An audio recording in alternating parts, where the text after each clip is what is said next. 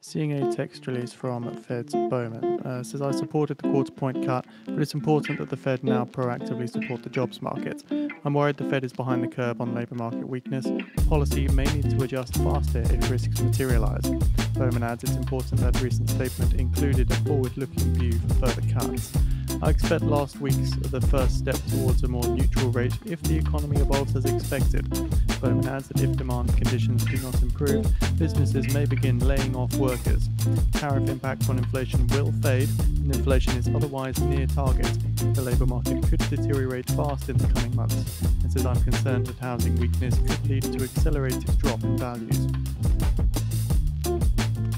Seeing the ECB bond settlements, they settled 256.8 billion euros in corporate bonds and 1.993 trillion euros in public sector bond purchases.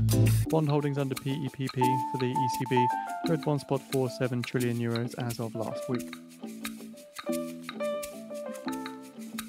ECB says forex reserves fell 200 million euros to 325 billion euros.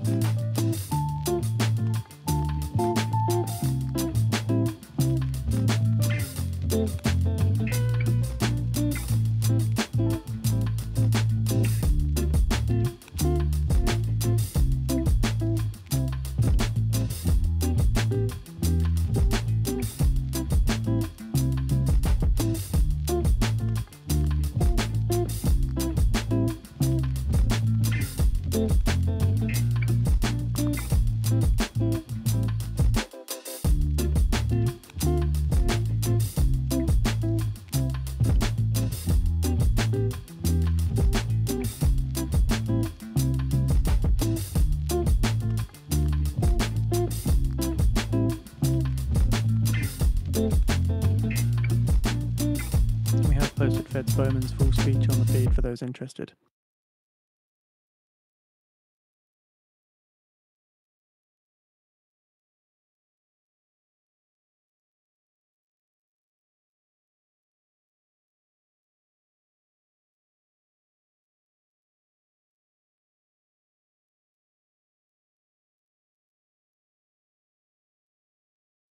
All right. Good morning.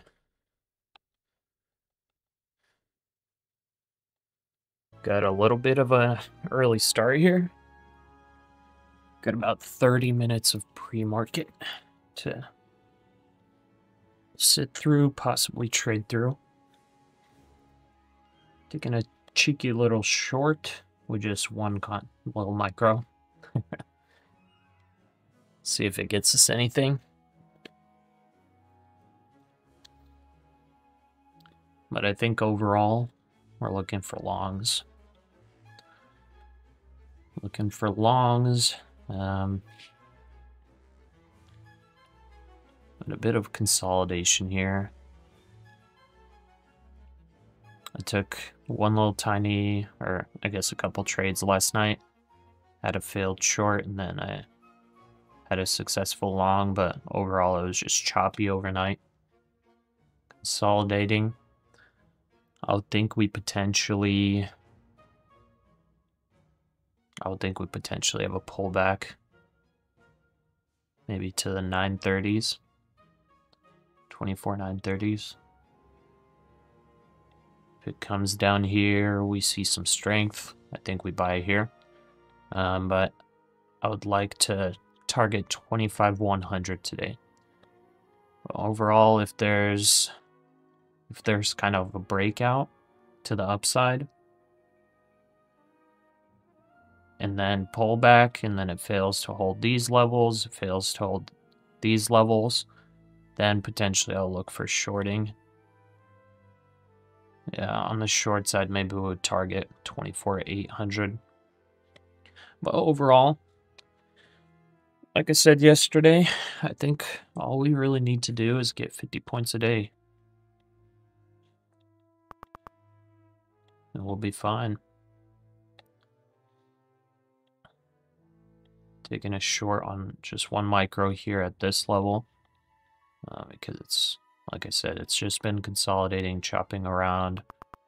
So I'm taking one here, see if we can fill it down here.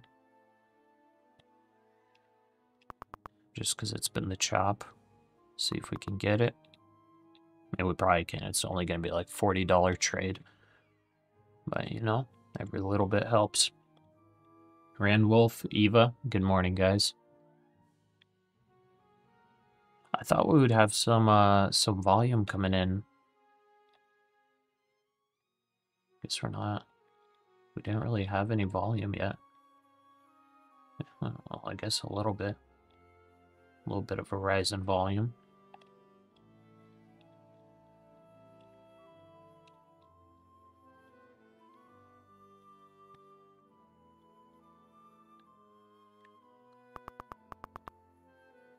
Let's see here. Yeah, S&P's been chopping up too. Or not chopping up, but consolidating. Just a bit. S&P looking exactly the same as the NASDAQ. Russell did break out. Dow kind of went a little higher. Okay. NASDAQ didn't. Just been in this range. Okay. Let's take a look at our stocks. Okay, there's Tesla. Wow. I mean, Tesla's crazy. That's nuts. Man, is Tesla really gonna break 450? Wow. I'm like so surprised by this. Just look at how much support there is on this line. It's just all getting bought up, bought up, bought up. Holding, holding, holding.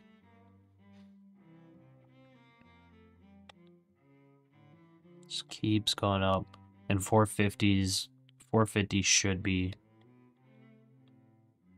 450 should be like a pretty strong resistance, I would think. It's definitely a call wall. Okay, Meta. Meta, past couple days, had some pullbacks.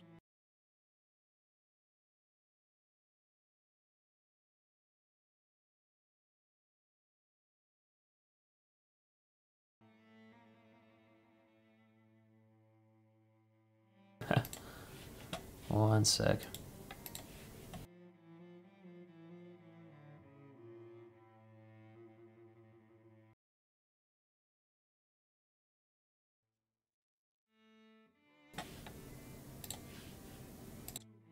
Okay, there we go.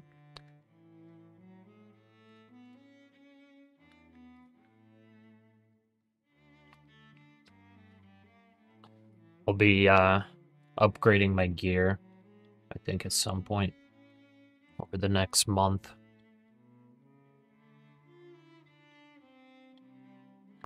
Be upgraded and everything, so I don't have to deal with this gear anymore.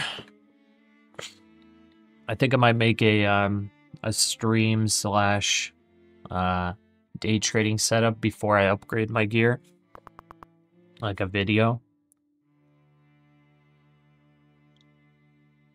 so you guys will be able to see what we got right now, see the mess and everything,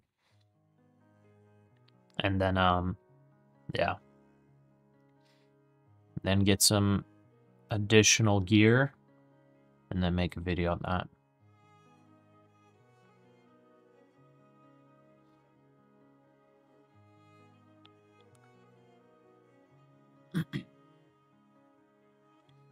Okay, so that's Meta. Amazon also. Amazon might actually be in big bounce territory. So far it's been holding this 4-hour 200 EMA. So this may be a spot where it bounces. Okay. Apple. Really nice push. I think Apple's at all-time highs almost. There it is. It's almost at all-time highs.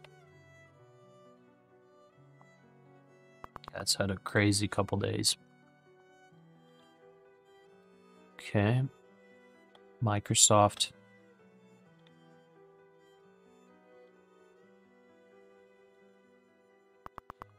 Microsoft definitely has some potential. Google did hit all-time highs. Okay. Google kind of choppy at this level, at the 250 level. I don't know if it's a options level. I'm sure it is. Wonder if it's gonna struggle staying above 250. Lynette, good morning. Mike, good morning. Okay, and last but not least, NVIDIA. NVIDIA, huge break to the upside yesterday, and then just a little consolidation pullback. But, well, I guess it made all-time highs. Just barely. Just barely by like 5 cents. Okay. So pre-market opening about down almost 1%. Now we'll see, maybe NVIDIA continues this run. All right.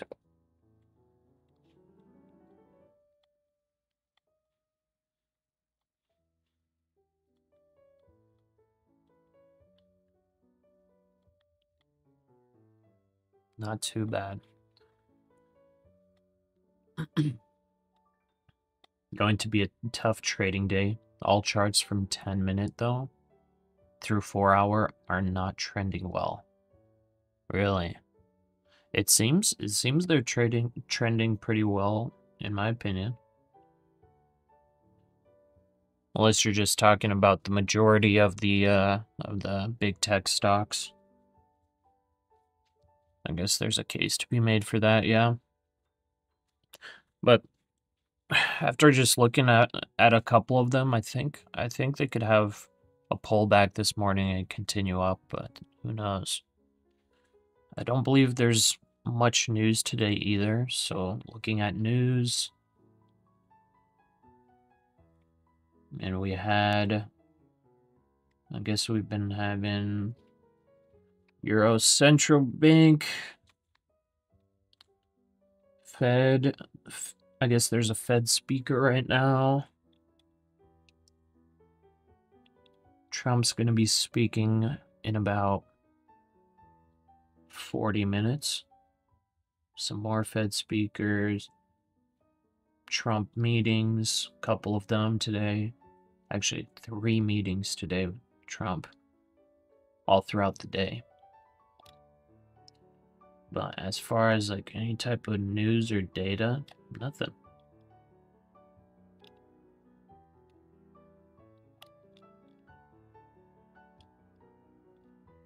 Okay.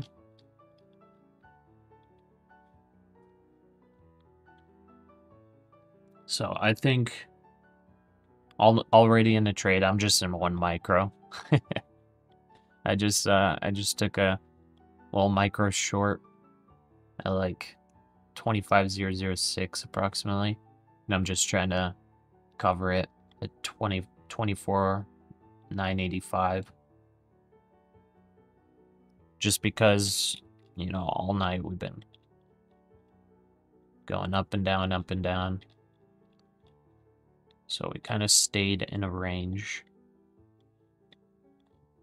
And this is our range here.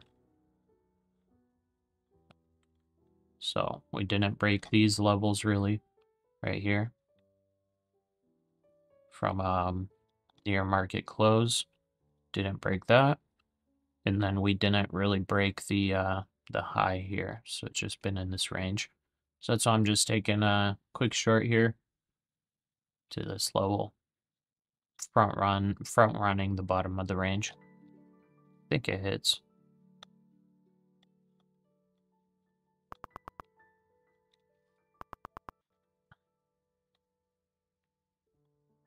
Yeah, good morning, G2. Good morning, Nuke Trader. Leo, hello, привет. I'm doing well. Good to see you guys. We have a fair value gap on the 1 hour chart. 24,987. Okay. Yeah, I got 985 for that. For that quick scalp just on 1 micro. And yeah, we have Trump talking multiple times. But yeah, I don't know, I'm honestly going to be buying pullbacks, I think. So if we look at the 15-minute chart, I think I want to be buying in this level. But I'm going to I think there will be a pullback at open. If there's not a pullback and it's an instant push to the upside, I'm going to wait for a pullback to long. But if it's a quick push rejection and fails through these levels, I'm going to be looking to short. So if it fails through these levels, then comes up, I'll be shorting like from this, probably to the 900s. If those break, possibly 800s down here. There's definitely going to be some support at 850s. Yo, yo, yo. Alchi, good morning. You were up 700 for the day. Went to do some sports, came back and lost 500. Don't forget, brother, keep the chat clean. Sorry, man. It's alright.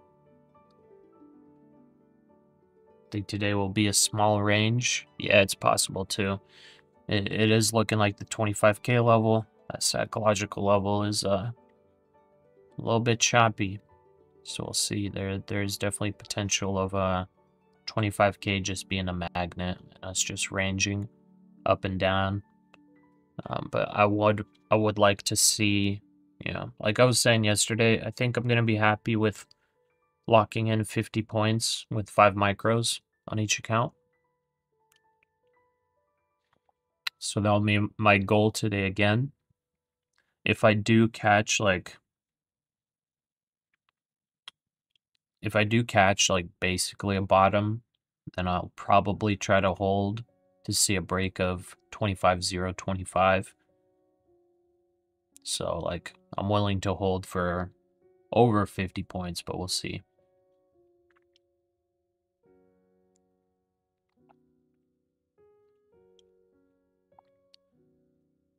Huge support on these levels by gamma options, ES and NQ.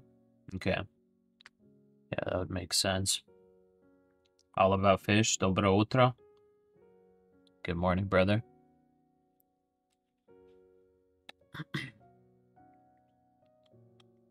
Add a little bit of volume here on this pullback. Give us a doji.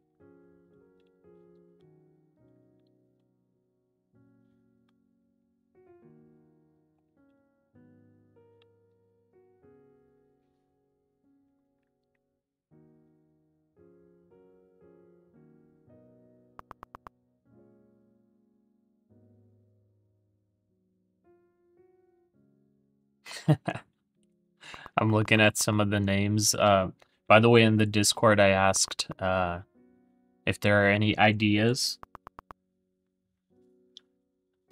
Any ideas to name our community? I'm looking at a couple of them. Wizzy dropped a couple that are kind of funny. Let's see here. Screen. Look at this. So he dropped a couple of these Alpha Omega. I actually like that. Yeah, that's biblical language right there. Alpha Edge, Alpha Nexus. Look at this one right here. This sounds hilarious. I don't know why, but I love this one. The Liquidity League.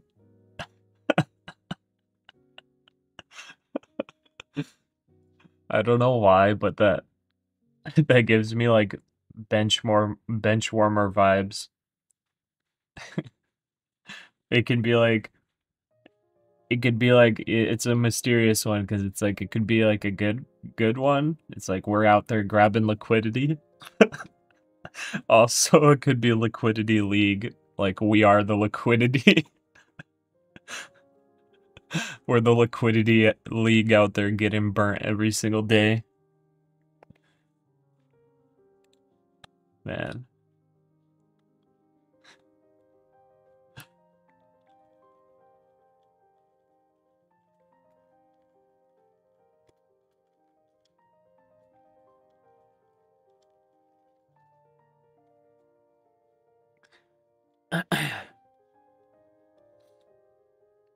How do we join the Discord? The Discord join link is in the description.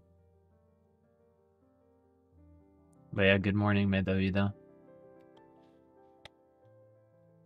It's in the description. It's just like a link.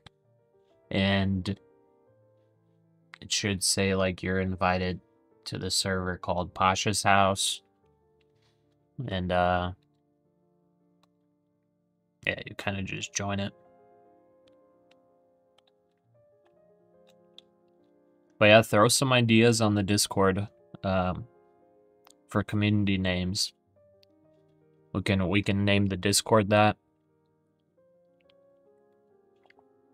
Man, Liquidity League sounds hilarious though. I don't know why that one stood out to me.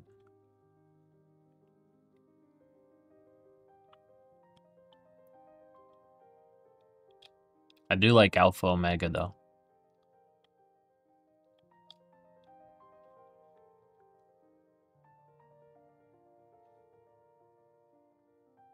But I guess it possibly could be a little weird because God refers to himself as the Alpha and Omega as well, so I don't know.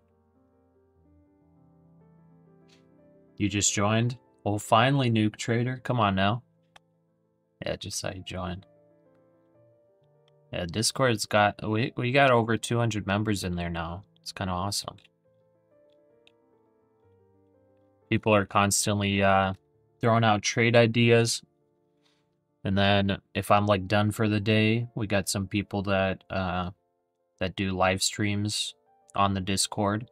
There's like a voice chat, and they're able to live stream their screen and speak on there. So it's kind of cool.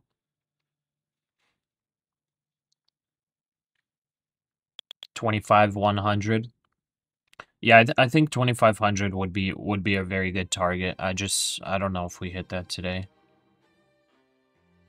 After such a big push, I would think there would be some consolidating as possible. And just like looking at the hourly chart, you know, we had a huge push up. I wouldn't be surprised if we see some consolidation before making that push up to 25,100. It is possible it just gets up there like bright and early this morning. Just right away it gets up there, but I would think it would reject pretty quickly. Who knows? Do you mind sharing my analysis and trade ideas? Yeah, you can share anything you want. Yeah, on Discord, like the general, the wins, the losses, the memes channel, like feel free to share whatever you want. Just keep it clean. Jose Lopez, good morning. Phoenix PMI 945. Wait, we have PMI? Oh, we do. We do have PMI. Wait, I just said there's no data. I completely didn't even see PMI on there. Yeah, there is PMI. Okay. So that could move the market a little bit. Or a lot of it, depending on how it looks.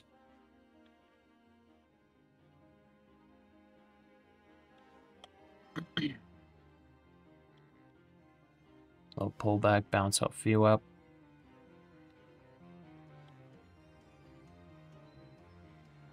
Okay, we got 5 minutes till the market opens. No real good trades in this pre-market today, just because it's been consolidation and chop. We did see the regular rise in volume, but not much of any moves. Biggest moves are basically like 30 points or so. Yeah, just about 30 points. This one right here was about 40 something. Oh, is Powell speaking today? I know we have some Fed speakers. Oh, yeah, okay. Yeah, we got Bowman. We got some ECB speakers. Bostic. Powell. Yeah. So Trump has multiple meetings, and then we got Fed speakers to include Powell speaking today. But overall, I guess other than PMI, we don't have much data. I don't know. I guess we could see some big moves today. I stand corrected. I looked at all the stuff on Financial Juice, and I was just like, it doesn't seem too eventful. But now that I think about it, Fed speakers, Trump meetings, it won't exactly be moves that are data related unless PMI comes in, completely off target. A lot of the moves could be based on what Trump or the Fed says during their speeches.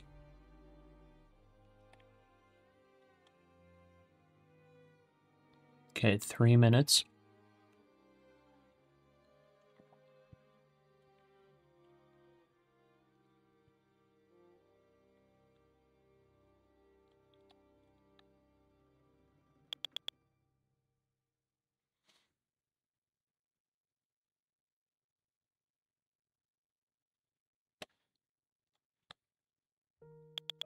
Yeah, let's get our stuff ready here. Yesterday was such a crazy orb trade, though.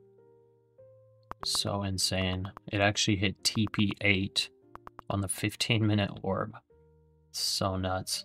And it was a day where you got the absolute perfect entry, too. Like, if you look right here, I'll show you guys. Oh, one sec.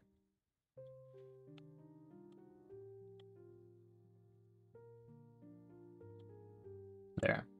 So if you look right here on the orb, literally break out of the orb and comes back to retest the opening range high, and it wicked right below it just slightly. This would have been the absolute perfect entry, and then just rockets up to TP8.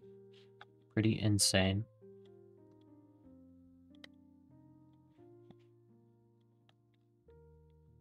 Okay, 2 minutes. According to a Federal Register notice, the Trump administration proposes a new H-1B visa process favoring higher skilled and better paid workers.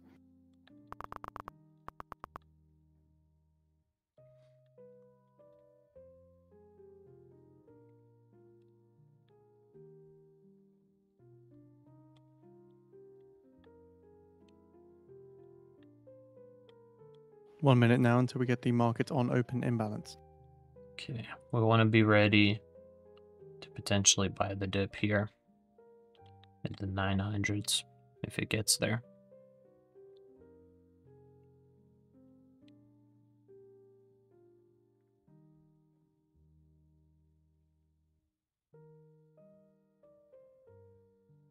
One minute left. Got a little tiny pullback. I don't know if it skyrockets here. It might. 20 seconds.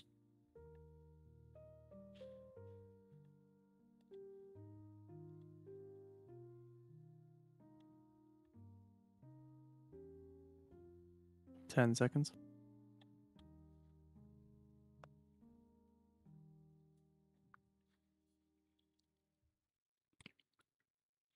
Market on open imbalance. S&P 500 buy side 121 million, NASDAQ 100 buy side 24 million, Dow 30 buy side 45 million, Mag 7 buy side Come on 35 down. million.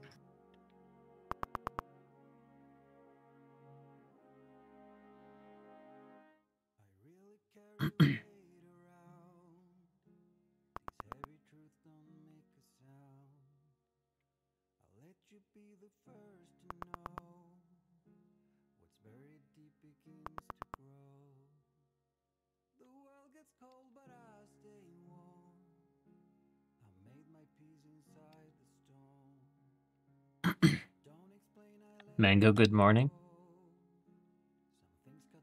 Okay, so those bounce at 990.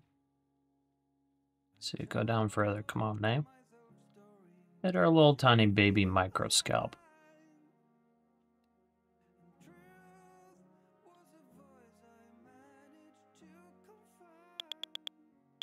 It's only about 20 points.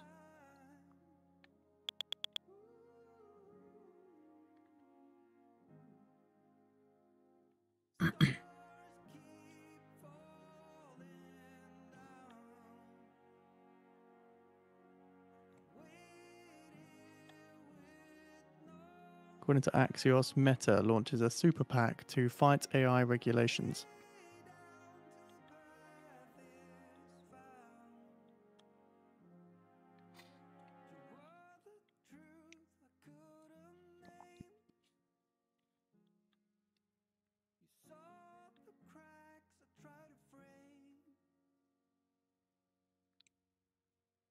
You missed the move on gold this morning?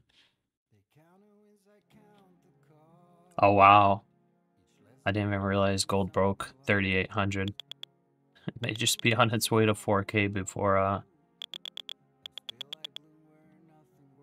before any big pullback.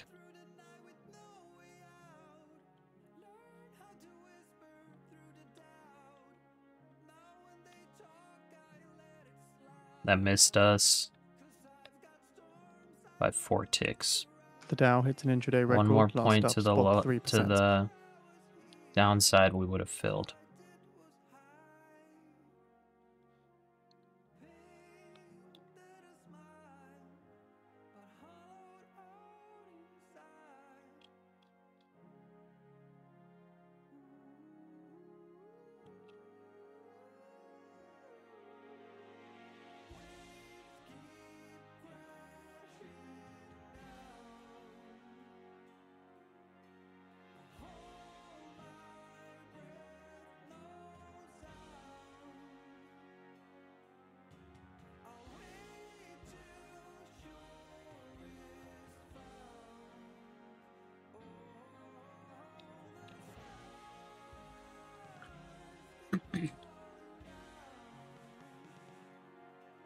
Okay, and I'm also going to be ready to take a 15-minute orb trade as well.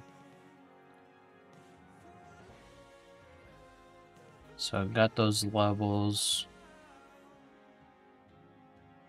I got those levels kind of in my head.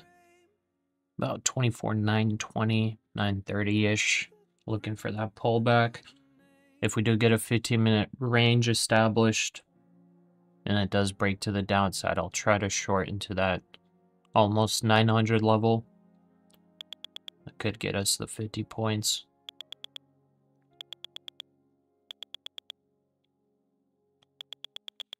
So unfortunately, we didn't hit our order here. Missed by 1 point.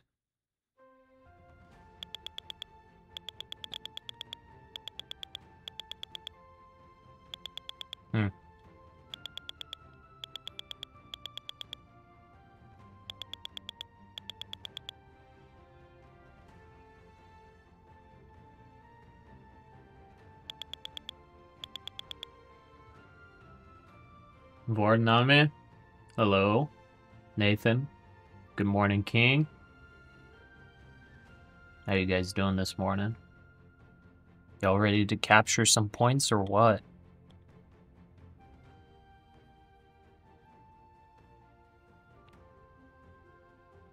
Are we gonna fill now? They're almost there.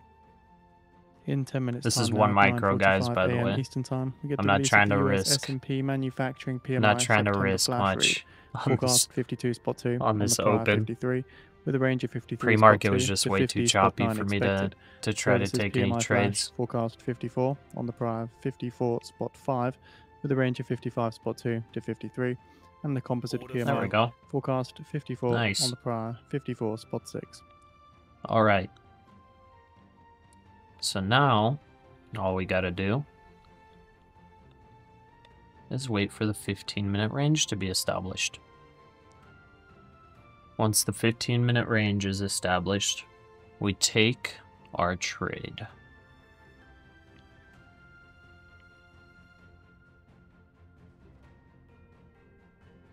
Fear we chop while we wait for news? Probably, yeah. I could definitely see that.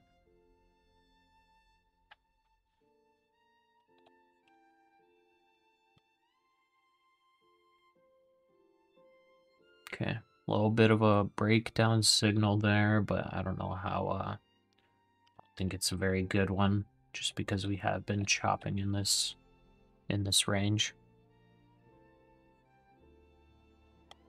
Got about 9 minutes left of the 15-minute to be established, and it is possible that this just drops to the 930s before the range even completes. We'll see. It only needs about 40 more points. So this is the level where I want to start looking for longs. Okay, we just broke the overnight range just slightly. We just tap through it a little bit.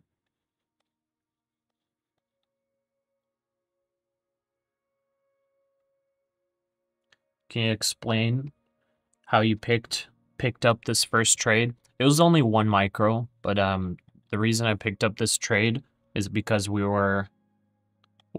so overnight we didn't break this high here. Right here, rejected.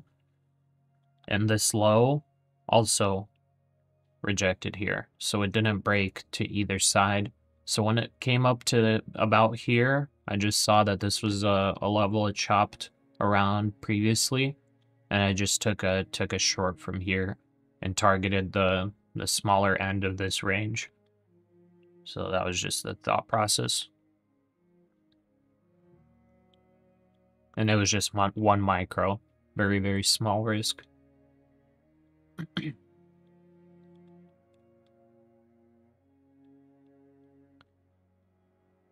Yeah, no problem, Andy.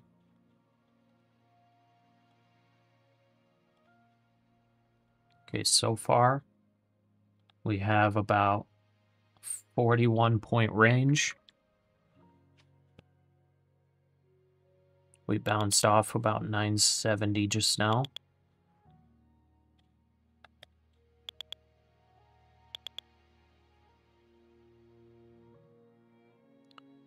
Let's see, and that's a big bounce there.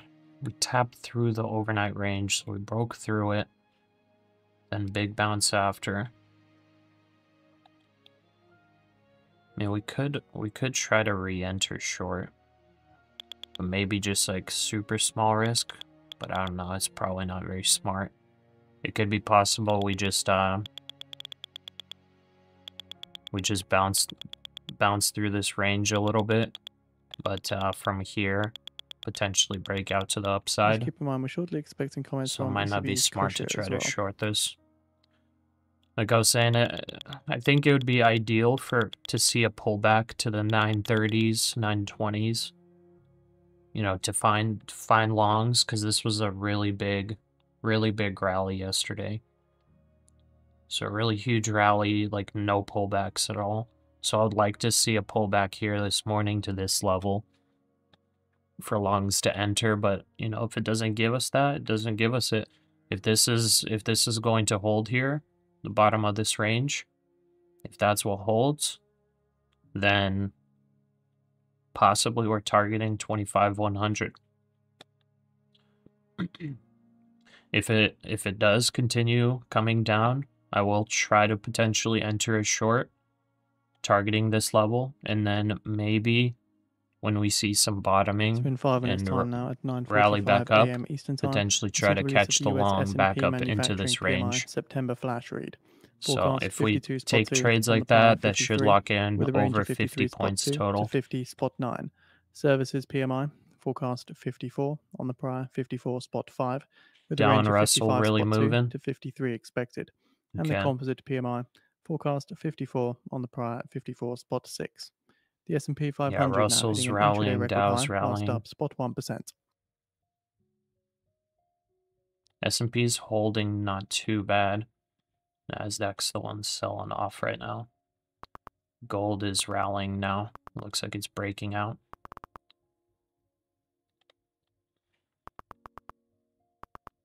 Okay, NASDAQ looks like it wants to go lower. Widening the range. If it goes down to the 930s, it's going to be a huge 15-minute orb range. Really, really big one. And at that point, I think chop within that range is probable.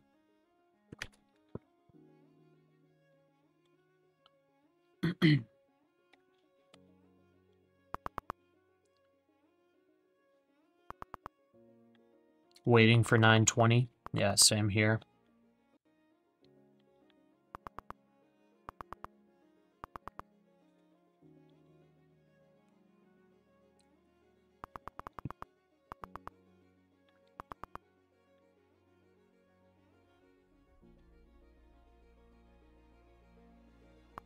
Keep in mind, Fed's Bowman now commenting in their Q&A section.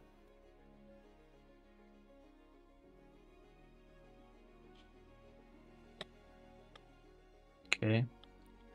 Our 15-minute range is now 62 points. So it has widened. We still have 3 minutes left for that range to be established.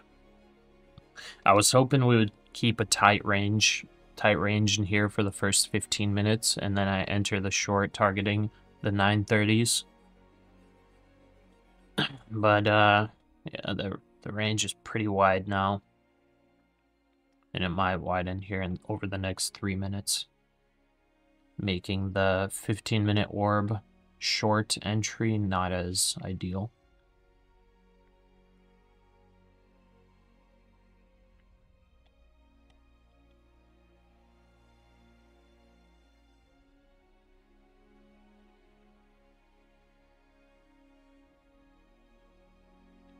And also, I kind of just took the safe trade here, just in case.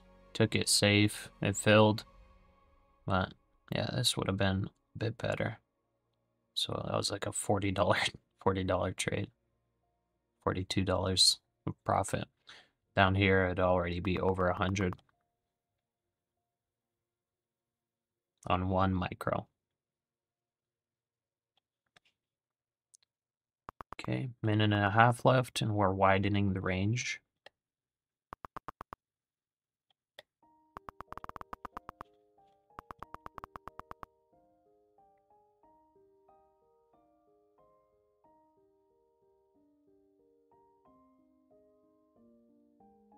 Trump says, I have decided that no meeting with Democrat congressional leaders could possibly be productive. He's speaking in a post on Truth Social, saying we must keep the government open.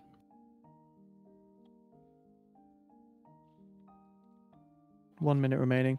I'll be leading with the US S&P manufacturing PMI flash. So 900s hopefully holds. If 900 breaks, then the ball is in your court. It's like 820, 850-ish level that we want to be buying heavily.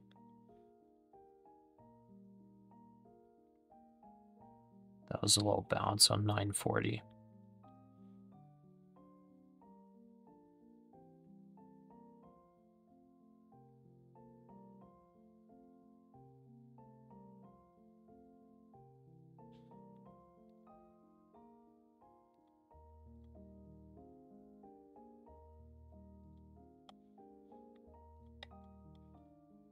Ten seconds. We've got a pretty wide spread right now on the NASDAQ. This is a pretty wide spread. It's like over 1 point spread right now. I'm seeing 2-point 52, spreads 52, now lower before than the forecast, PMI. 52 spot 2. Services, Pretty 53 spot crazy. 9, 53 spot 9, lower than forecast, 54. And composite, 53 spot 6, 53 spot 6, lower than forecast, 54. Okay, so we have the 50-minute range established now. Okay, PMI came in lower than expected. Looking into the report then, US business activity expanded in September at the slowest pace in 3 months, while cooler demand limited the Yeah, I'll cheat, ability they of just dropped companies it. to raise prices and offset tariffs. You show The group's measure of prices 24,888 paid area for for materials support on the climbed to a 2-hour 4-month chart. high. The Okay. prices received gauge retreated to the lowest level since April. Input prices in the service sector rose to the highest since May. Chris Williamson, who's the chief economist at S&P So that would Global, be says this although tariffs were area in again here. cited as a driver of higher input costs across both manufacturing and services, the number of companies able to hike selling prices to pass these costs on to customers has fallen, hinting at a squeezed margin, but boding well for inflation to moderate. 24,940 bounced.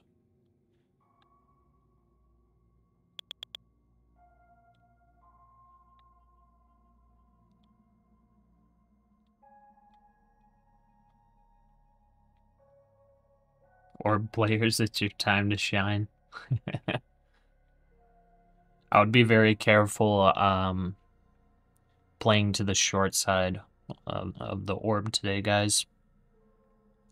Whenever it's a bullish market, we've been like hyper bullish past a couple weeks. We have posted Going the US short on the S&P orb PMI and September targeting prelim anything report on the over feed for those TP1 interested. is risky. TP1 on the short side, on the orb is 24,909. That one might even be kind of difficult to fill. But you know, if you want to take the risk and target that, and potentially target even further down, like 850s, you know, you can just yeah, you definitely want to have some good risk management.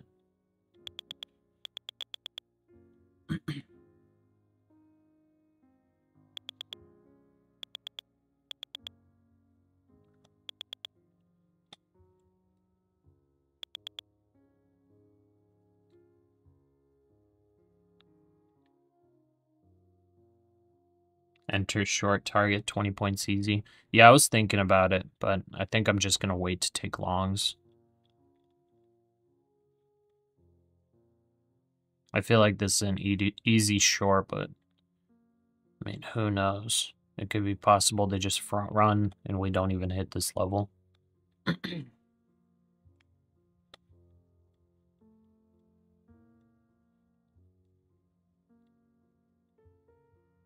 It should go further down.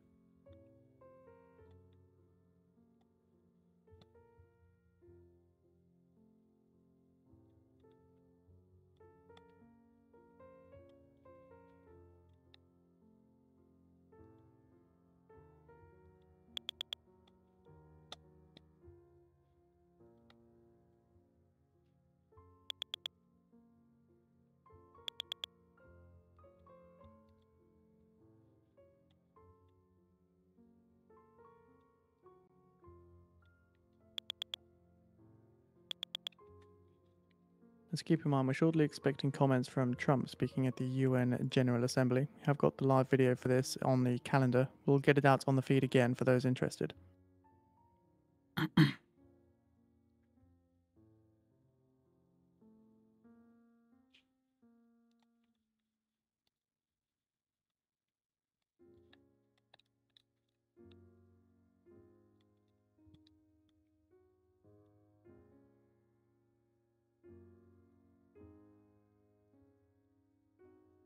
Yeah, this looks like it's gonna have a lower leg down.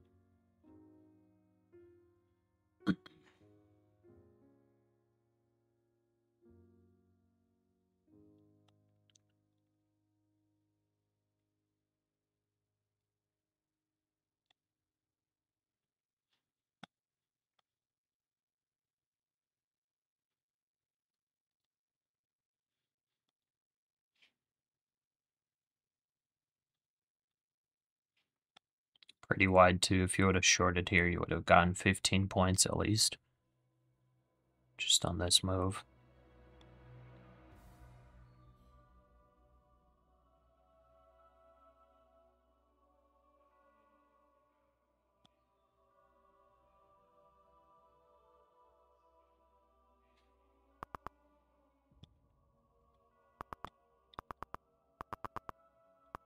Okay, didn't fill that.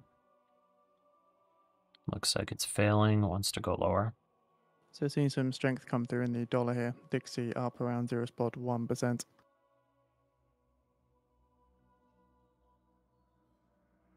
Hmm.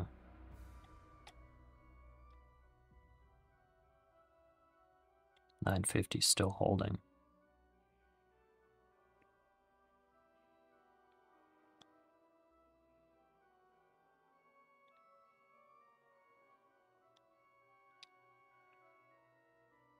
For this trade, I'm only doing like 1 micro. I'm not going anything heavier than that. Once I get like a confident trade, I'll do possibly 5 micros. Try to target 50 points. As of right now, I think just 1 micro should do it.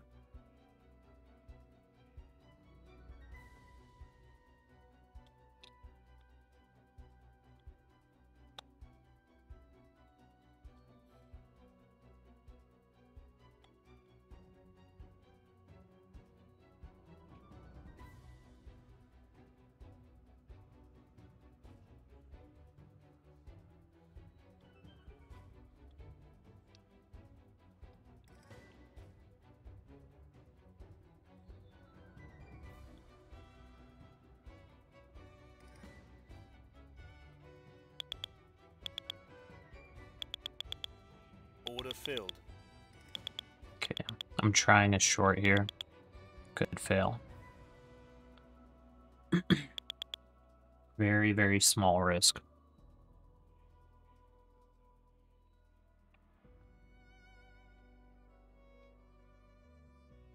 Very, very small risk.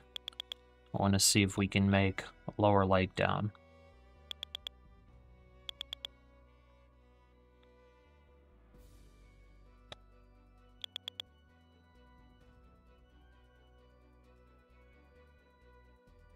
Where did it always know?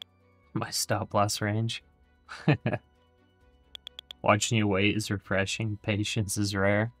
Yeah, I'm trying to switch up how I'm trading. Try to be a little bit smarter.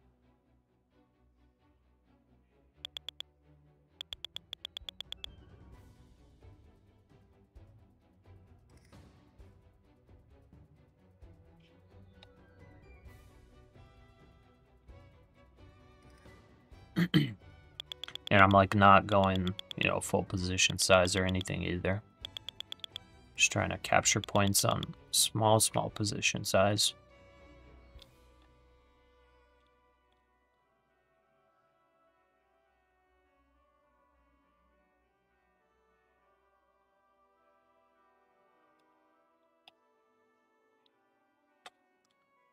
Shane, good morning. Good to see you. Let's see our lower leg.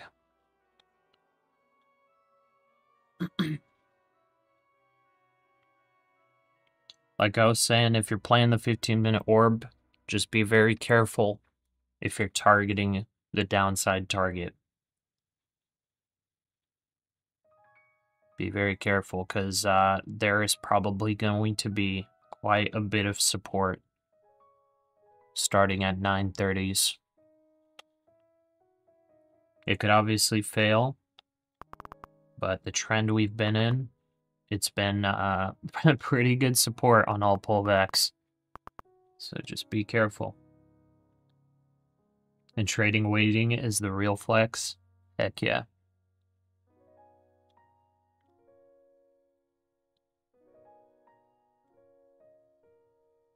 Okay. Looks like it wants to go lower.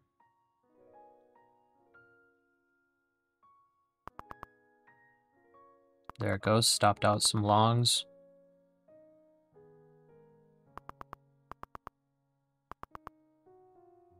Testing 940s. 71, 75 was your short entry, and of course they front ran to the tick. Oh man. Oh, that sucks. Yikes. Gory, good morning. Hope you're doing better. Yeah, I'm doing a lot better. Thank you. It was, how do you say the double of the dragon? It was not too The S&P fun. 500 financials sector hits a record high. Trading last up pennies, good morning. 0.8%.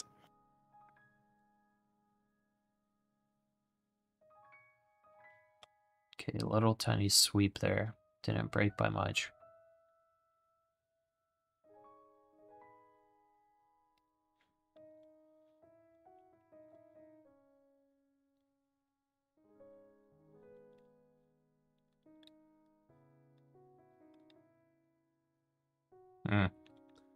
The very top wick right here held as support. ECB's Pasha Very says top financial wick. regulation growth should be limited. Also, keep in mind, in less than 5 minutes' time now, at the top of the hour, we're expecting comments from Fed's Bostic.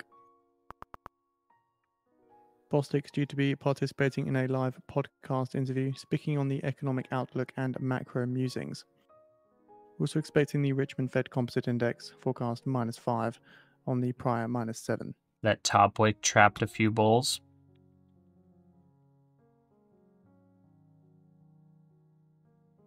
Let's see. It's funny that this top wick actually bounced. That's how strong like support there is to the downside. There are literally buyers sitting at the top of this wick here. Pretty crazy.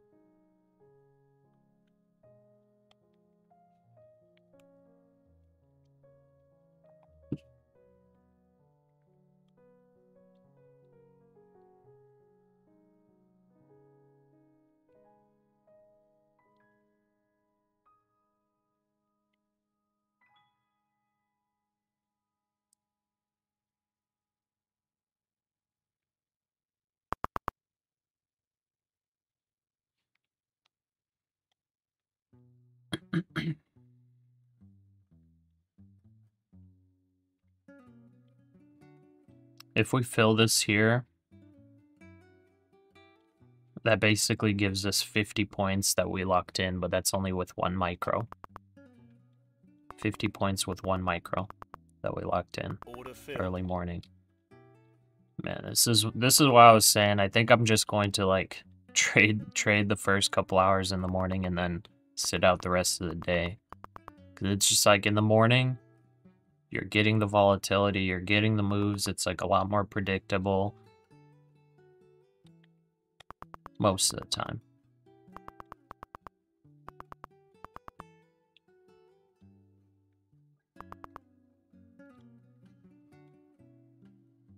Okay. Now at these levels, I don't want to be shorting. So I made my fill in the 30s. At these levels, I don't want to be shorting. The only time I might potentially be open to shorting is if we 1 minute break remaining for the the Richmond Fed 900 Composite level. Index, and shortly expecting comments from Fed's Bostic. No If we break text is that, expected. then we want to maybe short.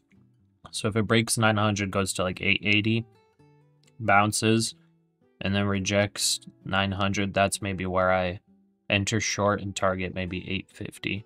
But I don't think I'm going to go full position size for that either. I think I only want full position size on a long today and target 50 points.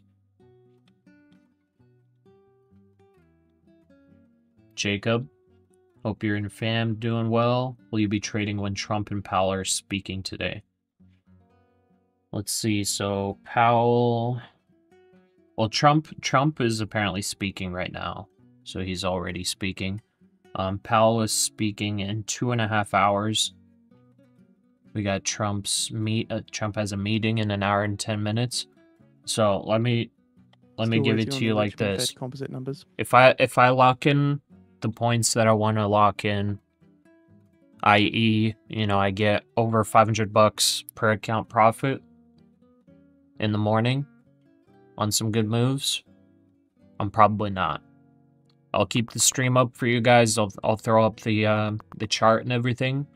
But I've been learning that I give way too much profits away in the afternoons.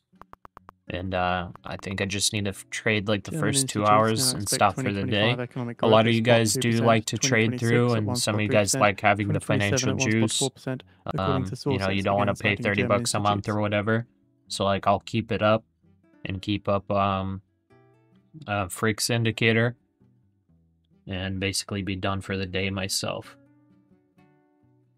Nathan, why take profits so early? Just because I think there's support very close in here. This is like the area where I think it would bottom out. So I don't really want to hold short for long.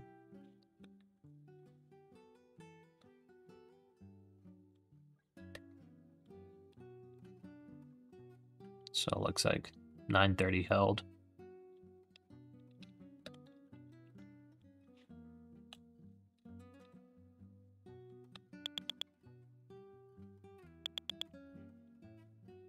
Strong bounce on that. Thanks for the plus 190 on my challenge account. Hey, that's not me, that's all you. Good job. Orange trying to catch a bounce, but no bounce. I mean, we'll see. If 900 holds, I think we're good. I'm just gonna wait. I'm gonna wait for it, see how low it goes. See if we can get some bottoming, and I'll be targeting. I think I would be targeting overnight highs / yesterday's highs. I'd probably front run at like 25.025.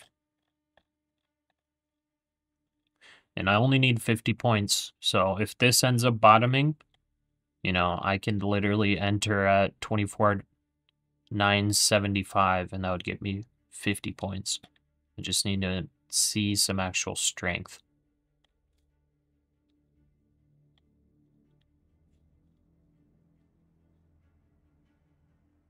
Nathan, does Frick have a track record or broker statements proving profitability?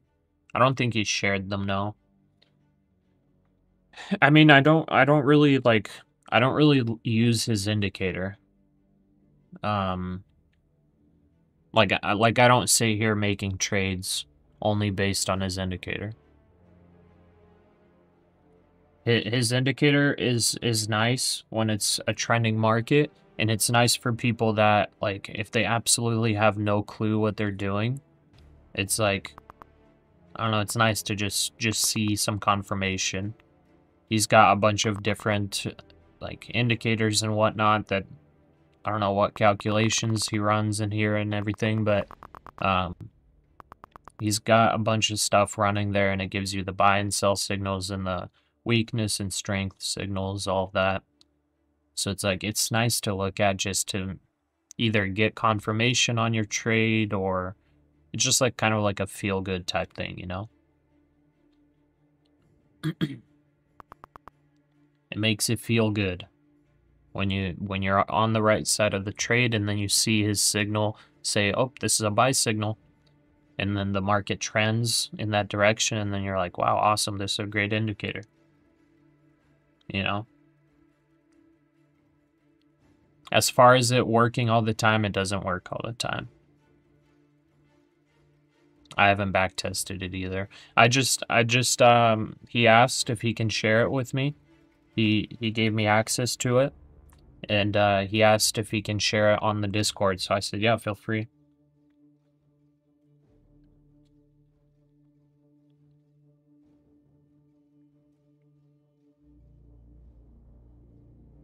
It's Fed's boss Dick currently speaking on the economic outlook in a podcast.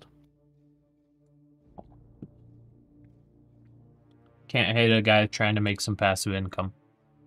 But I'm not getting paid by him. I don't endorse his indicator or anything. I just allowed him to share it. And then he gave me access to it, so I throw it up on the stream so you guys can see it.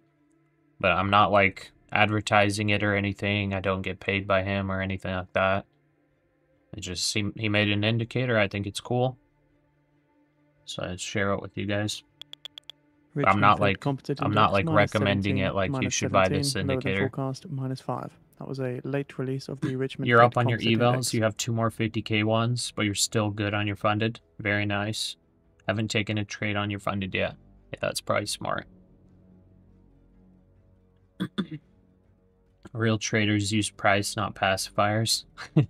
I mean, yeah, true. It's definitely not an indicator for professional traders, obviously. Easy 50 bucks on the funded. Nice.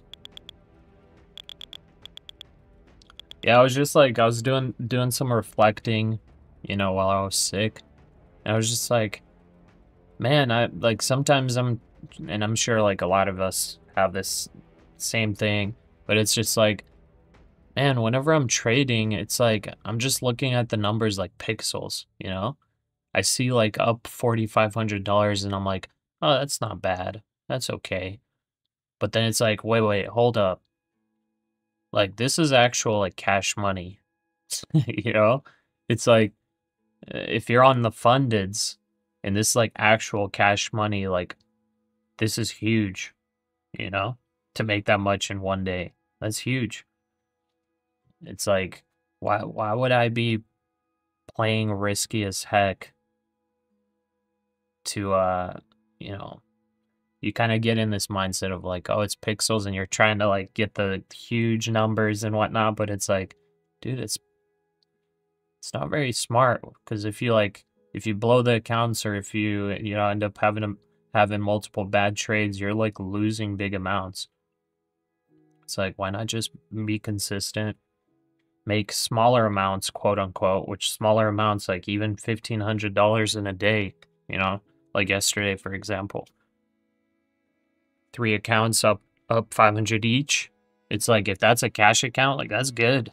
$1,500 in a day, that's really good. Definitely nothing to scoff at.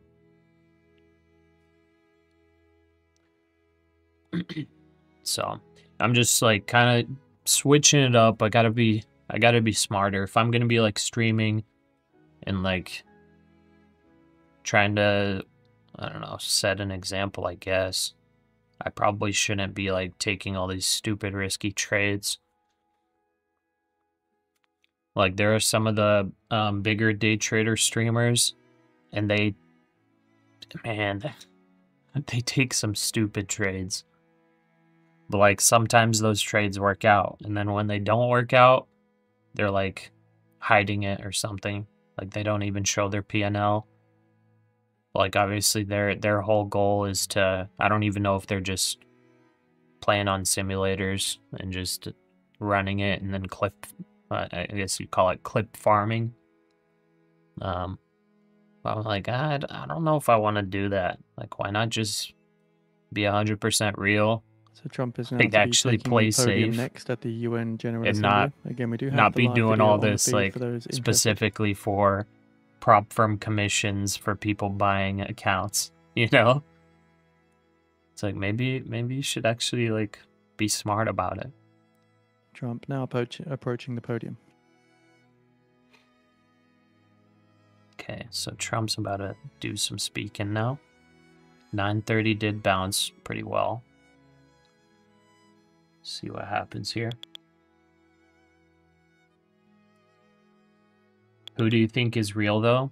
I mean, it could be possible, like, there's, like, multiple of them. Like, Patrick is probably the biggest one, right? For day trading. Patrick Wieland. I mean, he's probably real. I kind of don't doubt it.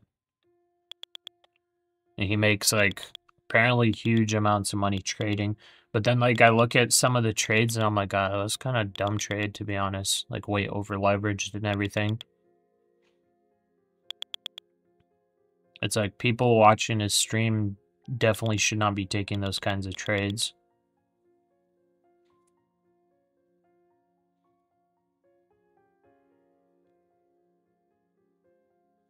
Oh, it's 40 degrees here. That is crazy. Whelan's been caught moving money between accounts to make it look like he earns more. Oh, interesting. So who knows? I guess he does kind of cover it.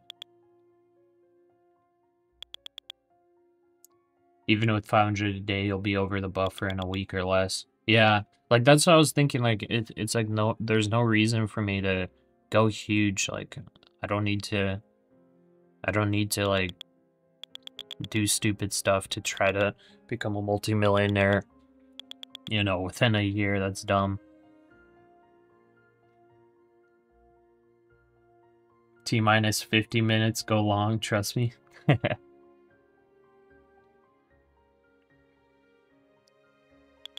The guy who trades every tick suddenly found Zen.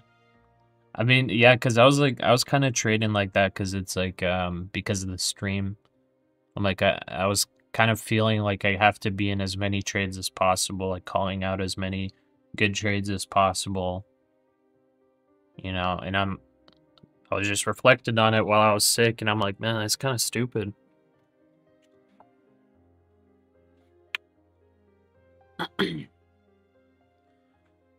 And like being on the stream for 7 hours straight is also like kind of difficult. It's obviously not like as difficult as like having a full-time job, being in like management or whatever, working construction. Like it's not as difficult as that, but you know, if you're doing it, you're not making good trades. That's what I was doing. So Trump praises the stock market Can't rally trust in his Whelan. address to the He UNGA. started out a complete fraudster. Apparently he turned around, but won't touch him. I think J-Dub and Vincent DeCiano are legit. Yeah, I'm sure there's like a bunch of people that are legit, and like Patrick might be legit Says too. inflation target range But like, works for other I central think banks. because he's become filthy rich.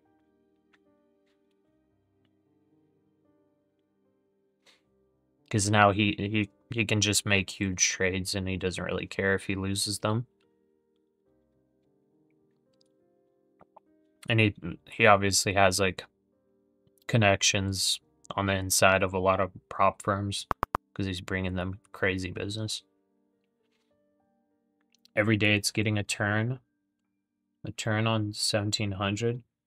We have posted the Richmond Fed T50. Composite Index September report on the feed for those interested. It got you every day, so it's your prime time. 1700. Is that Eastern time? I don't think I've ever heard of that. Your main goal is to make money, not to entertain. Yeah, I guess so. I guess so. All right. So, let's see if we get another leg down. It's kind of died down here and stopped falling after hitting that 930. I really wanted it to go down lower. But if this is the spot, then it's the spot. We'll see.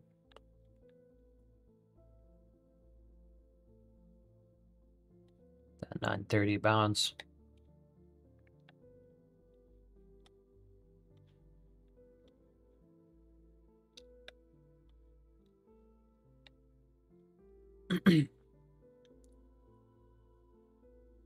We're yet to make a bottom, you think? Yeah, I think so too. That's why I'm just gonna wait. I'm not gonna tread along this yet. You've watched Patrick a little bit, way over leveraged for the trades he takes. Yeah, because I saw, like I said, I think he's like on the entertainer level. So like I think I understand why he does it. And I think it's clip farming. Because it's like think about it from like my point of view. Like somebody that wants to have a live stream, wants to have a YouTube, you know, I mean, wants to make money with day trading, but like at In 10 Patrick's minutes time level, now at he doesn't need to make money 10:25 from a.m. day Eastern trading. time. We're expecting comments from ECB's He's Chief Alone making speaking crazy at an money from event in commissions, Frankfurt. from ads, from sponsorships, all of that. But like, think about it from my point of view, right? If I have a 7-hour live stream and I were to try to like promote, you know, make YouTube shorts or whatever it is, or like have some kind of highlight video, anything over the day, if I'm not taking any trades where it's like, all right, guys, here's a bull flag, I'm going long, and then holding it for like 5 minutes, and then having this like, oh, boom, we made $50,000. You know, like if I don't have moments like that in my live stream, think about how difficult it is for me to get like a highlight of a 7-hour stream. It's like impossible.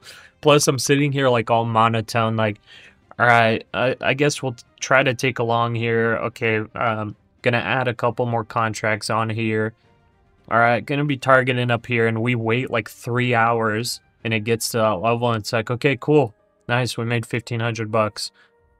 It's like, you could make that a highlight or a clip or whatever, but it's just like, it's not gonna be interesting for most people.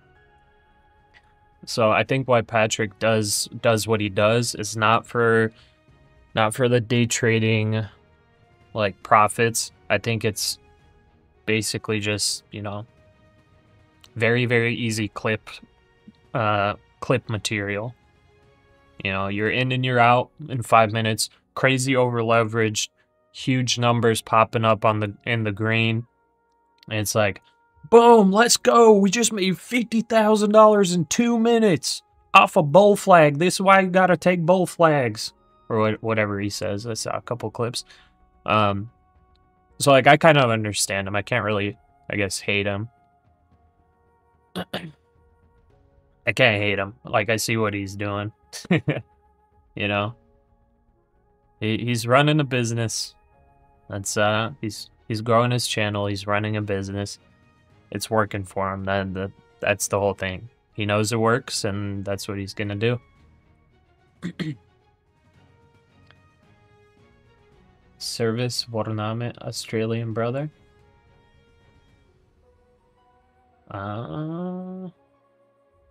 UTC, Central European Summertime, Austria. Okay, and that's the 1700. Okay. Let's see, 1700 UTC. Let me see when that is for me. Oh, okay. So that would be 10 for me, 10 a.m. Got it. Yeah, so by that time, I'm planning by that time to be done trading. Just for myself, that's what I've decided. Like, I do the first couple hours.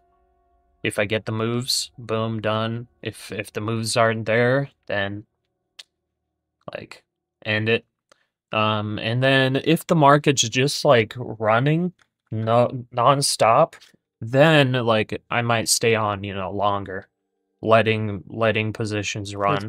If it's just a straight an inflation target perfect range. trend and there's like nothing stopping it. Because it's like, why stop something that's not broken? Personally, love your calm demeanor. Keeps me grounded as I trade. I appreciate that. Nive, I like watching you because you're calm and focused, not by the show like Patrick. Hey guys, that's the whole show right there. You guys didn't know it. Strategically, guys, this is a show. This is a show. I'm actually like crazy psycho in real life, and I calm down as a show. Just kidding. Did you know people were predicting the world to end today? Really? That's weird. Why today? What's so special about today? Whole rapture TikTok stuff. Insane how yeah, it's people that just don't know the Bible. The birthday of your ex. Oof. Yeah, that's world-ending material right there. In 5 minutes' time now Mad at Money's Jim 10:25 Cramer a.m. is Eastern super Time, we're common expecting person, comments from ironically. ECB's Chip Ah, who speaks at an event in Frankfurt. yeah, I guess I wouldn't be surprised. A lot of people like that when they have that persona online, yeah, they're like Bostic says I could support a completely different in 1.75 to person. 2.25% inflation target range at some point down the road. I'm pretty much like this in person, how I'm on the stream. Next red candle, you're going to enter short. Okay.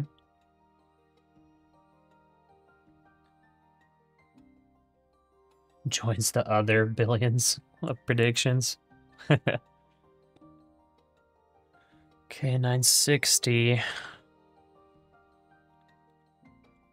I'll try to take one with 1 micro at 960 if it gets there. Alright, I'm going to be right back. I'm going to go use the restroom. And guess what? Since we don't have ads running, I'm going to do a commercial break. Guys, I'm sorry. I'm going to get paid like $1 for doing this. I'm going to go use the restroom and run an ad. I'll be right back.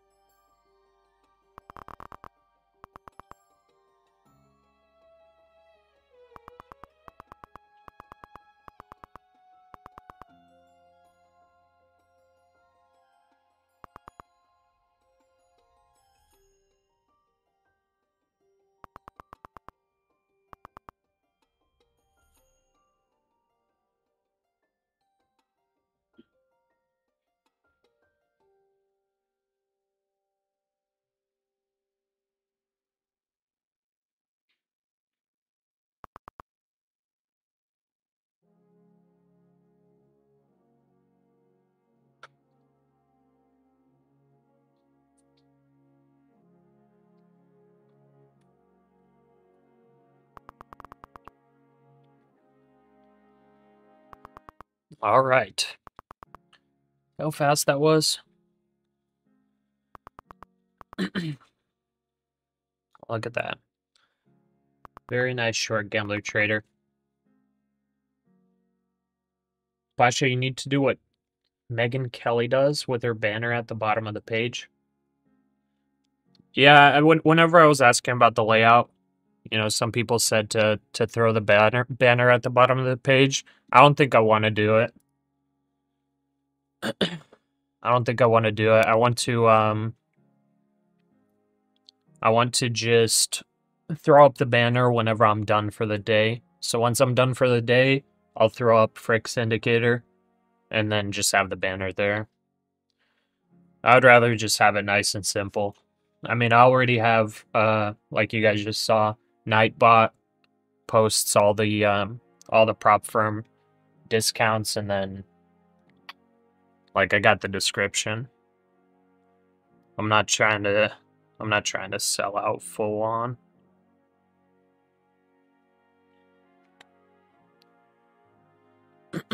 Trump repeating that Iran can never possess nuclear weapons.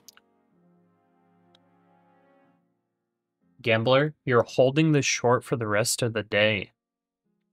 Interesting, okay. Nick, you're totally over your ex because you didn't even realize today was her birthday until Annette mentioned the end of the world. Uh-oh. Shortly expecting comments from ECB's Chip alone. He only comes on every hour and it's kind of funny. Wait, really? Megyn Kelly comes on only every hour? So he just like takes a trade and then comes back in an China's hour? Foreign Minister Wang Yi, in a meeting with US lawmakers, says Taiwan issue is China's internal affair. I guess that's a good way of doing it.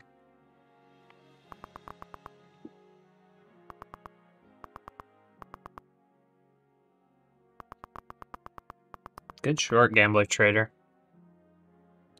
Very, very good short. Yeah, I didn't really think about it, but yeah, there's a bit of tightening here to the upside.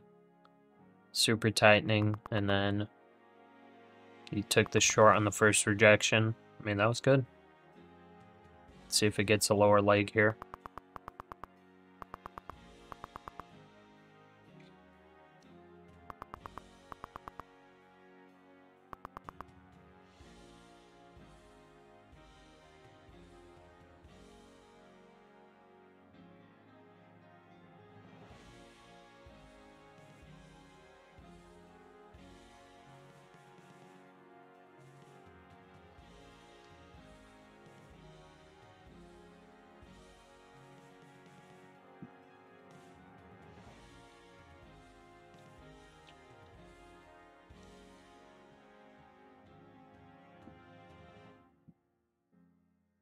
Of course I'm good. Heck yeah.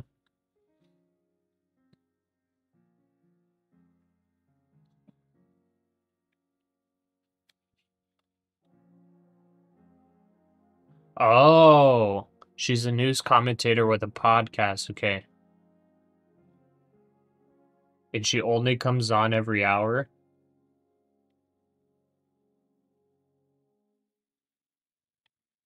Like she has the podcast running and she just like walks on camera once every hour?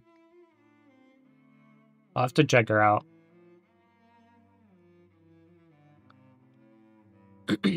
First target, 150 points.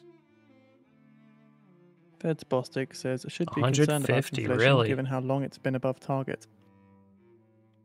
Gambler trader, I don't know. That seems a bit excessive, in my opinion. But it is possible. 24,810 S&P could 500 definitely Energy it Index could definitely get climbs there. 2.4%, with Chevron up 2.1%, Exxon up 2%, and Halliburton up 7.8%. Fed's Bostic says tariff impact thus far are more muted on inflation than expected. I don't know. It could get there, but I kind of doubt it.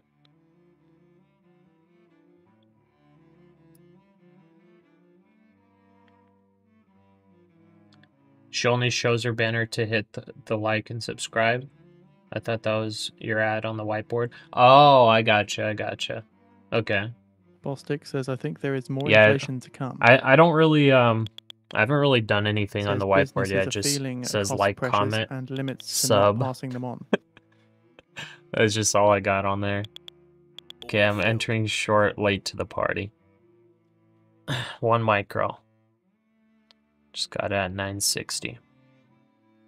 But we'll see if this is potential bottoming territory, because a little bit of a double bottom here and strong bounce. Let's see.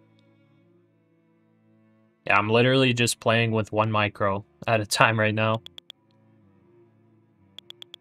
1 micro at a time, because I'm not very confident.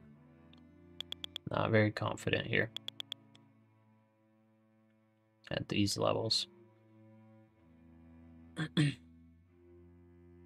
Never doubt his capabilities. Bostic says we need to pay very close attention to consumer psyche. The last days were horrible for you. You're a few $100 from away from losing your accounts. Today, just watching. Yeah, if you're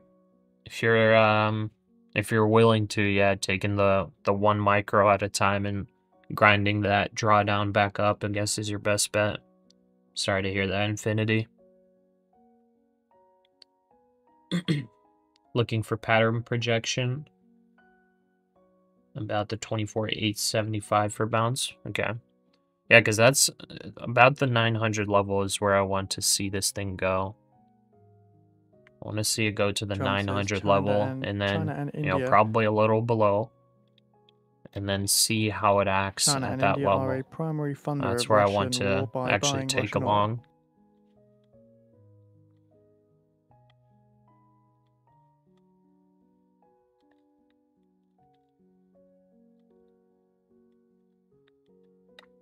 Man, on the 5-minute though, that's some big chop.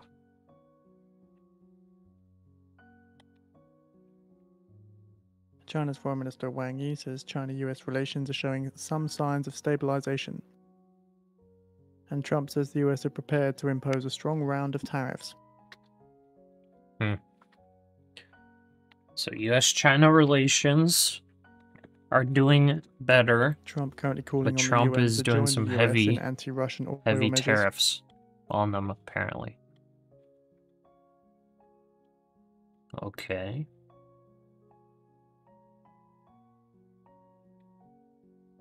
If Russia is not ready to make a deal, the U.S. is ready for tariff. Oh, Trump must have been referring to tariffs on Russia. And Trump says for tariffs to be effective, Europe needs the exact same measures.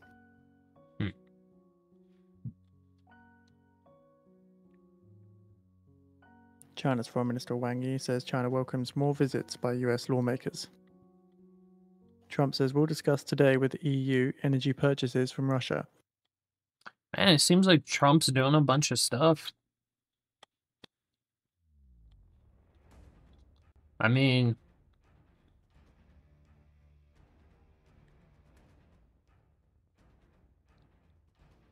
I don't know. Trump is being pretty freaking active.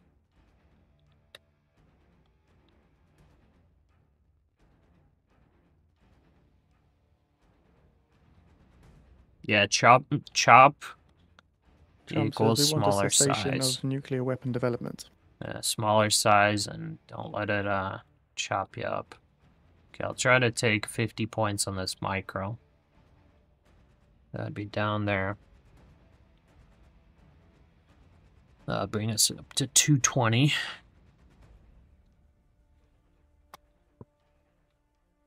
Question, please. Is it a problem for Apex when changing the size to 1 micro, down from 10 micros? Fed's Bostic says job market slowdown is a little bit of both supply and demand. I think some people in the chat might know better. I would think it's not an issue. I would think it's not an issue, but yeah, I don't remember seeing anything in their rules Bostic adds against labor markets are very changing up difficult sizing. to interpret right now. But it could be possible somebody in the chat knows better. I don't think it would be an issue, though. Looks bearish today to you? Yes, looks like a rounding top. Okay.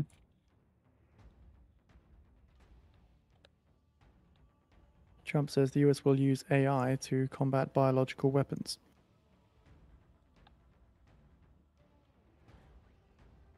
I mean, Bostic yeah, says the story S&P we hear looks from like it's businesses coming is down a they're little not bit. hiring or firing.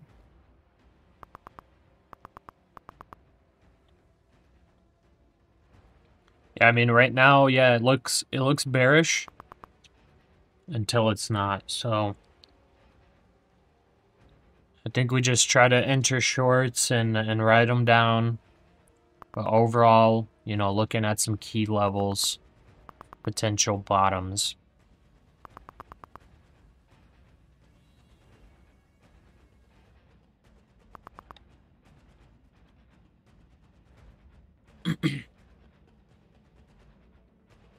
Difference between a politician, rhetoric-oriented, and a businessman, action-oriented. Has gone up a lot. Yeah, true. I mean, I gotta say, like, Trump's done some crazy stuff since he's been in an office. But you also can't really doubt that he gets crap done. He's actually out there working.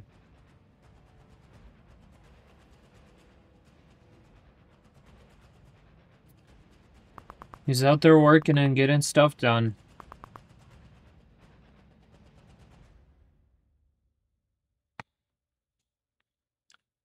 Choppy chop for now, yep. Pasha, what would you do if when he said yes? Bostic says If risks when to he said employment yes are would comparable go? to inflation risks. What would you do if when he said yes would go?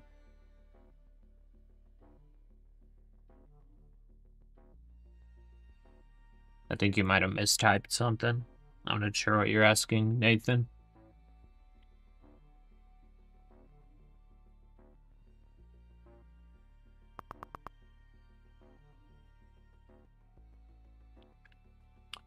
You might be, it might be voice to Bostic says to right now I text. think the neutral real guessing rate you're is asking around about the S&P. 1.25%. it's possible the neutral rate is rising. If you're asking about the S&P, what we do if the ES would go, I'm guessing would drop here. Probably keep holding short, if that's what you're asking. Oh, just busting your chops. I was like, am I having a stroke here? What's going on? Yeah, NASDAQ seems to be holding fairly well. Let's just take a look at it real quick. So here's the NASDAQ. It's a bit of a chop here. I mean, pretty crazy of a chop, but it's holding. S&P, you know, a little bit of a cleaner trend down. But it hasn't broken overnight lows yet. So S&P is kind of just catching up with the NASDAQ. So it makes sense for the NASDAQ to be holding a bit. Let's take a look at some of our stocks. So here's Tesla. Tesla sell, bounce, sell, bounce. We'll see if it does another sell. And that one's probably, you know, 450 is probably the strong resistance level. That's exactly what I would think would be. As far as support, I guess 425, 400 will definitely be a strong support. But 425 maybe ends up being one, so that would be all the way down here if that happens. Okay, Meta, very strong bounce. Very strong bounce, but overall the past couple days has been selling off. So we'll see if at some point in here it continues to sell off. Okay, so that's Meta. Amazon, big sell off, little tiny bounce, potentially goes lower. Amazon already dropped over 2%. But overall does look like, I guess it's failing some of those levels. I was saying Amazon might hold this 200 EMA, but it does look like it's failing it. So if we look at the daily, the 100 EMA would probably be next support, which would be a couple dollars below whatever it's at right now. So that's about 1% more down, I guess, that it could go till it gets some support. Apple, a little bit of a chop, but overall break even from yesterday. Microsoft, kind of same thing as Amazon, a little bit of sell-off, bounce, sell-off. Google, okay, Google looks like it's selling off.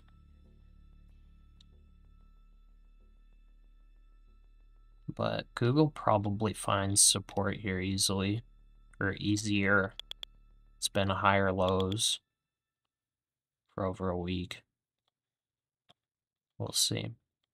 And then NVIDIA. Okay, so NVIDIA had that huge rally. It did retrace about 50%. That's where it caught this bounce. We'll see if it continues lower. Hard to say if it actually goes lower, though. Okay, that's our stocks.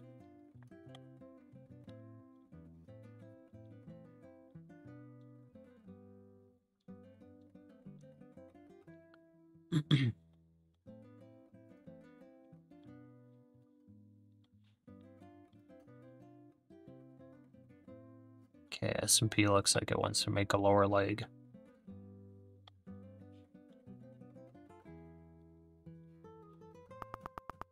NASDAQ probably falls with it.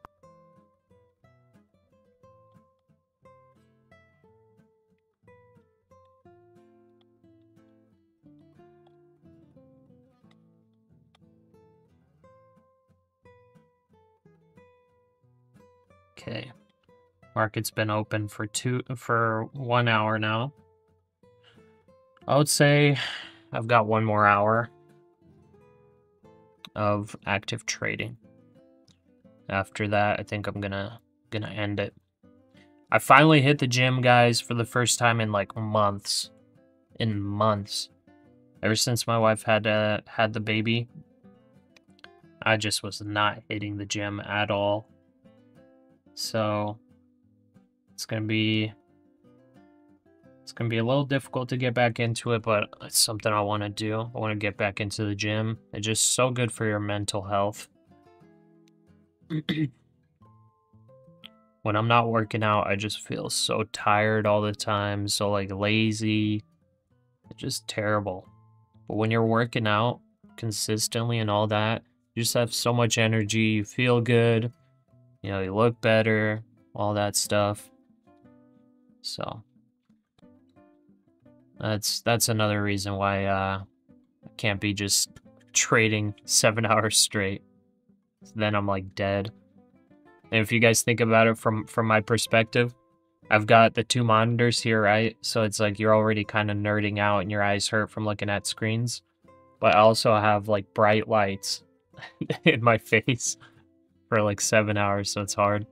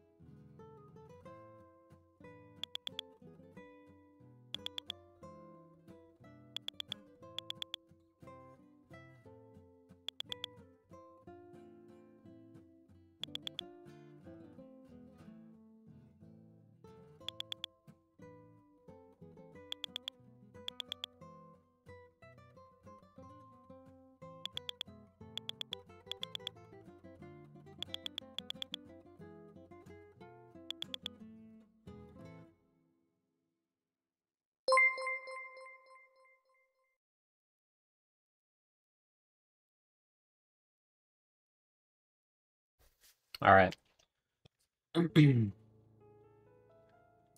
Hey, remember that your carcass is what drags the brain around. Yeah, exactly. Gotta take care of the body. Nick, the thing that gained my energy back was 3 days a week of high-intensity interval training. The Norwegian 4x4. Yeah, I've done some HIIT exercises before, but I kind of like just lifting weights more. I honestly hate baby's going up the stairs. He's running away. Oh, he looks naughty. He knows he's not allowed to do that. Yeah, I also hate cardio too. So there's that. High intensity interval is pretty high cardio. And I hate it. All About Fish been holding a short for almost an hour from 24,952. Yeah, I guess it has been about an hour of this chop, hasn't it? So we did break up a bit. Rejected off VWAP. If we don't reject back into that range and below it here soon, I'll cut this position. And then possibly start looking for longs. Lawrence just blew an account, got the second in the green though. Sorry, Lawrence. Yeah, that bounce, if that bounce got you, too much leverage. Be careful out there. Gambler trader flip. I'm not flipping yet. I want to see the 900 level. I think this might be a fake out. Cardio will bring back your military days. I don't know. I mean, I hated it in the military too. The only time I really did it was to get prepared for the physical tests and then do it, but I absolutely despised it. Also, like, I don't know if I have like a medical condition or not, but after COVID, I did get COVID once, and apparently it messed up my heart a little bit. And I don't know if it was the vaccine or if it was just getting COVID. But it messed up my heart a little bit.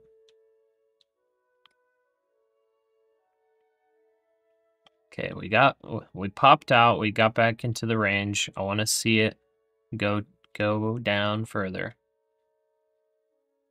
I'd like to see it go down further. I'd love this to be just a nice little fake out, get longs off sides, and then drop it.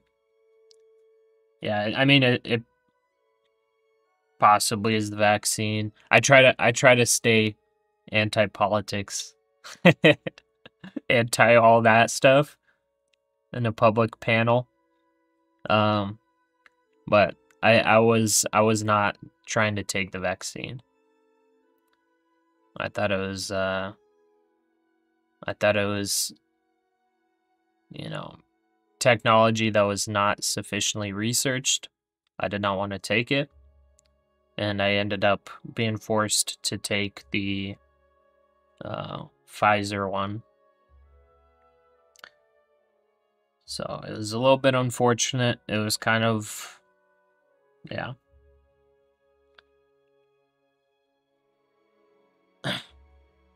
But I was able to get out and get honorably discharged.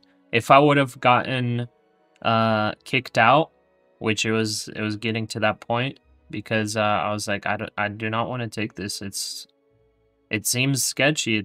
I was like, it doesn't seem like something that's safe or like confirmed or anything. So I was like, I was really standing my ground on it.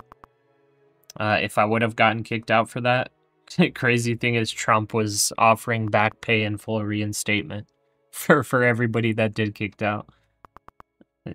kicked out. All about fish, 932 is your goal. Yeah, if you're just taking a quick scalp, I mean, it's not even a quick scalp. That would be like 30, 40 points. Yeah. Yeah, it's a good short either way.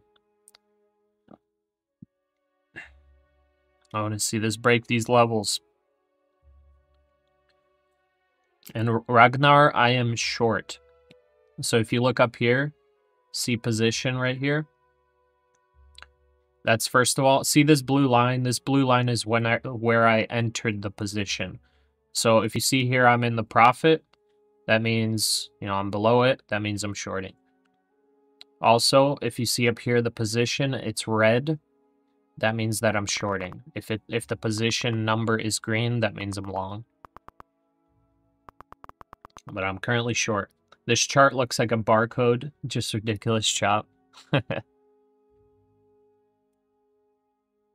Quercetin, vitamin D3, zinc, and vitamin C helps destroy the VAX spike proteins. Yeah, I got the Pfizer one, so it's not the tech for that one was a little bit different. I forgot. But it's not an mRNA vaccine. I'm pretty sure.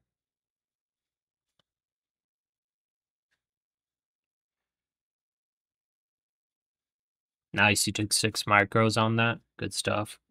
665, 675 is your buying level. Targeting the all-time high.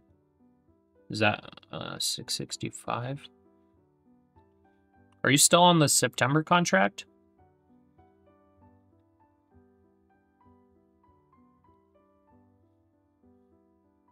But yeah, I want to see like a nice pullback here. It's possible that we don't go break all-time highs today. There's a possibility of that. I wanted to see like a nice fast drop to like the 900s, maybe like 850s, and then see the bounce, and then, buyers stepping in and all of that. But it does look like today might just be a choppy day. There's possibility we don't break all-time highs today. There's also possibility we don't even get to the 800s.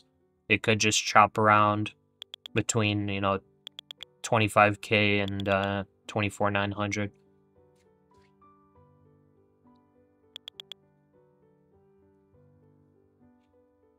Nanokinase helps to break up the potential fibrin clots caused by the vaccine. Oh, natokinase. Interesting. I actually have some of that. Looks like a bear flag on the 30-minute. Yeah.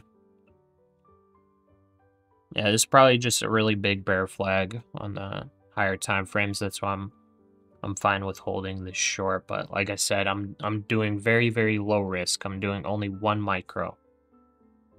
There's no reason Into for me Tasman, to Iran go full meets size. France, UK, and Germany for nuclear talks at the UN. Pfizer is mRNA. Then it wasn't the Pfizer one. Did I get Novavax? I might have gotten Novavax. It was probably Pfizer and Moderna that were the first two, and they were mRNA. I think I got Novavax then. It was the one that was made about a year after the first ones, and that one I was kind of forced to take, unfortunately. I just did not want to take it because I got COVID before the vaccines. So like I got COVID and like it sucked really bad. my smell is still not back from it. Yeah.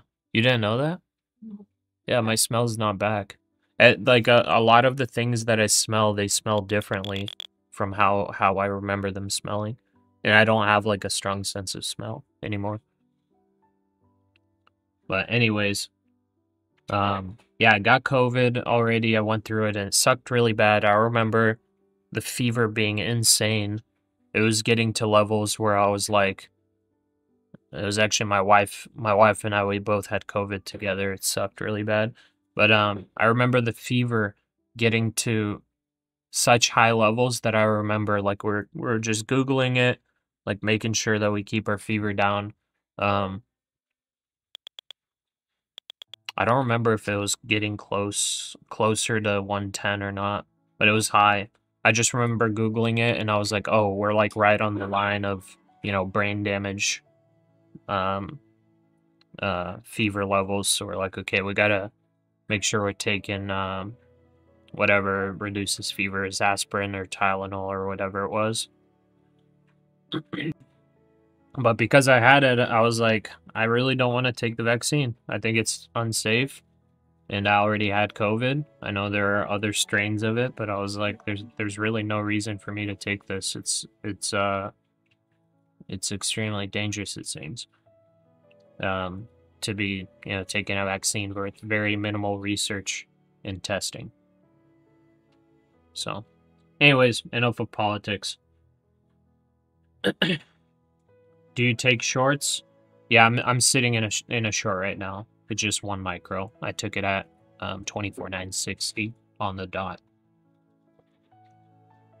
ECB is You chipping had and he 3 says if different a digital vaccines, euro including legislation is not AstraZeneca, in which place in the second quarter, it will later be in the was third quarter. withdrawn. Dang. Yeah, it's crazy. Yes, many damages are from the virus itself. Same in Germany before the vaccines. Yeah, yeah, because I think I got the issue with my heart probably from actual COVID. I just had like some, you know, regular side effects from the vaccine. You're adding to shorts, gambler. All right. You were trying to flip there for a second. You got ECB's kind of Chipperlone says faked the out middle with of that pump. 2029 would be a fair assessment for a possible digital euro launch. 104.5 or higher is emergency levels. Highest I ever saw in the hospital was 106.9. We had him in a Freon bed, but he died. Okay, yeah, I think we were at like 104.2. That's probably what it was. Because I remember we were like 0.3 off from like brain damage or something. So it was like, like I said, it was like 0.3 degrees off from where on Google it was like, if you get to these levels, there's a high likelihood of brain damage and I think like organ damage. So at that level, we were like, yeah, we're getting the fever down, but obviously you need a fever to kill the virus. So we're like letting the fever run a little bit, so it's like killing off the virus, but then we're, you know, keeping the fever down a little bit when it got to dangerous levels. Trump on gas prices says will be much lower a year from Just now. had a quick $220 scalp with two minis. Nice. Hey, be careful. That's a big size. Be careful depending on your account size. But good job making that 220 scalp. Lawrence, found out you had COVID when you were cleaning your cat's litter box. And when you took out the litter, you'd realize that you didn't smell it at all. Oh, yeah. Yeah, it was like so trippy. You like you don't really have the symptoms yet, but then like you just lost your smell all of a sudden. Yeah, such a weird time. That's a legit candle. Luckily, it's below view app. Okay, popping back up. Want to see it reject. We don't want to see it come back up to view app. Fever is your body's game of Russian roulette. Yeah, I guess so. It's like we have... Oh, what's that like...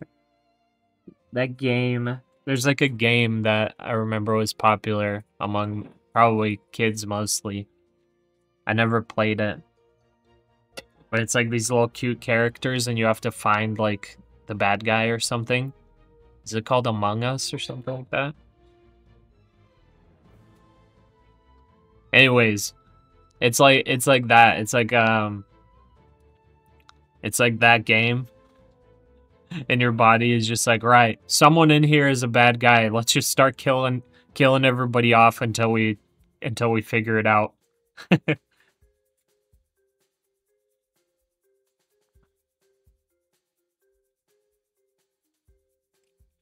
Okay, 960's rejected again. And we're just chopping in this level. Could maybe set our stop loss here. I think I'll set a stop loss at 24,975. So that would be right up there. 24,975. So that's a $30 risk. And then our target is 24,910, which is $100 profit. So this trade is about 1 to 3.33 risk to reward. So pretty good trade, I must say, for the risk.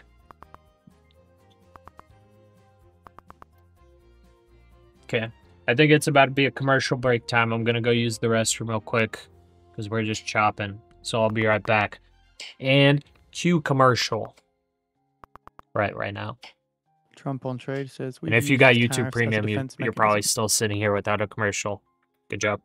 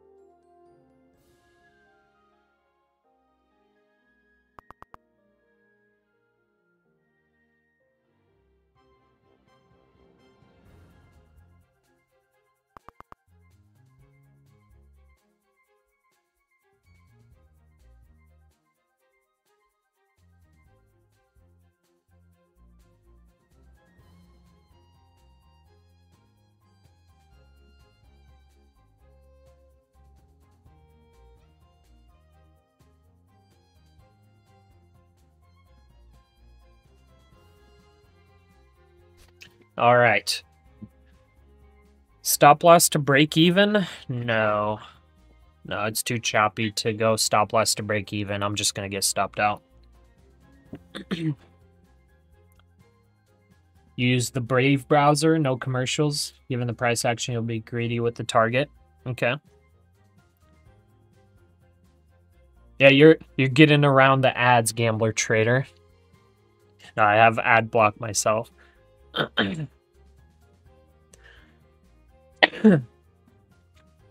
We'll do commercial breaks for bathroom breaks, and if we just gotta stand up and take a little 30-second walk, you know, anytime we do a commercial break, that can be your guys' cue to take a little walk.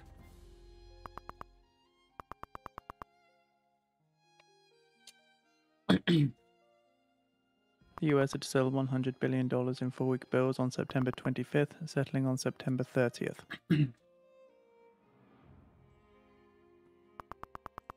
We'll see if this 15-minute orb plays out as well, because we did get completed candles under the 15-minute orb range.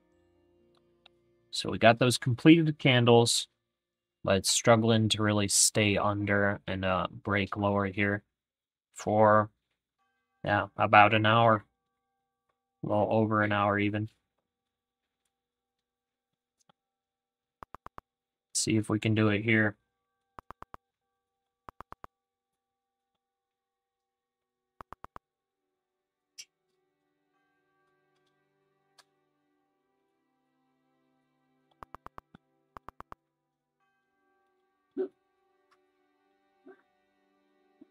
S&P still hasn't caught up to the NASDAQ on the sell side.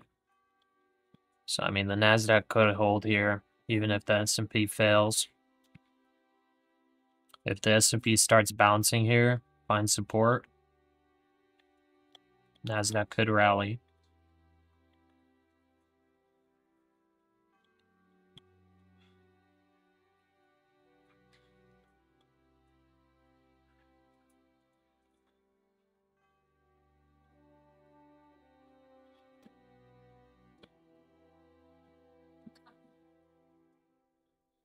You watch both of the ads? May have to get that Royal Kingdom game. I've literally been seeing the ads so often. Don't do it. All of those mobile games, they get you sucked in, and then you end up spending like $100 on them. Or is that just me? 5 p.m. time for a long? I don't know. I don't know.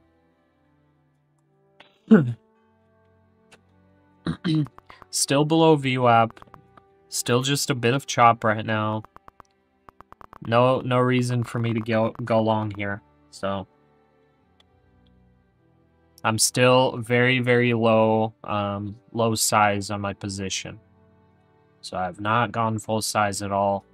You know, maybe in this chop I should have possibly went full position here. I don't know. Here maybe I could have gone full position. And just this move would have gotten us 22 points. Or sorry, 30 points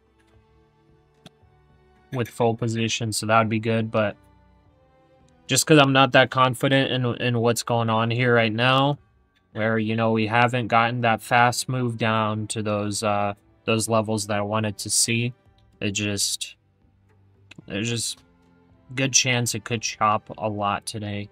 So there's really no reason for me to risk much. It's possible that I don't get to my profit target today, and that's okay as well. Patience makes profit. I thought patience makes soup. You don't really need that much patience to make soup. All you gotta do is throw all the ingredients in and then just walk away and do something else. But I guess so. There will be a breakdown, then I'll rally up, trapping all the sellers. Gambler, I think it is possible. But I think it would have been a lot more well, anything's possible. But I think it is probable to see a rally today, but I think it's only after a sell-off. It just, how slow this has been selling off is making me think that the probability is less. And it's like a higher probability of just chopping today. Like right there, we just held the range level again. Whoever was targeting 932 just got skipped by a couple ticks.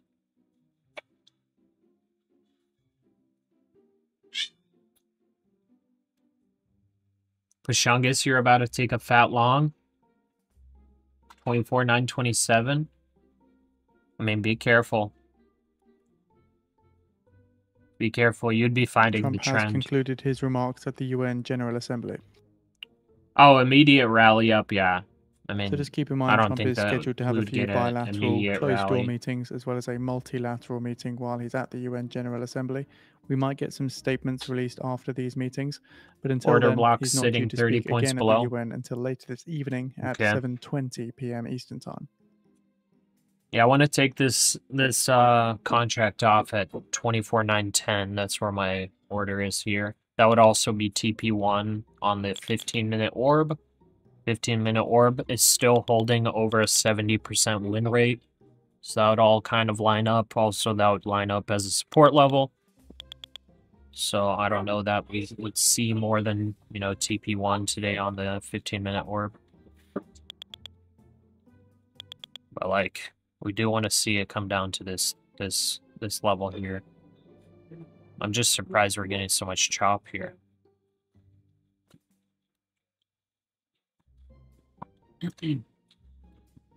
Like, if we do break lower, I think it would be like 850. But yeah, it's just been moving so slow. I mean, we got the volume though. That's the crazy thing, is we got the volume. Volume's good. Just bulls and bears fighting it out, duking it out right now.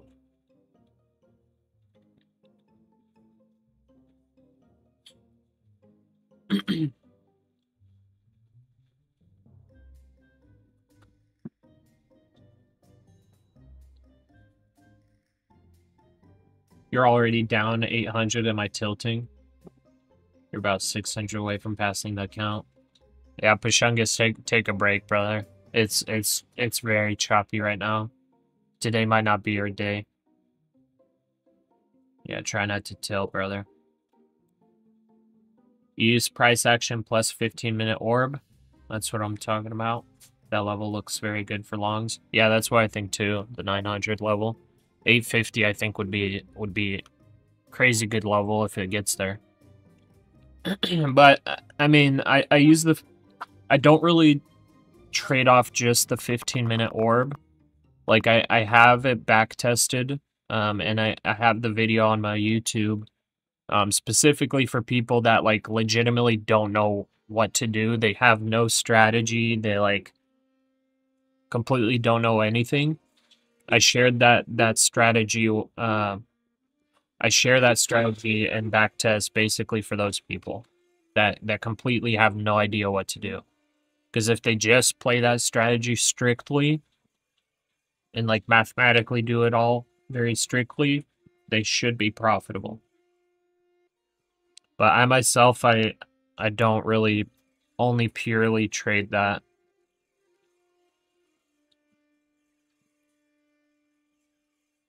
There was an easy trade today on crude oil when breaking a downtrend on the 1 hour. Yeah, I'd never look at crude oil. Maybe someday.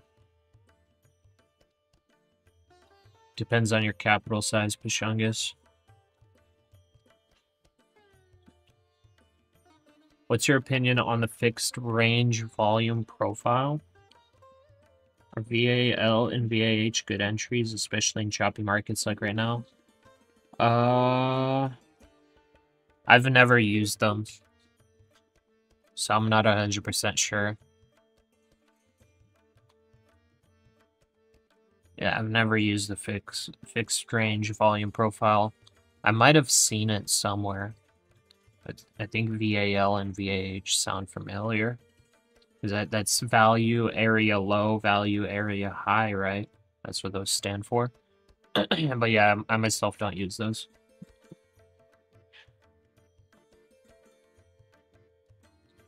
Barat, you shorted. I see this as very risky. It's choppy. I shorted, yes, but at the top of this chop range, so I think it's a very low risk trade. And I'm only shorting with 1 micro. I'm risking almost nothing.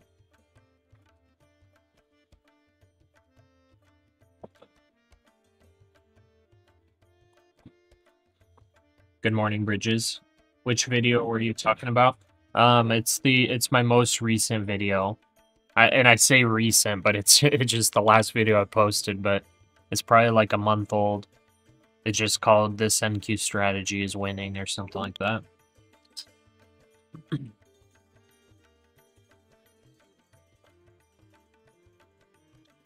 POC is a good level with your pattern recognition skills. POC's point of control, right? You're getting an oil change done at Valvoline with your charts up. No trade so far. Good multitasking there, Mango.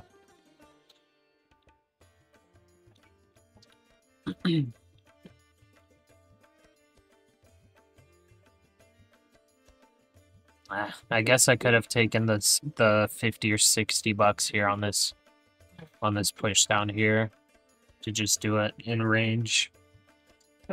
This is just ranging right now.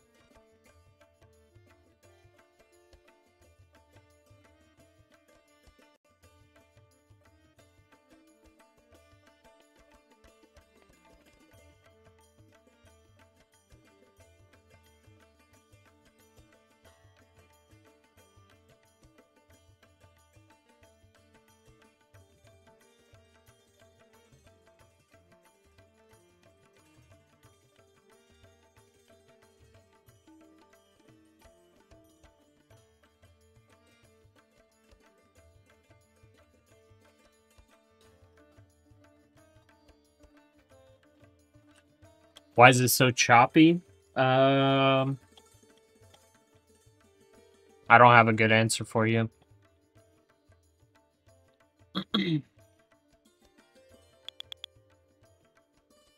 I'm surprised it's chopping here and not here. It's chopping a little higher than where I think it would chop for a bit. So I don't really have an answer for you. I mean, it's just uncertainty, I guess, would be like the easy answer, would just be uncertainty. But overnight, this was basically just a chop range. We broke below that chop range. And now we're just chopping right below the chop range. Yeah,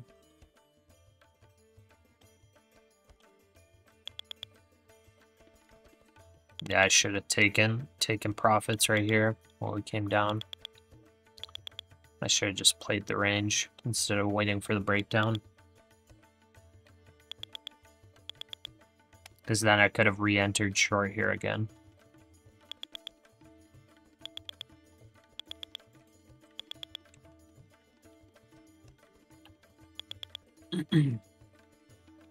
Shungus Pasha, what should I do to not blow my account? I've been at it for about 2 weeks now, like you said, and I was really confident yesterday, but now after this big loss, really set back, I would take a break, brother. Because today it's like legitimately a chop. You know what I mean? Today's like legitimately a chop, and the way that you're trading is on like a strong trend, right? Also, the fact that you lost so much today means that you're a bit over-leveraged. So you're over-leveraged. You're trading a trend strategy during a chop. So, and you're already kind of on tilt. So I would just say take some time, reset. Okay, I'm actually gonna add one here if I can. Add one if I can. Hopefully it doesn't hit our stop. We've got the stop up there. $56 of risk. And we'll take profit on one bottom of the range. I should have just taken profit here. I should have taken profit, and then if it would have broken down, like then I could have been looking for longs. I could have been looking for shorts on the breakdown and retest to this level. You know, it is what it is.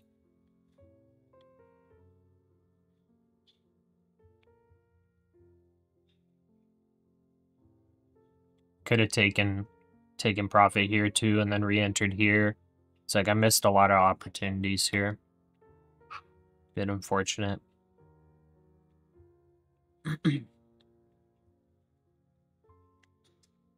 Every rally is a bait. More bulls mean more fuel for the Fed drop. bids for 6-week Yeah, we'll bills see. total $3.5 billion. Pushungus, you're gonna lock out your account for the day. Yeah, no problem, brother. Yeah, stay safe out there. Stay safe out there. Honestly, like I'm kind of in the same boat with you always on passing accounts. It just like it feels so close, you know, and then you end up making bad trades. Honestly, I think when I'm close to passing accounts, I might change it up and just be like, okay, if I'm close to passing an account, what I just need to do is like lower my leverage and just go as steady as possible to the finish line. And not try to just get to the finish line with a bang. Gambler trader, maybe time to flip. Gambler trader, you're getting flipped around quite a bit, aren't you? You were saying time to flip on this pump. Now you're saying time to flip on this pump. Very interesting that it's even getting to you.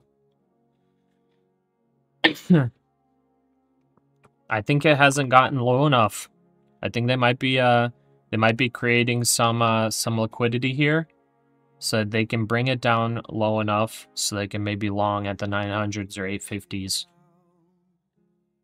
I don't think it's low enough for the bigger guys to enter long here. The white indicator on your chart is what for? That's just the VWAP.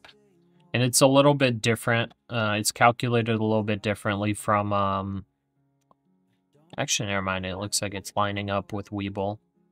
So 24,970 is VWAP, actually. Yeah, so that's VWAP.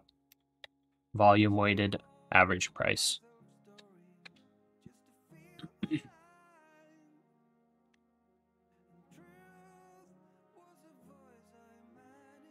Still holding these short? Okay. Okay,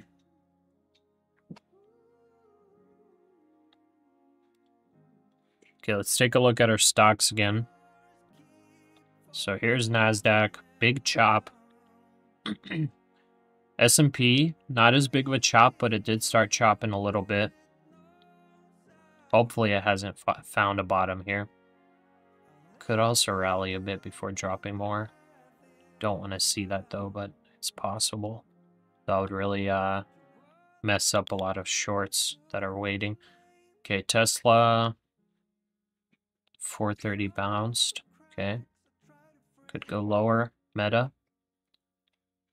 broke out just slightly. Now pulling back a little bit. Meta could rally here. Amazon. Yeah, Amazon did look like it possibly found a bottom. Yikes. Okay, Apple. Little bounce. Apple just kind of in a range right now, I guess. Microsoft. Microsoft could possibly go lower. It bounced, rejected. Could go lower, we'll see. Google. Very strong bounce here. Hopefully rejects. And then Nvidia. Okay. Nvidia kind of looks like bottoming. Below VWAP still though. Want to see a sell-off. At least hit our range trade. I missed it. Missed my range trade, and now it's popping. Okay. Also, I think I need to make the $10 day challenge video. So I'm gonna do that right now. I'm a little bit late. Got preoccupied just watching this chop. So I'm going to do that now.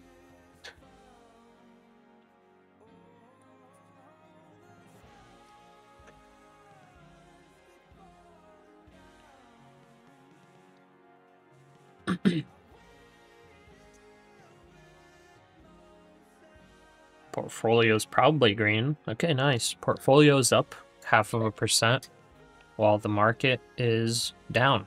Very nice. Like to see that. Got healthcare, consumer staples all rallying. Very good. Chinese stocks are rallying as well. All right. What do we buy today?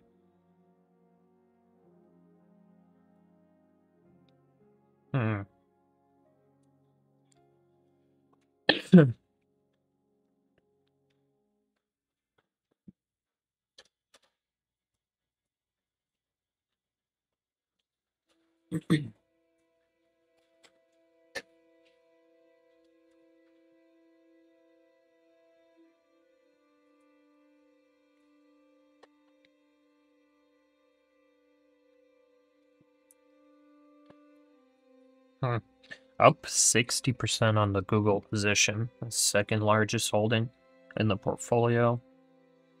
Baidu actually fell 6% today. Up 50% on Baidu, but it's down 6%. I had a breakout.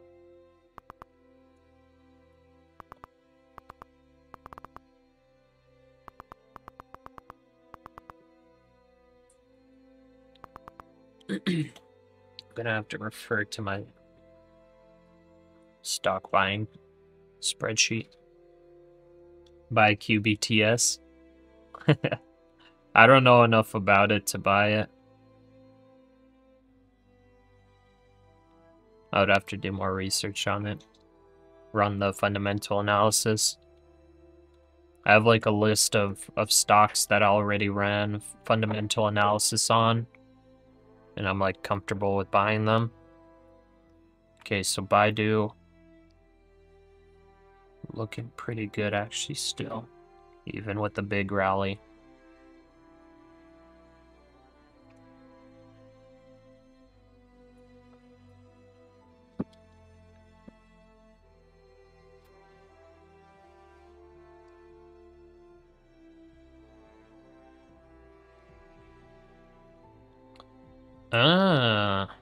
You know what's actually popping up now on the radar?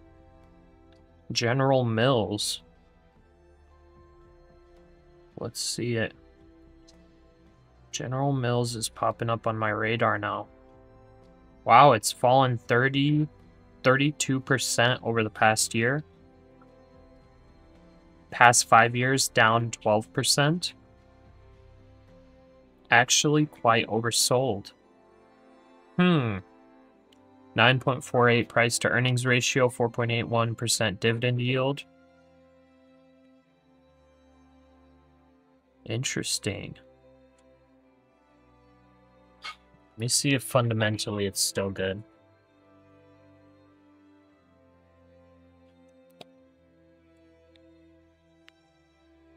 Let's check General Mills here. And NASDAQ, please just pull back into the range. I'm asking you. Not telling just yet. I'm gonna tell you soon if you don't do it. But I'm just asking nicely.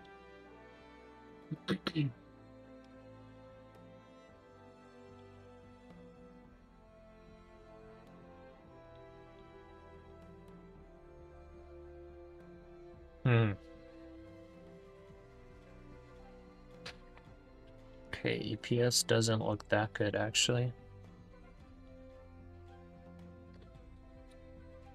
See their financials. Okay. They slowed down a little bit. Earnings slightly red over the past 5 years. Or sorry, past 3 years. They've been buying back shares.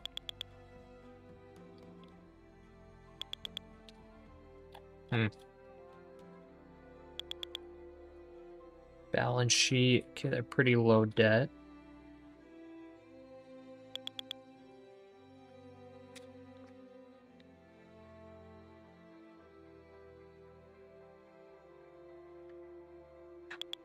They're running low on cash though.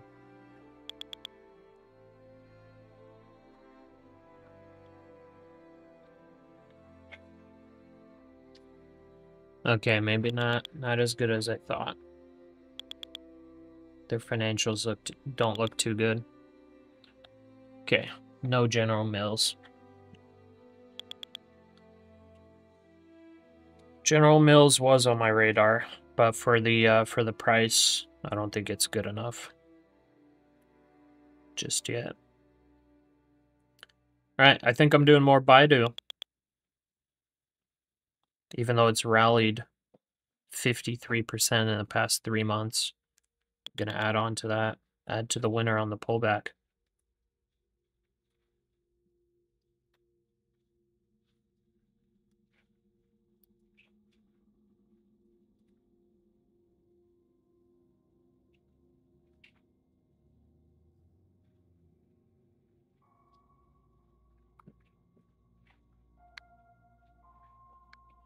With everyone heavily weighted tech, the food companies are not moving. Well, yeah, but I was looking at their fundamentals. I think like companies like that are great buys right now. They're at really, really good prices. And when tech starts getting rotated out of, those things are gonna fly. But General Mills, their financials didn't look as good as I would want them to. So I'll stay away from it for now. If it were 20% cheaper than what it is right now, I think it would be worth the risk. All right. Good rejection off VWAP. That was the second test. I don't like that it came up to test it.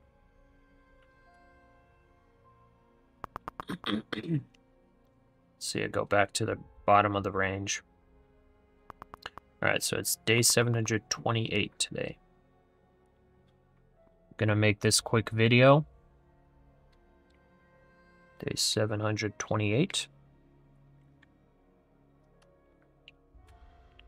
We'll hopefully fill at least one of our orders here. I'll be right back.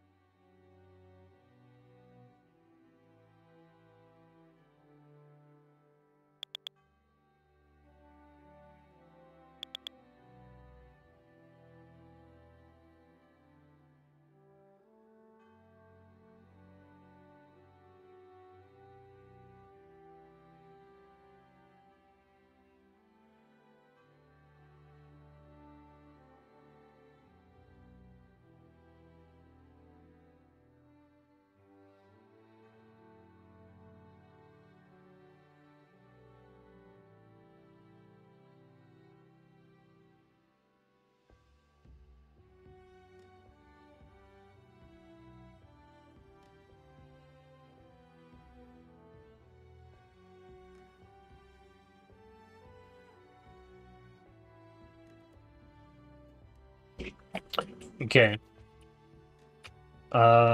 Missed some messages here. So, bit short, and been in the short since 6:40. Ragnar saying so boring today. Release me. Yeah, I want to get released from this short too. Definite chop up for already 1.5 hours. Bit crazy. Who's long, who's short? Waiting for the levels to long. You've been waiting for a good trade. This channel will make people fake out. So do be careful. Yeah, true. Yeah, I got my stop set all the way up here, so hopefully it doesn't get up there before dropping. I do have one. I got 2 micros now. I've got one to take profit at the bottom of this channel. Front run just a little bit. But I got this one down here in case we do break under. But yeah, it's like I missed so many trades in here. I got this one pretty perfectly. Got this one, but I just never offloaded it. I should have really offloaded it here. Then I could have re-entered again here. Could have exited here. Re-enter here, now holding. But yeah, not the absolute best. Could have done better. Would have been up over 300 bucks now.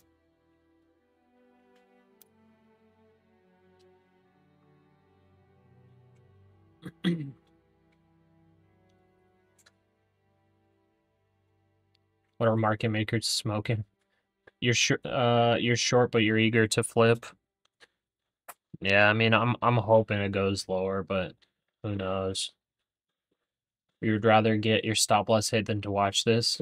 Watch your language, please, Ragnar. Try to keep it clean. Mango, this channel is mean. The candlesticks, y'all. This YouTube channel. What? What? Don't blame me, but at this point, I'm tired of looking at this. Yeah, true. Is NASDAQ choppy daily like this? No, it's not. Finally, the short is working. Right as you spoke. Right as you spoke, we get the bounce. It hasn't broke down yet. But yeah, the NASDAQ, it is not normally this choppy.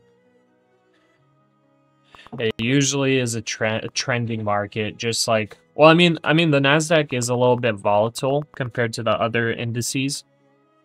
But it usually trends just like the other indices. Just we did hit all-time highs multiple days in a row.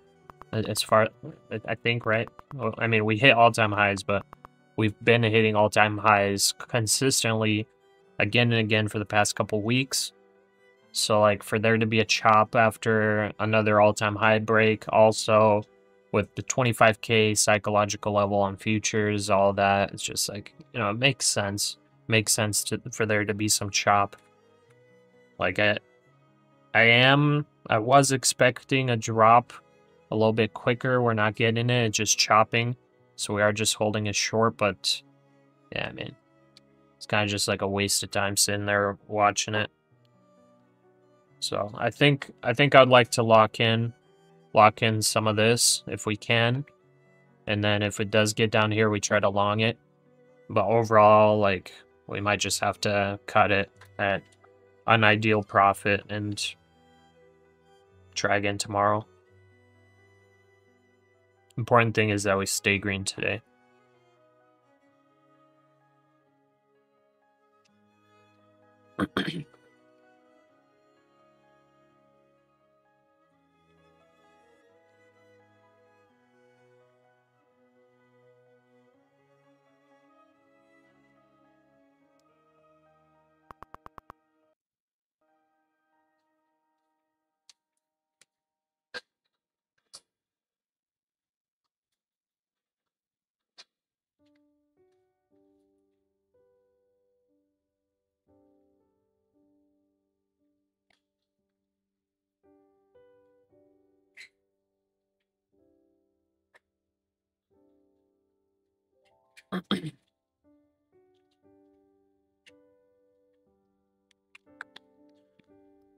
You're a gold trader, but you want to try out the NASDAQ? Gotcha. I mean, gold has been pretty much as choppy as the NASDAQ, at least recently, because it has been pushing for those all-time highs. So it might be a bit similar to what you've been used to recently. But this is not typical.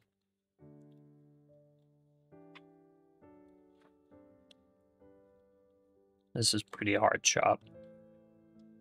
If you were to be scalping this, like you would have a lot of good trades in here. I just unfortunately wasn't paying attention to trying to play it as a chop. Been answering chat and whatnot this entire time, but was able to enter a couple. Yeah, gold has had a pretty nice move today. You're right.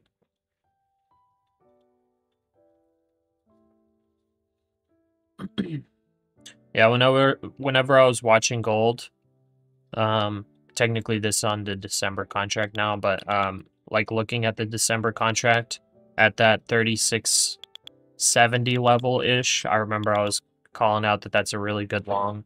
But I myself don't really trade commodities, so I didn't take it myself. I took like a couple like longs just intraday, but it's nice to see it actually playing out. And you know, it's probably going to hit the 4K level over the next couple months. Risk to reward looks juicy with all those stop losses stacked above VWAP. Yeah, true. They could pop it up there. Definitely could. We'll see though. I also feel like that these fake outs here could already be, you know, that exactly is like bringing in some longs on these pullbacks and then burning them. So I don't know if this is it. This is it already. These pushes up.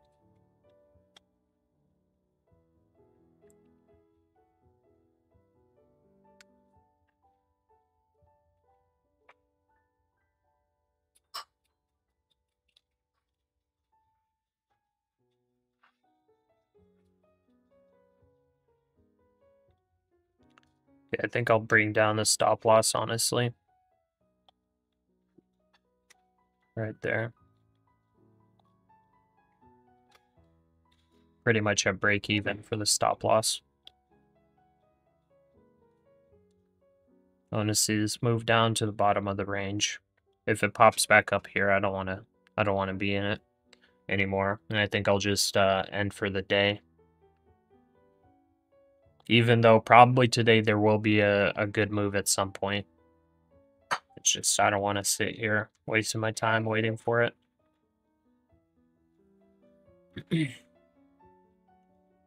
Is this going to be choppy all day? Probably not. It's possible, but I don't think it's probable. I think it's going to choose a direction at some point. It's just it could be in an hour, it could be in the next 10 minutes. You know, it's been kind of having difficulty over the past 2 hours, 1.5 hours or so. Baby, you can't go there. No. What you doing?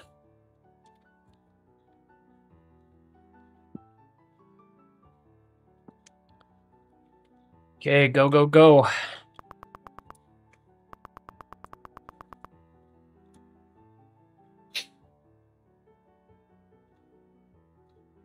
$9.40 bounced exactly.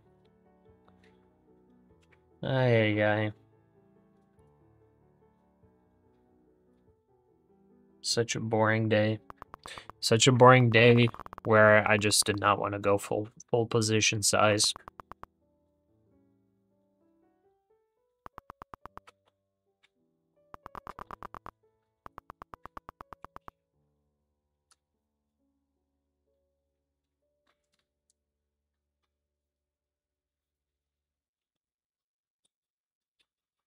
Good pullback, and it's just bouncing right at this level again. Let's see it. Some good volume. Not as much volume as it was previously.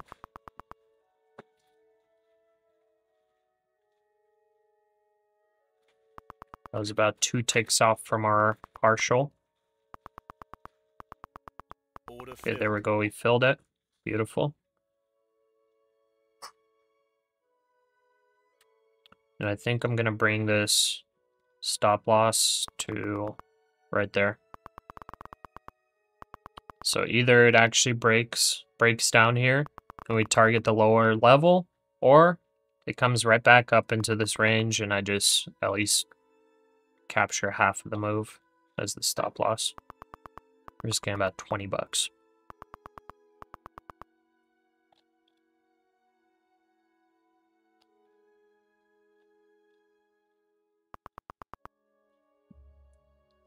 A shift has happened in you. You used to want to trade all day. Now you're like 8:30 to noon and you're out. Yeah. It just seems like it's so much better, you know? It seems so much better to just get the initial volatility, the initial volume, and then just end for the day. Like, there's really no reason to sit around all day because it's almost always boring the rest of the day. Okay, I'm trailing my stop.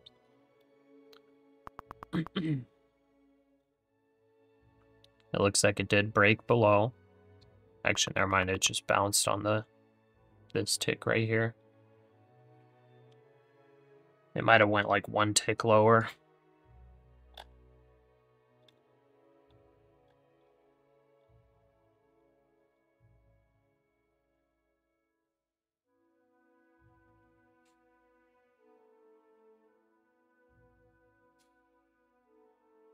Don't take profits yet. Greed is good. Do you have a Discord? And if you do you have voice channel in there? This YouTube sucks because of 10-second delay. I do have Discord, but I don't stream on there. The Discord is mostly for people to share their trade ideas, share their wins, losses, things like that. There's a voice channel, but I'm not in there like streaming on Discord.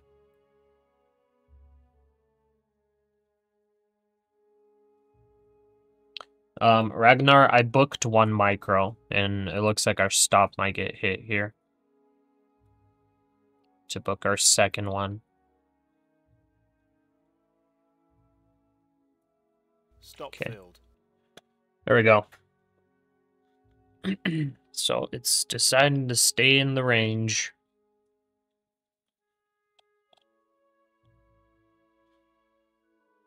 That was some good volume there, though, on that bounce.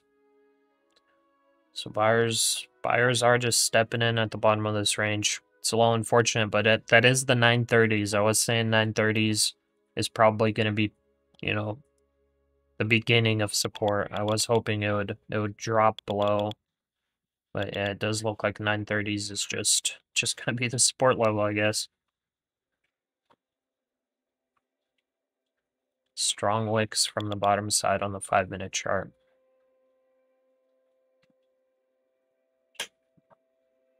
Okay. Locked in 200 bucks per account. Not ideal, but it is profit. And that was doing just 1 micro per trade.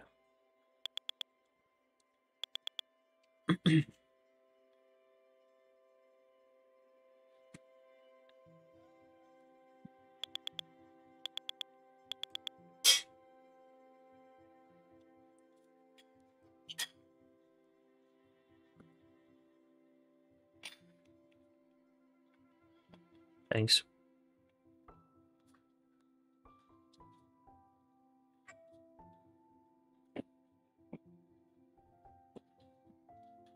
Pasha, can you put the prices back on the chart? Let me see if I can move them to the right side.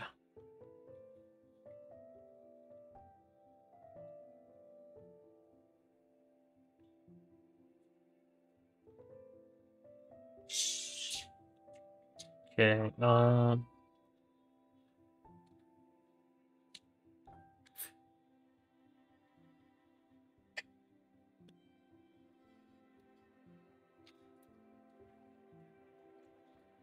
because it messes up my resolution if I get the price on there.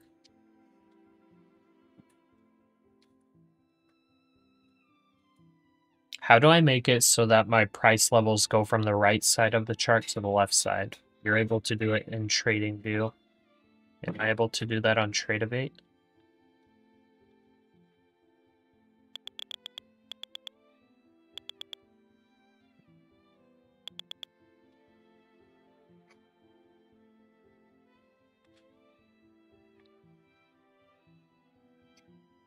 Still feel it'll dump and then rally up. It could, yeah. You're feeling punchy. Okay, let's see here. I mean, I guess I'll take another short at 960. I'll keep playing this range if it keeps doing it. It's free money. Let's see. How to change price levels from right to left side on Tradeovate chart.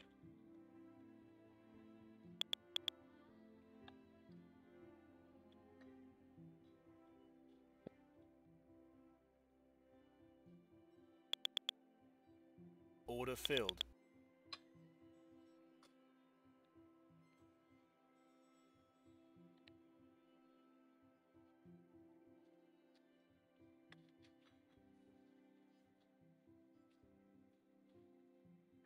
Okay, we need the context menu.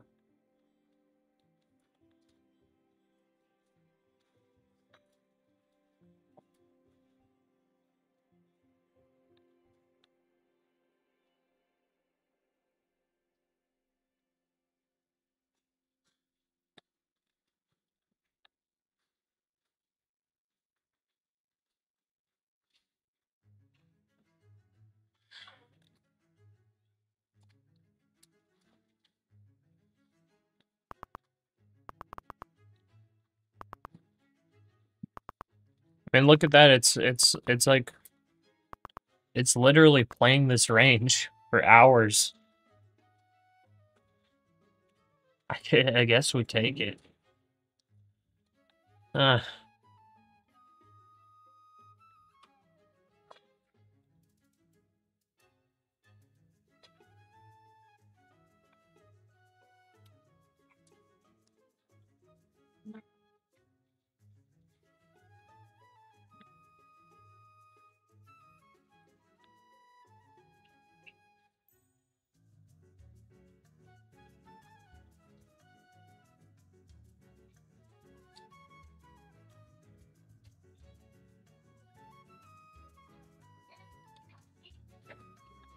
Whatever Google is telling me is not on here. It says hover your mouse over the price scale.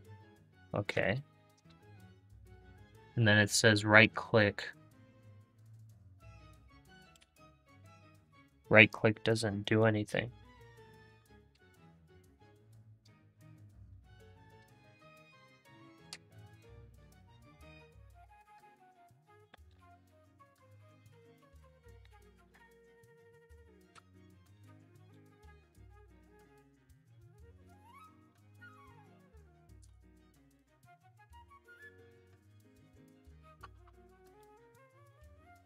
All right.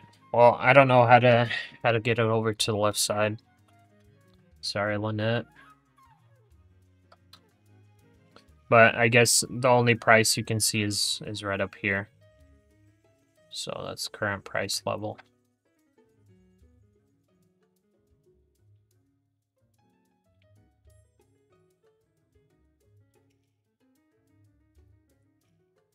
And I feel like there's a way to do it. I don't get why I can't.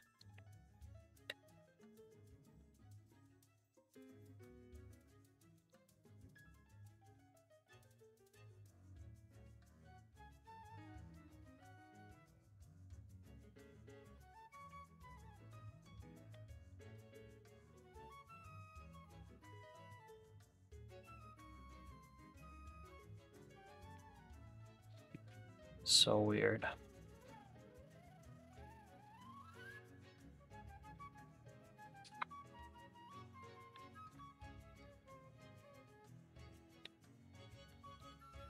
All right. Easy now. This stuff is explosive. That's fake buying. Wake up. Wake me up when it gets out of the range. Gambler trader, you're the boss. Yeah, I mean, it's just staying in this range. I mean, do we just take profit again? Oh, wow, nice. Thank you. Let's do 935 for a take profit. That's exactly $50. Nice. So that'd be 25 points.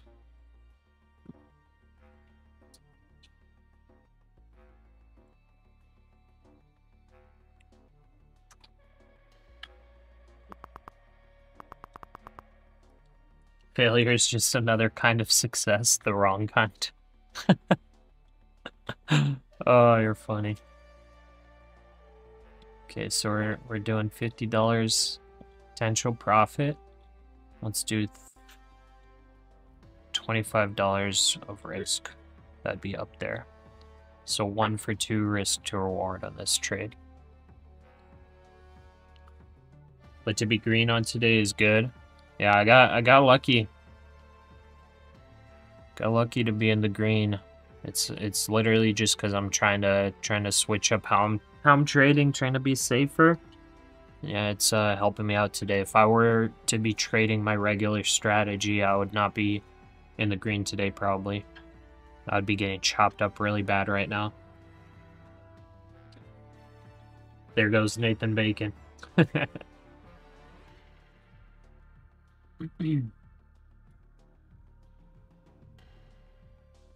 We'll just keep taking scalps.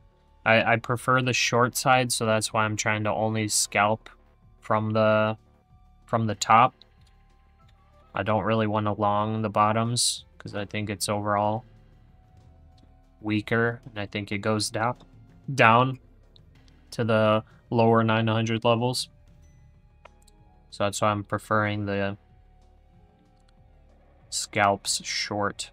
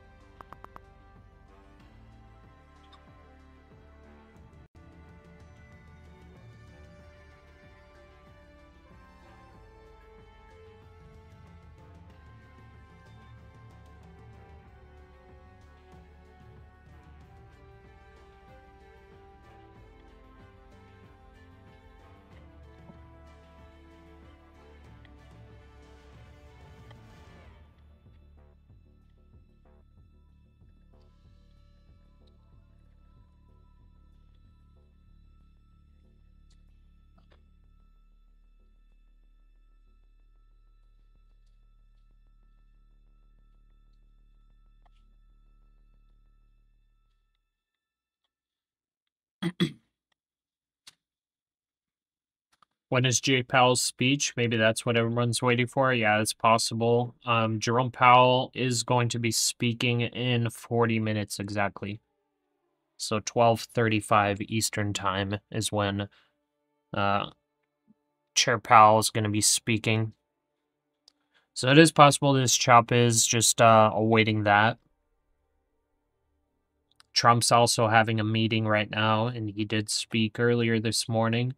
Trump's going to have a bilateral meeting, or he's in a bilateral meeting right now, and he's going to be in a multilateral meeting in 2.5 hours.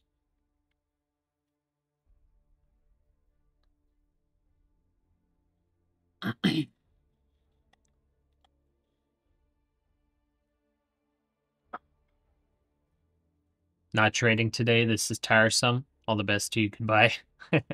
Take care, Ragnar. Yeah, today it just scalps. Today, at least right now, the first couple hours after this initial move, it's looking like just scalps. So.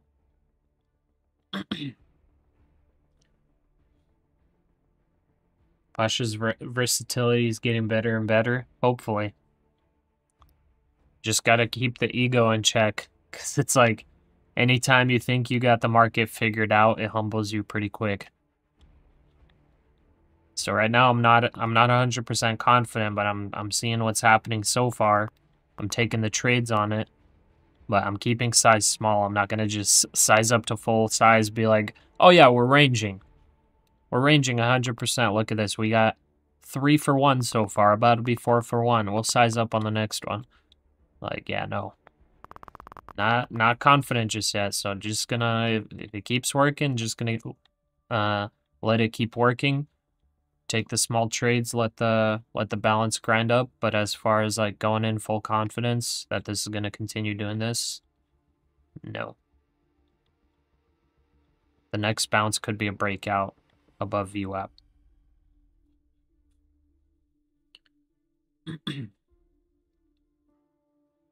I think the fact that you're now refusing to give profits later in the day will be a game changer for you.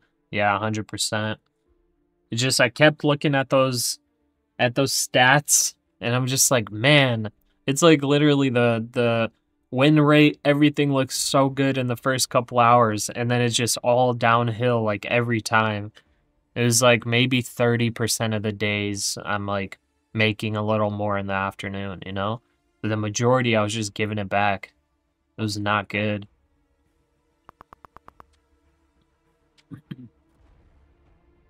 You may be wrong, but you feel like Mrs. Pasha coaches you after hours? Oh yeah. She has wise words for me. She was definitely supportive of the not giving away profits in the afternoons. She was definitely supportive of that. What do you think of the Iraqi dinar? Not knowledgeable on it. I have no idea.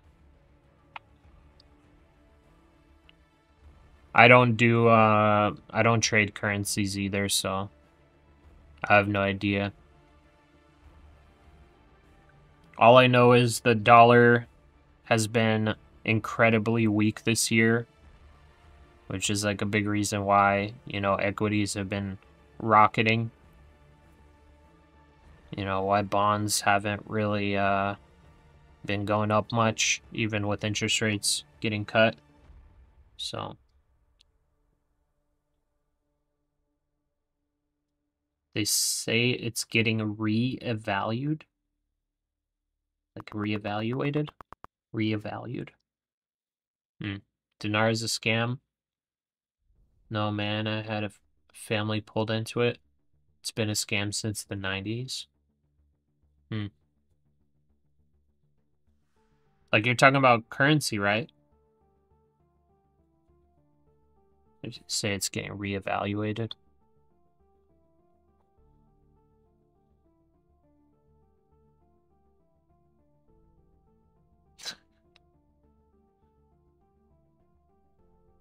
Yeah. Yeah, I don't trade currencies, so I wouldn't have any idea.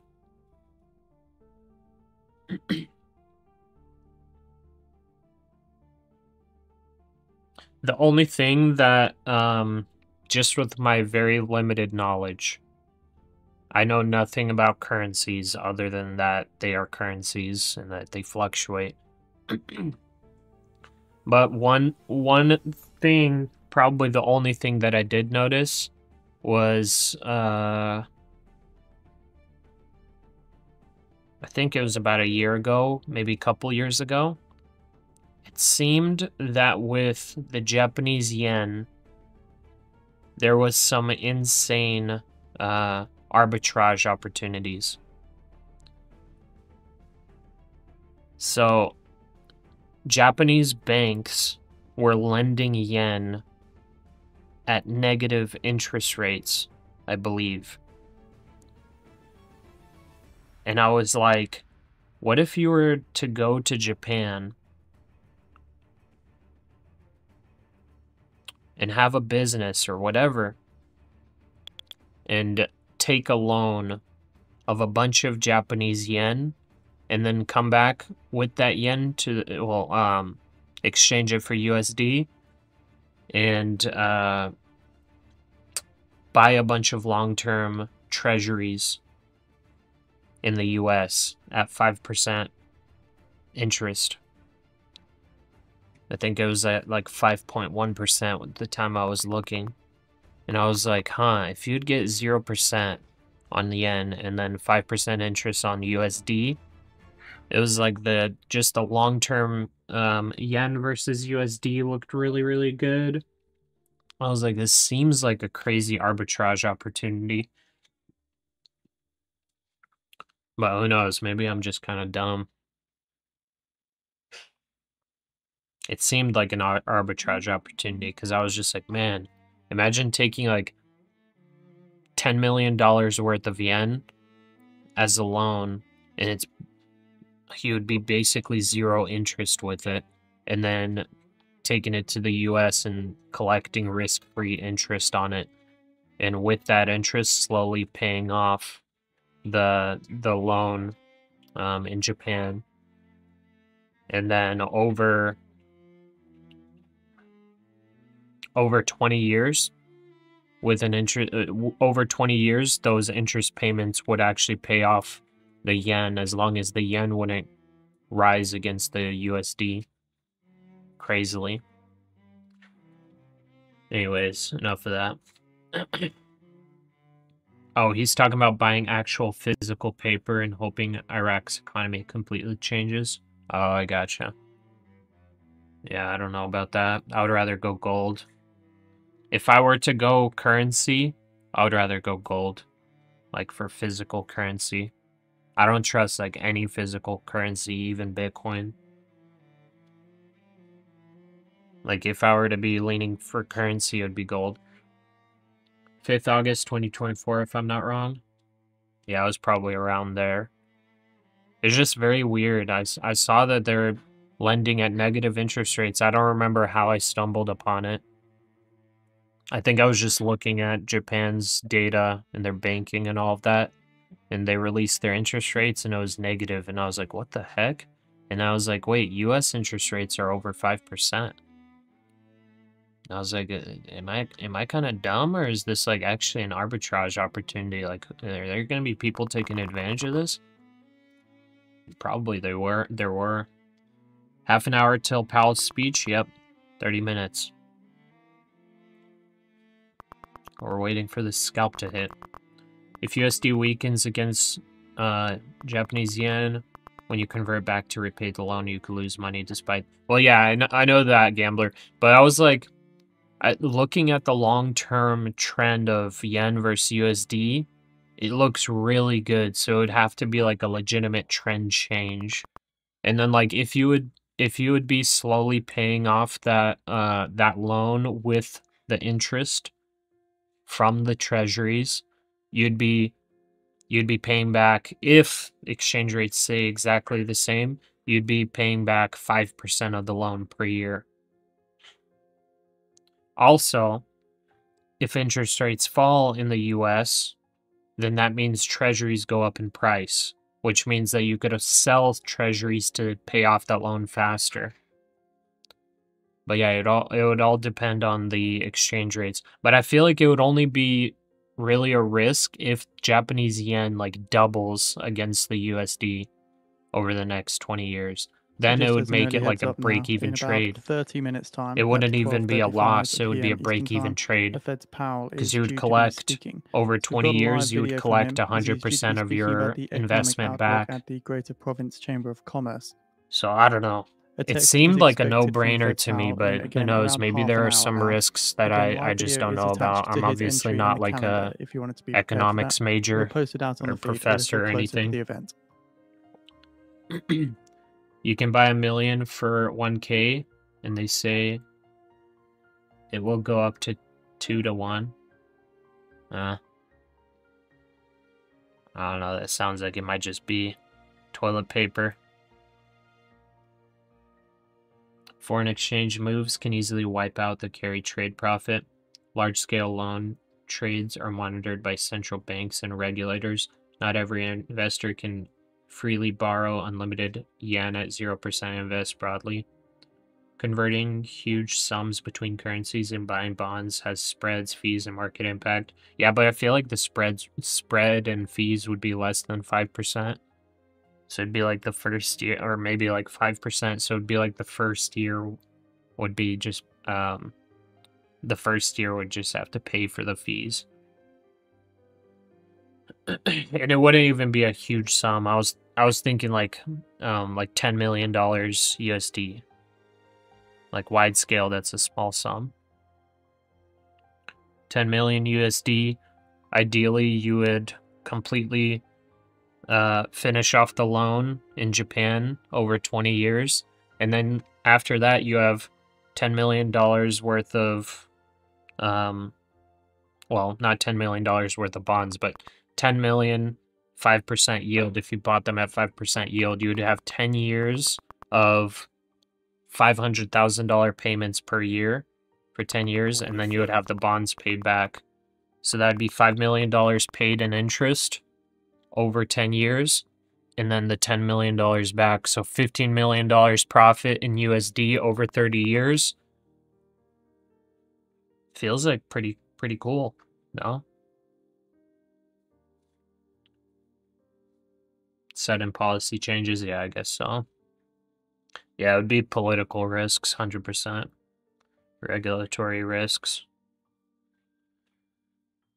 And you'd probably have to be like a dual citizen too. I don't think you'd be able to, unless you have like a legitimate company or whatever, and you're doing business in Japan. Like they probably won't just let you take a loan like that. Okay, well, we hit our scalp. That was 4 for 1 or 5 for 1 or whatever we did. Took one here. 1, 2, 3, 4, 5. 5 for 1. Not bad. Now we're breaking down a little lower. 250 bucks in profit. All right, let's see if this dumps more or if it just bounces right back up into the range. We're going to have a commercial break. Enjoy the commercial while I go get ready for some breakfast. Be right back.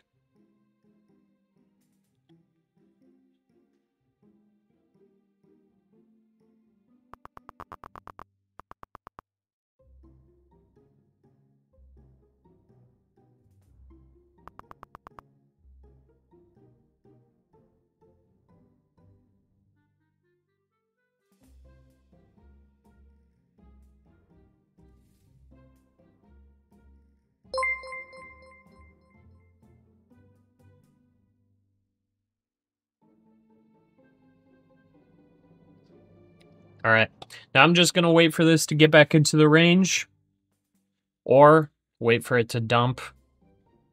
See how it reacts at the 900 level. See how it reacts at the 850 level if it gets there. And then, yeah, make our trades based on that. The trade that I take, now that we actually broke this chop range, the next trade that I take may just be the last trade for the day.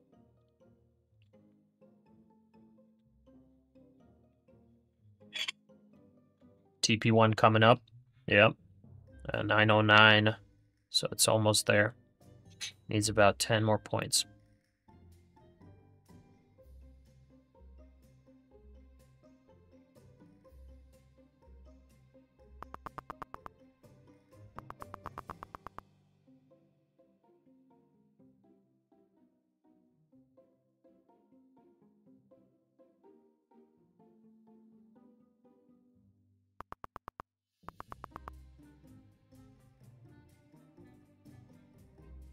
The NASDAQ falls 0.4% now.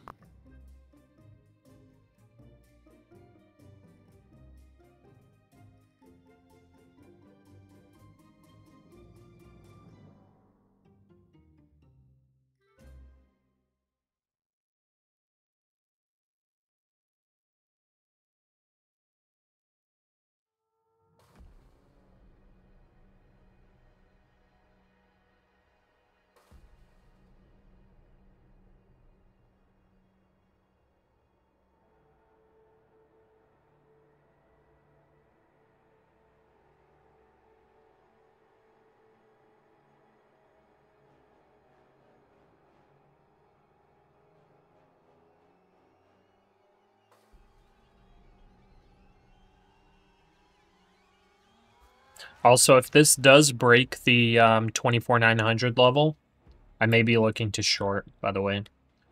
So if the 900 level breaks, I'll look for that break and then retest of the 900 level from the downside. If it starts rejecting, I'll short and possibly target at about 24,850, which would be these levels back here.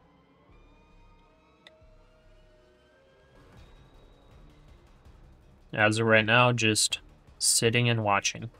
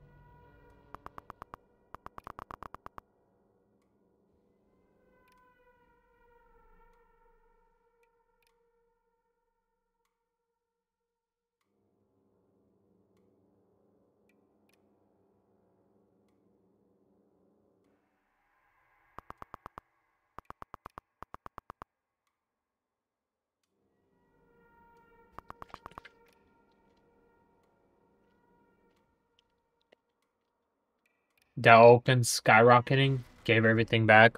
Yeah, I saw that. Dow's lost all of its gains. Yeah. Max, that is the VWAP line, correct? That white line.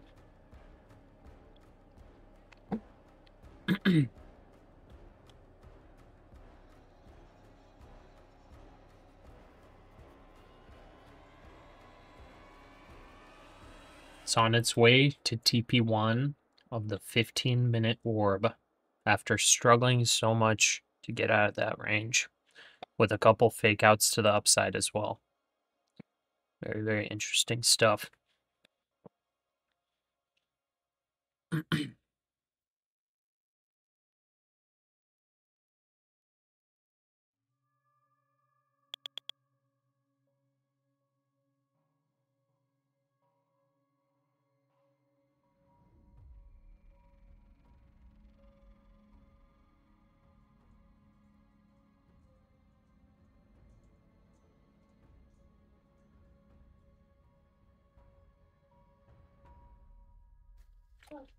Kuyan, hello.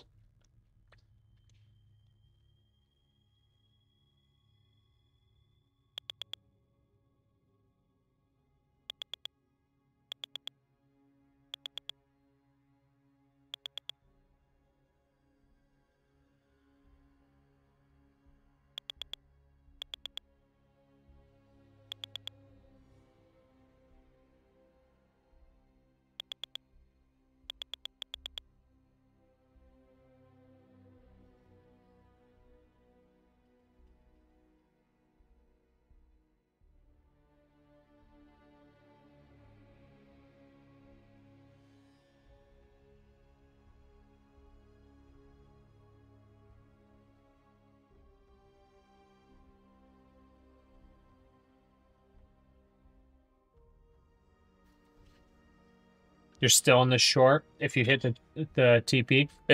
Did you take the 15-minute orb trade? Yeah, you got some diamond hands sitting through this chop. Let's see. And technically, the stop out did not happen.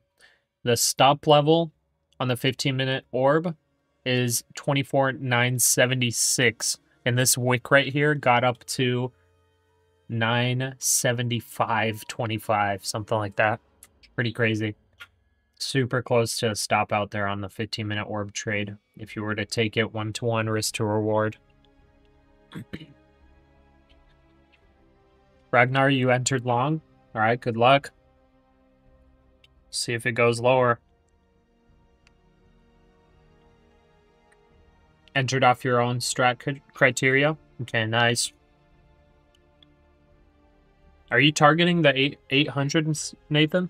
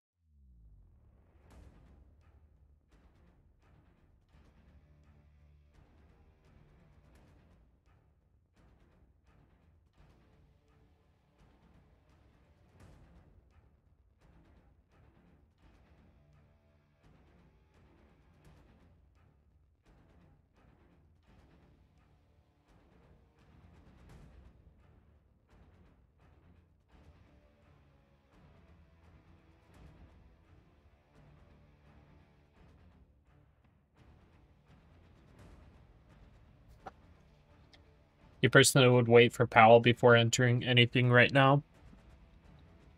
Yeah. I mean, we got 20 minutes. 20 minutes till he starts talking, but yeah, it's probably smart.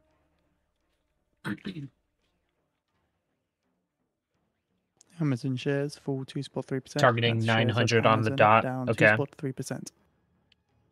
See if it gets there. I'm hoping for your sake it does.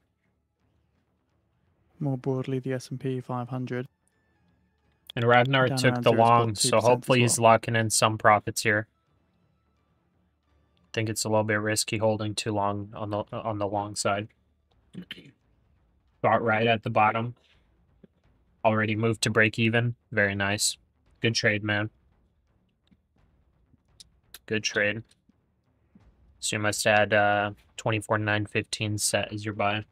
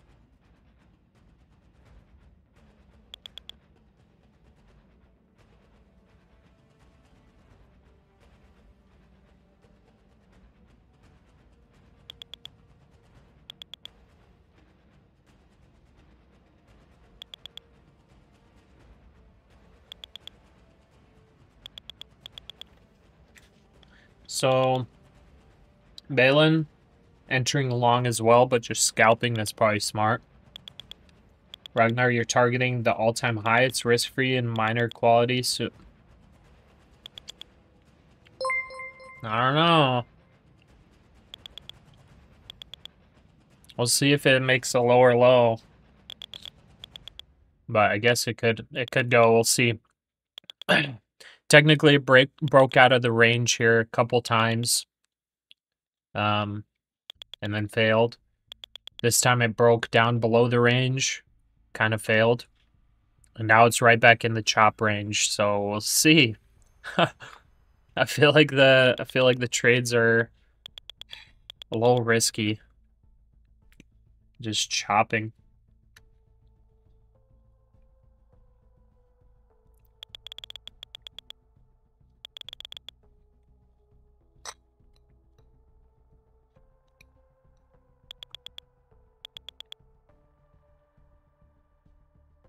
Don't let your trades go red, guys.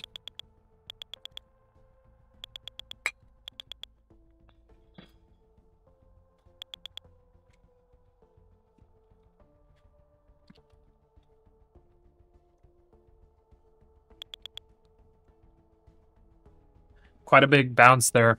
35 points already. You can visit Wheat VWAP. Yeah, possibly. 15 more points.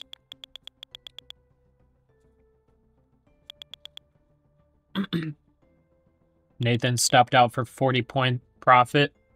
Already caught 200 points on the Dow.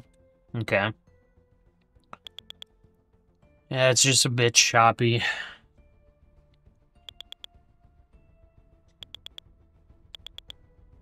Gambler closed your short.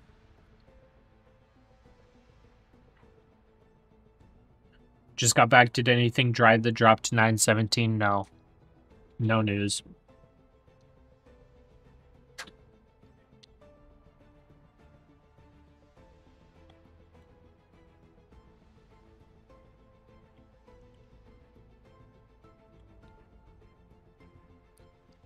I mean,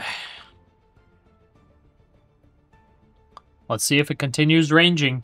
I'm taking another short at 960. See if it continues in that range. It failed to break break down and stay down. Popped right back up into the range. See if this chop continues.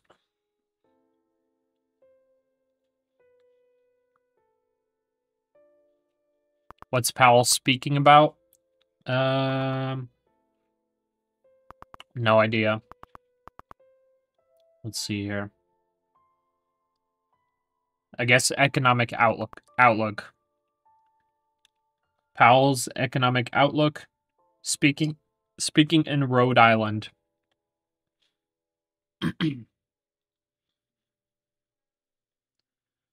Powell will be speaking in 20 minutes. 22 minutes, to be exact. 21 minutes and 20 seconds.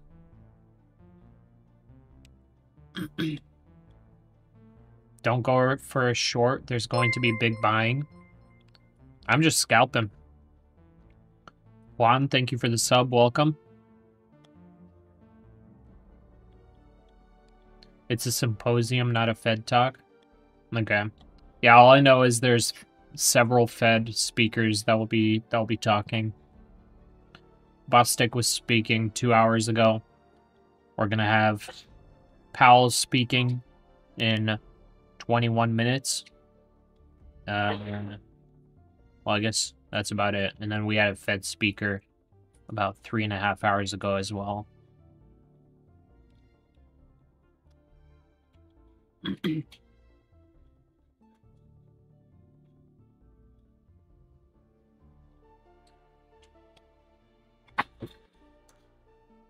So I'm trying to enter a short at 960. See if it pops back up here. It rejected off 955. Is it a red or yellow folder? It's a no folder.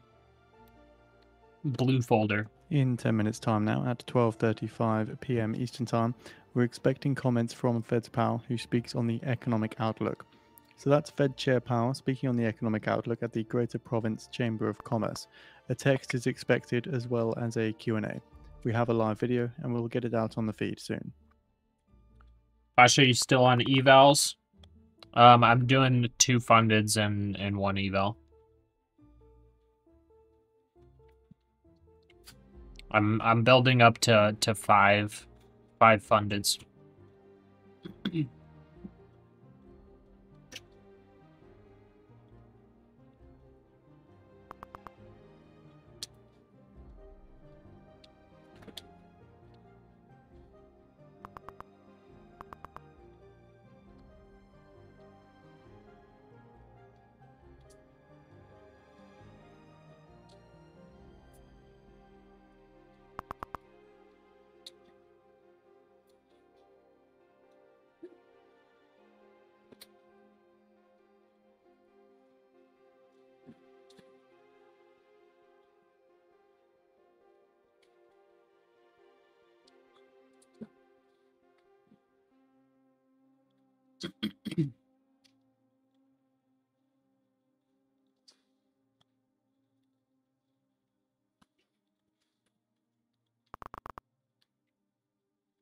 Okay, let's take a look at our stocks.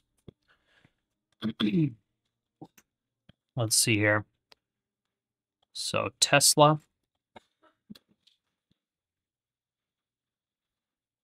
Okay. Tesla had this super strong uptrend right here. And it failed to continue it, but a little tiny bounce here. See if it makes a lower leg. I'd like to see Tesla come down to like 435. Meta. Okay, Meta sold off, bounced, selling off now is again popped below VWAP there. Amazon just kind of sitting around after this sell-off. Down over 2%. Apple just chopping. Microsoft looks to be selling off, continuing to sell off. Google, big sell-off, or big rejection, sell-off, bounce, sell-off, and then really big bounce, pull back Just a little bit choppy, not sure where it goes from here. And then NVIDIA. Okay. NVIDIA does look like it may go lower. So those are our stocks.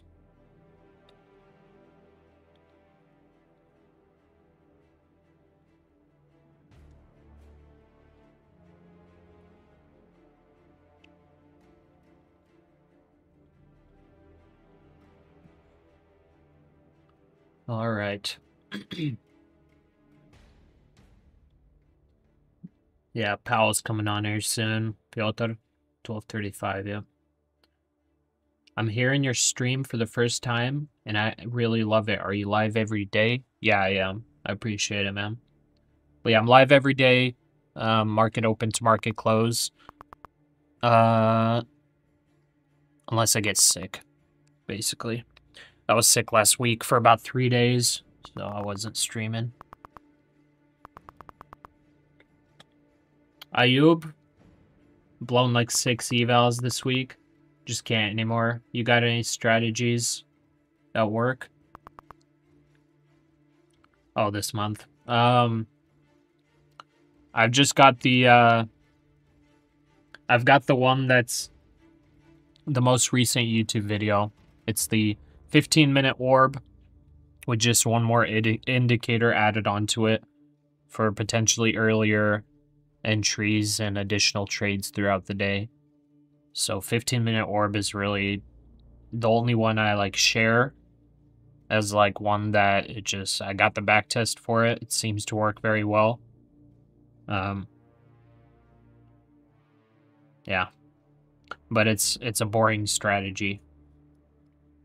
And Gambler doesn't like it being called a strategy, but let's just say it's a risk management tool.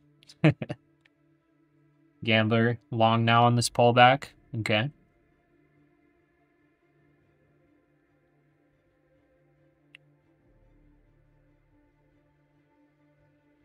I mean, that's a good spot to maybe scalp In 5 along. minutes time now at 12:35 I p.m. Eastern mean- Time, we expect comments from Fed's Powell, who speaks on the economic outlook. A text and Q&A are both expected. We have the live video on the feed for those interested. I mean, I'll go along with you. Filled. I'll go along with you. I don't really like the long, but I'll go along with you just to do a $30 risk. $30 risk, and then our take profit is $54. Actually, I'll do $25 risk. I would rather do short scalps, but I think it does pop up a bit. Link, it's a little difficult for me to get the link, but just go to the YouTube channel and sort the videos by date posted, and it's the most recent one. It's called This NQ Strategy is Working. That's what it's, that's the name on there.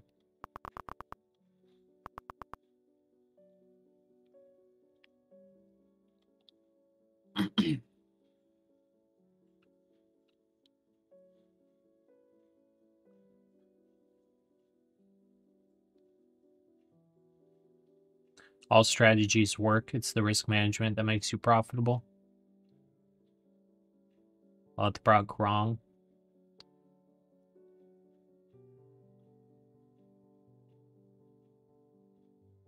I mean, I think Lothbrok is kind of right. I think Mr. Ragnar's right. Because with good, like I said before, you could literally just do coin flips, but if you take 1 to 2 risk to reward, for example, hypothetically you should be profitable. That's like the crazy thing about the market, because like the market intraday, it moves all over the place, or like throughout the week it moves all over the place, and like you technically could just do a coin flip and take 1 to 2 risk to reward trades and you would probably be profitable. You would legitimately just need to be over 33% win rate.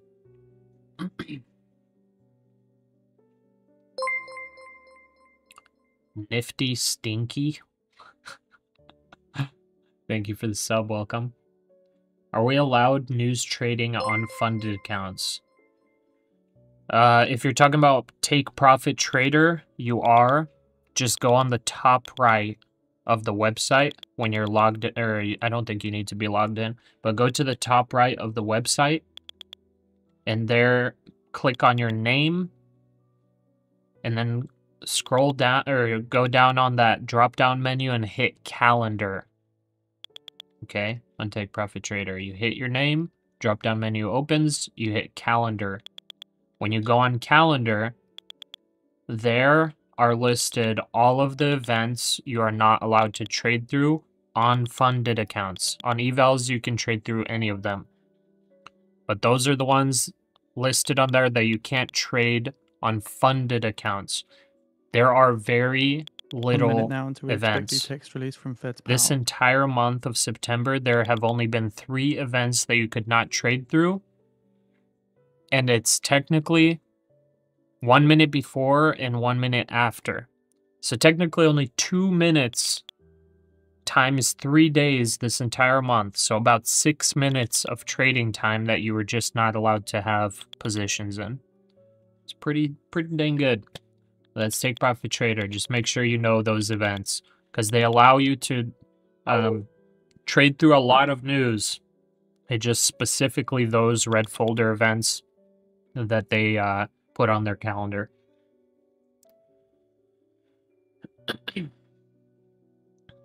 Ten seconds. Hold this long until close. Move to break even at fit after it breaks out of range. I mean, I could. Kind of just want to play the chop from though. Fed's Powell. Economic growth has moderated somewhat. Downside risks to employment have arisen. Wow. Inflation has risen and remains somewhat elevated. Consumer spending has slowed, and businesses say their uncertainty weighs on the outlook. Labor market literally is less just got- dynamic and somewhat softer. Unusual and I just challenging got decline in wrecked. both supply and demand for workers. Powell says 12-month I got PCE bottom inflation was ticked there. probably 2.7% in August, core PCE at 2.3%, both up from the prior year, driven by goods prices. Says good price increases are largely reflecting tariffs, not broader price pressures. Says the reasonable base case is that tariff-driven inflation effects will be relatively short-lived. Disinflation for services continues. Most long-term inflation expectations are consistent with the 2% goal. Tariff increases will likely show up as somewhat higher inflation over several quarters, and says we'll make sure that one-time increases in prices do not become ongoing inflation problems. And says public trust in economic and political institutions has been challenged. Those in public services must focus tightly on the critical missions. Okay, so in this, that again, hit my Powell stop. reiterated that there is no risk-free policy policy path My ahead. stop was like within ticks of where that just dropped. That was unfortunate. I basically got stopped out like right at it. That's okay though. It was a $25 loss. We're green, baby.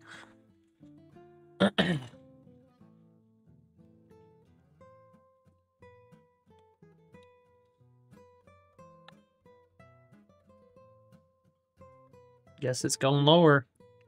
Here comes TP1 on the 15-minute orb. Papa.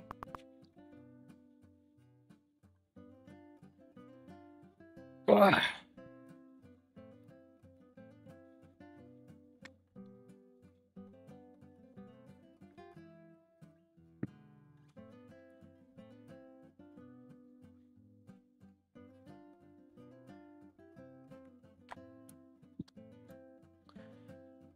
All right. Still in the long. Here we go. Gambler Trader, are you in the long here still? Treasuries are steady, holding gains after Powell's text release. Uh-oh. Gambler Trader, you probably have a very wide stop loss, so I'm sure you're still in. Bulls time. Let's see.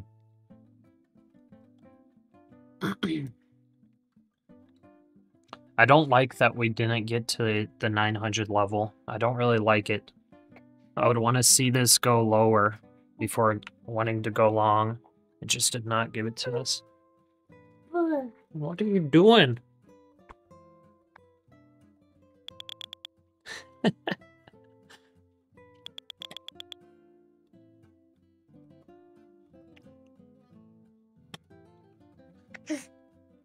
Yeah?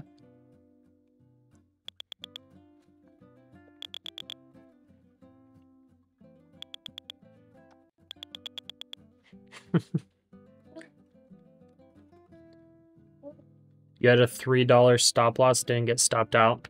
Nice. We have Yeah, posted man, our Fed's one Powell's day full speech only, on the feed and for you those violated interested. the rule of trading only the morning. I still consider this the morning. It's just because the trades were working out. We were in a chop, but I was getting scalps, so it was working. Like the moves are still happening. It's not at a point where I'm just like, I don't know what's going on in the market. You know, it seems like it's like easy to figure out what's going on right now, so that's why I'm still trading. But I will be probably cutting it soon here. I didn't end up going full position on any trade today. And we still managed to get over 200 bucks per account. Today was definitely a bit of a difficult day to trade if you're trading trends and all that. So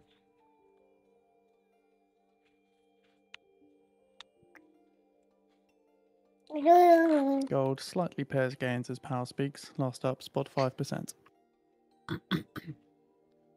worst time to trade EST lunchtime and Powell speaking. Yeah. I think I might honestly cut it here, but we'll keep the financial juice up for you guys, and then I'll open up Frick's indicator for y'all to trade.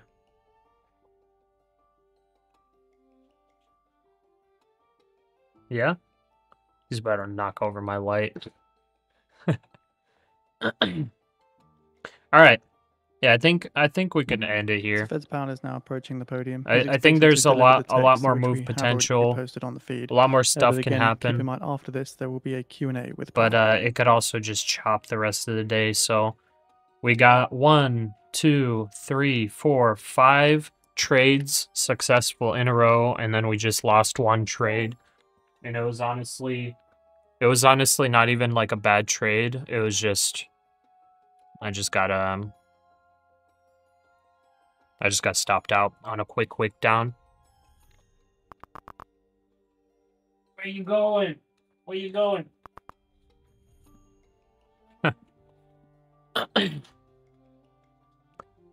Okay, let's just verify that we don't want to trade anymore. Okay.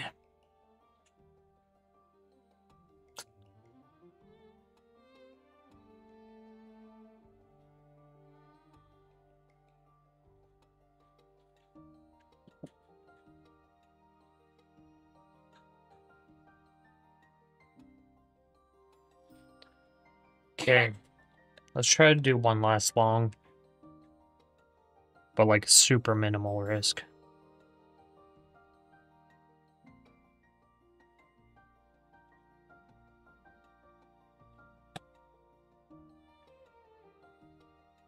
Thanks, Mango.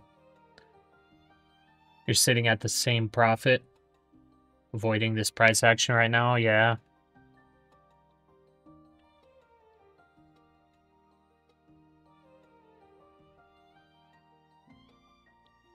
Trying to think if I want to actually even trade anything else. Man, this wick down here was so unfortunate. $28 loss.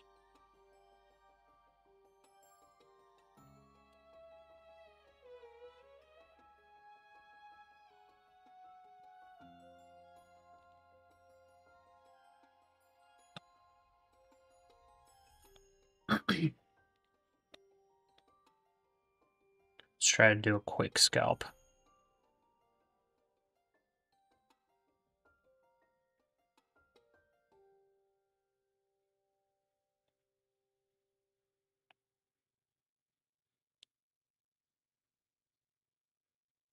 You thought you got a good long on gold, but it was for a eval.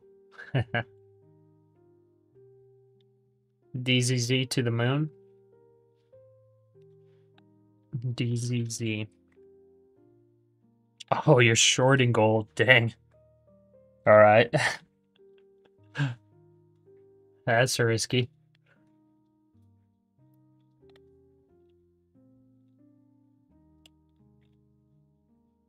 Hmm.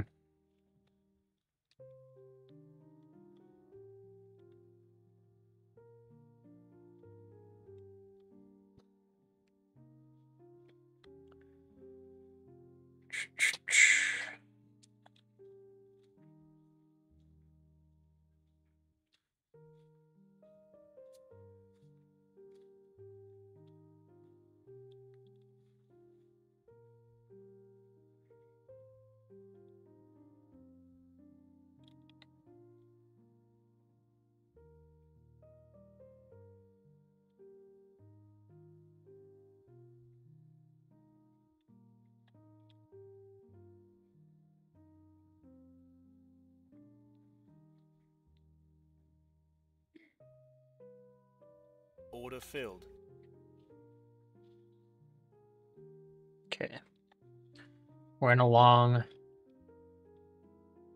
Let's just lock in 250 bucks for the day. What am I looking for when scalping? I guess just the levels that have been hitting. For this one, I'm just looking at levels where we've held so far. And levels where we rejected so far. That's all I'm really looking at.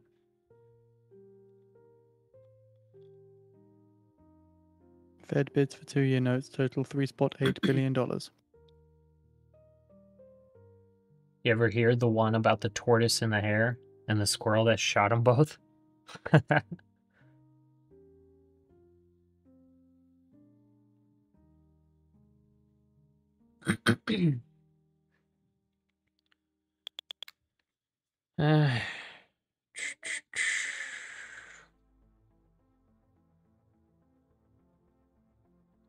How's our $10 a day portfolio look? And it's pretty much flat.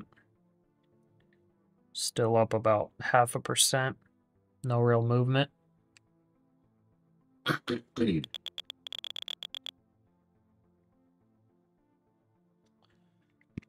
Okay. Yeah, I think I'm gonna close out this trade. Let's see if we can get a nice little breakout here. I'll just close this out, lock in like 250 bucks per account for the day. Initial moves have been completed, basically.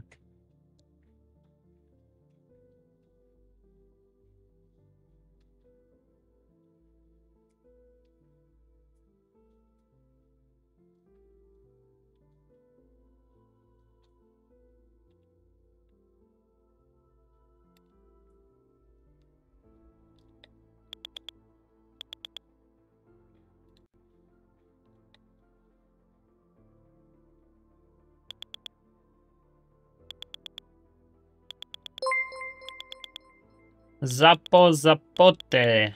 Thank you for the sub. Welcome. Gurov, what's up, man?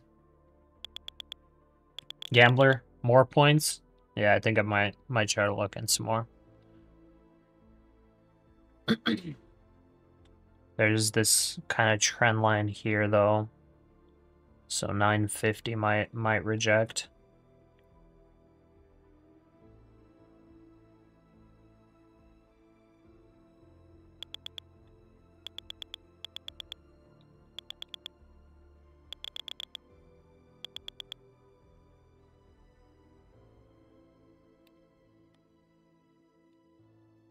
Honestly, I'll take it there.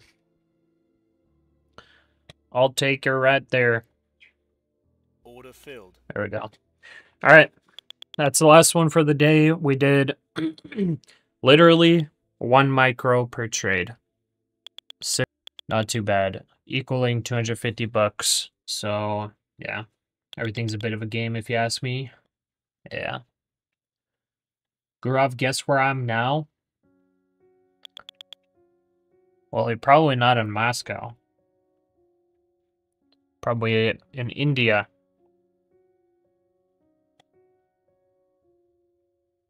That'd be my guess. What platform are you using? This is Tradeovate. Tradeovate here. And that is with Take Profit Trader, the proprietary firm. They're my favorite one.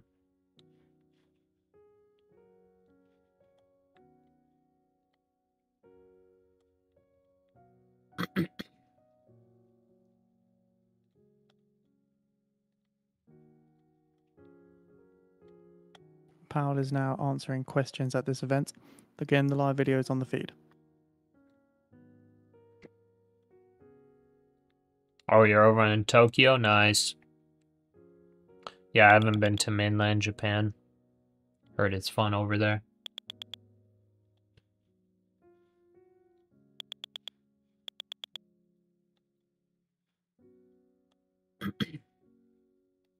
Okay, guys. Well, we locked in the profits. I'm not going to continue sitting here through the afternoon. For those of you guys that do like sitting through the afternoon, then I will have charts up and financial juice up for you guys, so you can continue trading and, you know, have live news and Monte Blue's indicator on here. But yeah, I'm just going to end it here and go hit the gym, go run some errands, go do some reading, you know, do some stuff. There's no reason for me to give away profits that were locked in the morning. So, yeah. Gurav, I don't live in India, bro. Just born there. I don't know. You told me to guess. 10 minutes time now at the top of the hour. The US is due to sell $69 billion in 2 Oh. units. The prior high yield was 3.641%. I don't know if you like have family there and 2.69. visiting.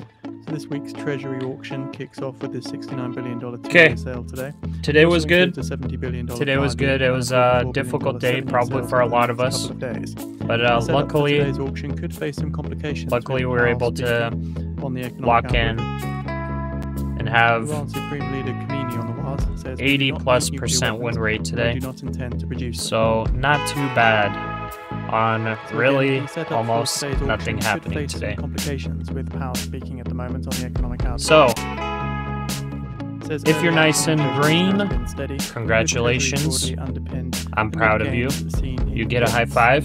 So given the cheap valuations, But, JP Morgan you know, strategists see the Zappo, auction as yes, being we do go digested live every smoothly. single day. Market open Also, to market the close. latest CFTC positioning But data yeah, shows that if you're speculators red, were net short ones got drawn you know, out 2-year note it's just futures, one of those a possible days. source of covering demand. I would have 100% gone red here. 100% I would have gone red here if I was trading my original strategy. But you know what? Trying to learn to adapt a little bit. It's been very hard. Still have a lot to learn. And yeah, if you're red here, you know, maybe just join me on that journey of adapting, switching it up when the market calls for it, and trying to lock in green when you do have it. I appreciate all of you guys, all of the new viewers, new subscribers. Just saw both of you guys subscribe. Thank you guys and welcome. I appreciate all of y'all. The stream will stay live for y'all, but I will be gone working out and having fun. And I might just check in with you guys before the market closes. But anyways, take care, y'all. Keep the green locked in if you have it. I'll see you guys bright and early tomorrow. Take care. God bless. And peace out.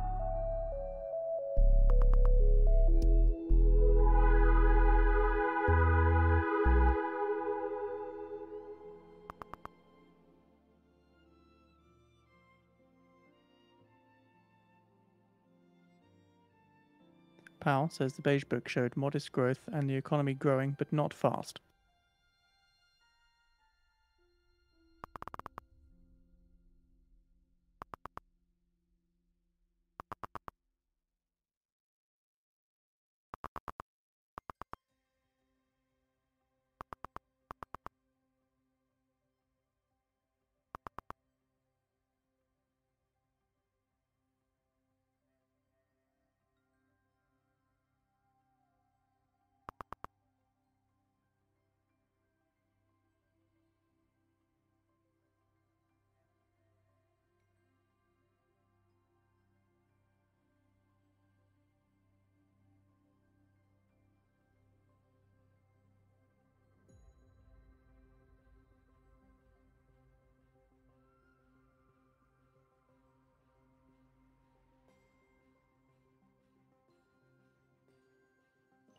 Use von der Leyen, asked about when Europe can stop buying Russian oil, says we've done a lot and there's still some coming.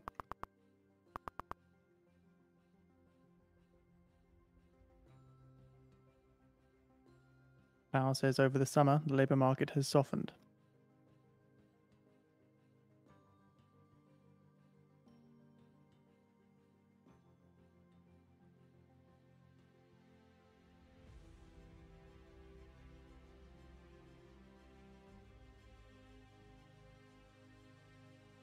Powell says we can't really say the labour market is solid anymore.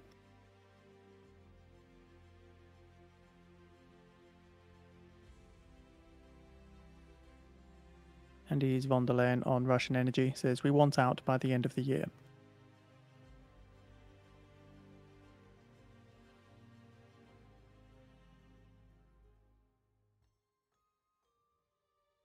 Powell says towards the next meeting we'll look at the labour market, growth data and inflation data to ask if policy is in the right place. If policy is not in the right place, we'll move it there. In 5 minutes time now, at the top of the hour, US due to sell 69 billion in 2-year notes. Prior high yield 3.641%, prior bid to cover 2.69.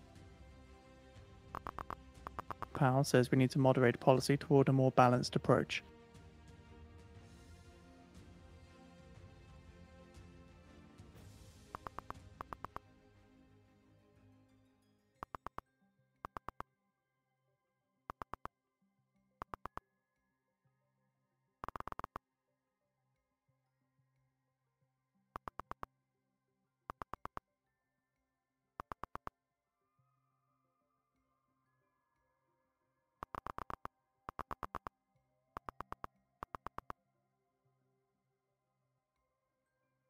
Powell says in aggregate, households are in good shape. Banks are well capitalized. And this is not a time of elevated financial stability risks.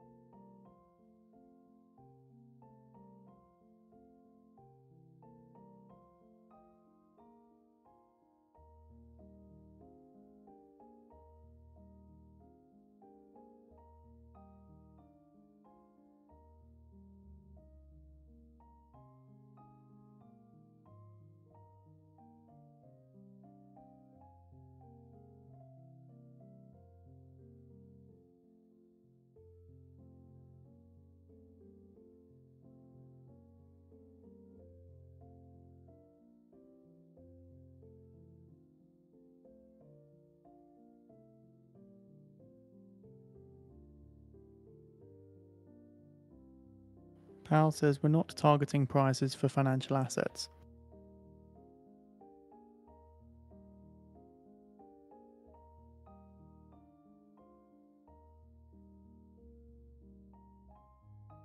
Powell does note that some asset prices are elevated versus historical levels. Equity prices are fairly highly valued.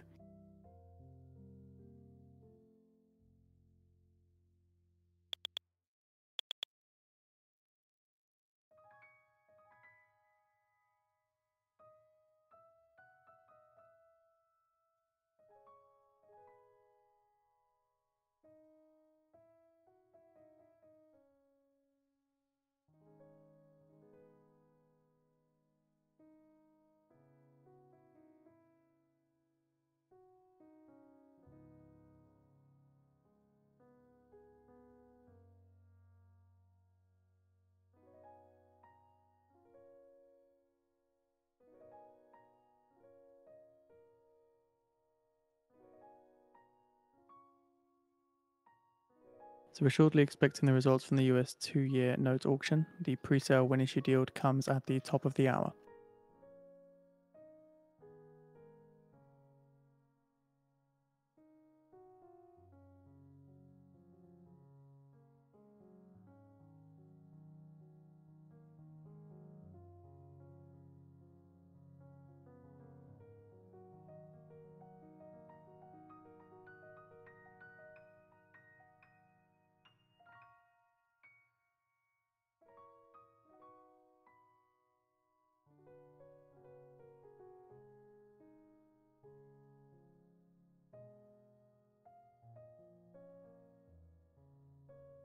Ten seconds.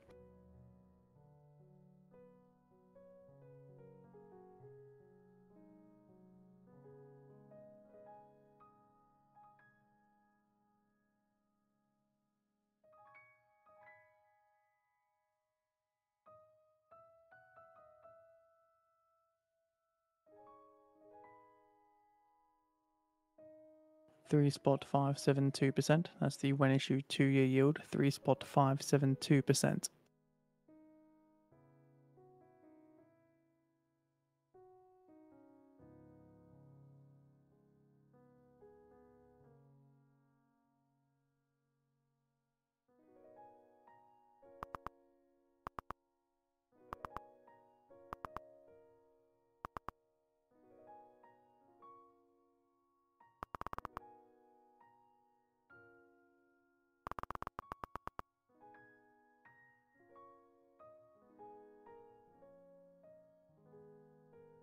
According to Semaphore, the White House is vetting a Josh Sterling for the CFTC chair.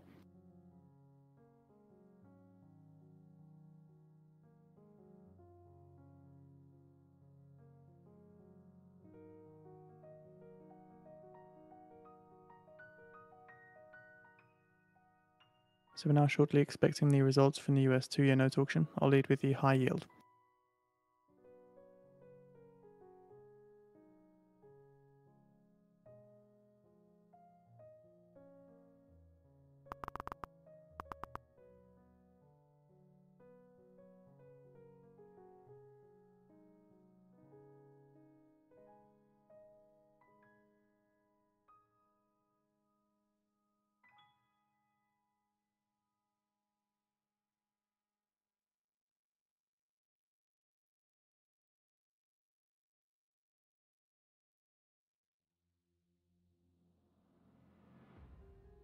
Powell says AI means some jobs will be phased out and some will evolve. High yield 3.571%, 3.571% compared to the pre-sale when issued yield of 3.572%, which is a stop through of 0.1 basis points. Bid to cover 2.51, 2.51. The US selling $69 billion, awarding 85.19% of bids at high. Primary dealers take 11.49%, direct 30.77%, and indirect 57.75%.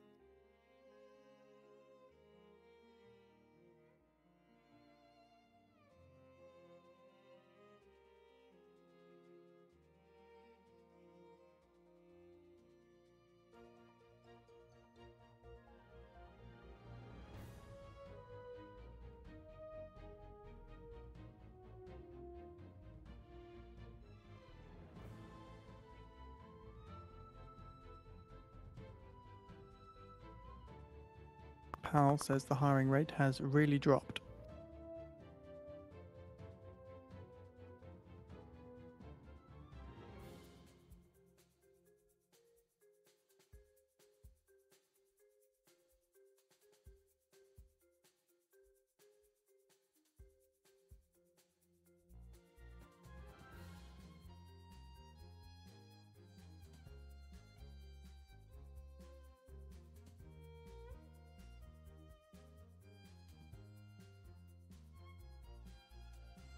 Powell says that part of the hiring slowdown is uncertainty on public policy.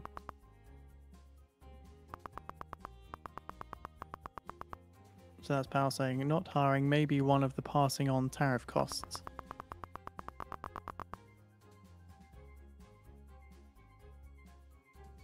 And Powell says there's lots of questions around whether AI is behind the low hiring rate of the recent grads.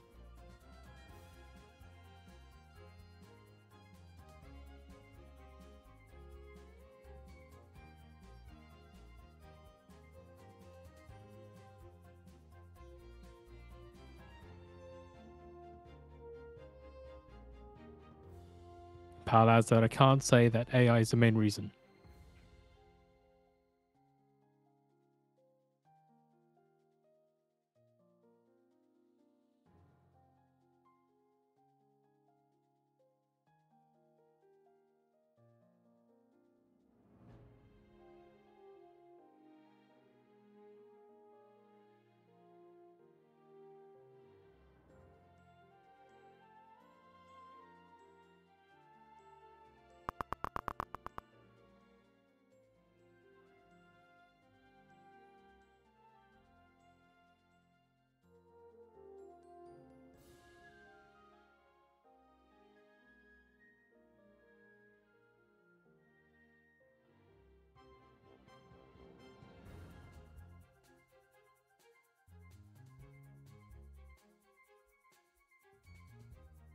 S&P 500 and NASDAQ 100 index hit session lows.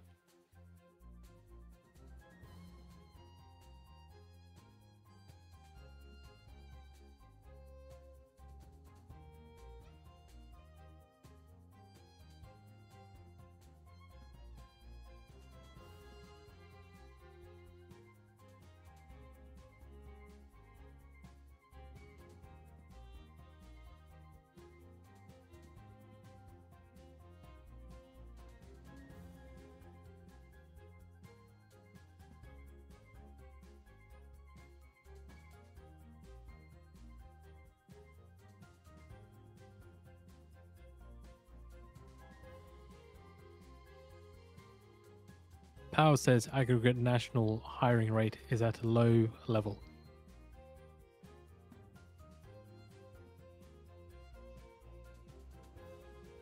Powell says you're in a low fire, low hire economy.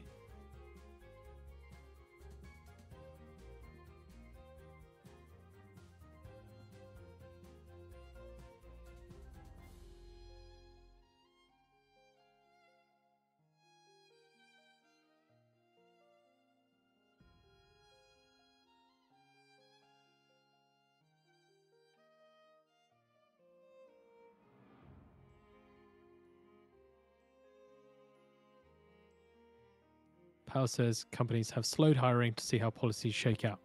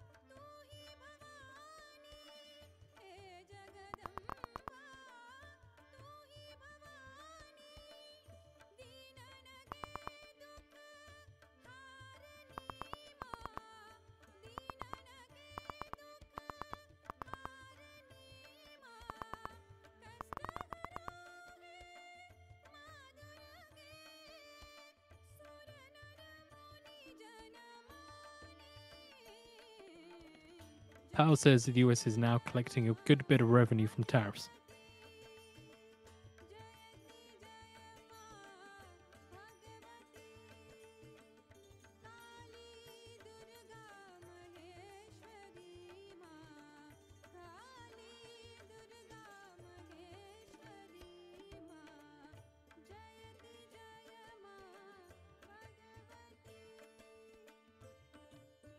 Powell says it looks like Middle Group is absorbing tariffs and not passing much on to consumers.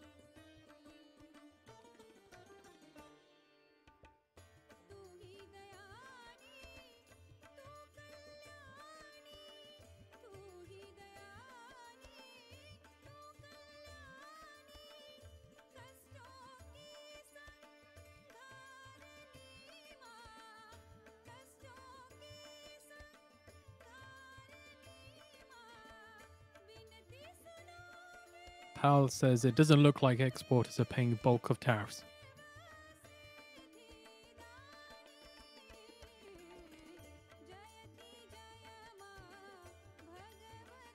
Powell adds that the pass-through to consumers has been later and less than expected.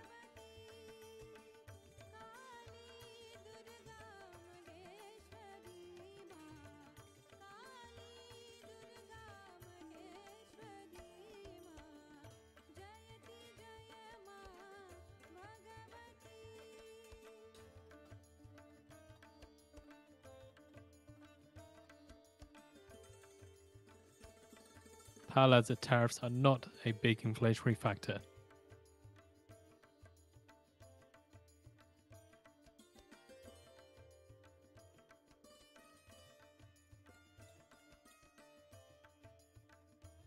And Powell adds that our forecast is for tariffs to be a one-time pass-through finished by the end of next year.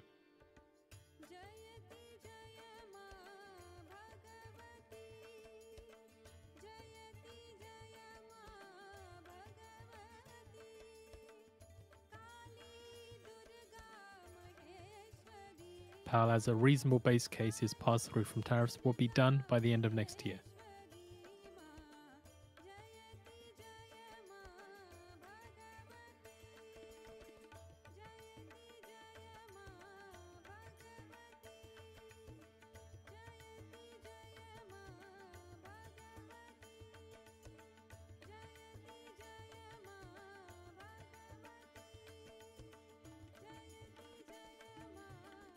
Surely expecting Fed reverse repo operation data.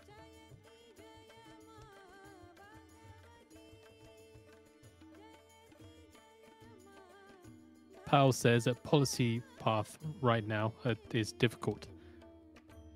And we have to make a compromise, but we'll manage through.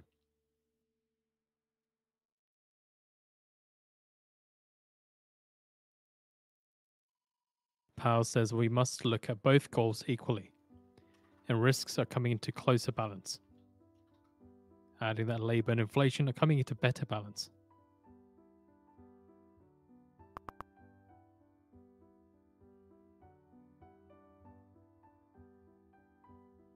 Adding that I still see downside risk to labor market.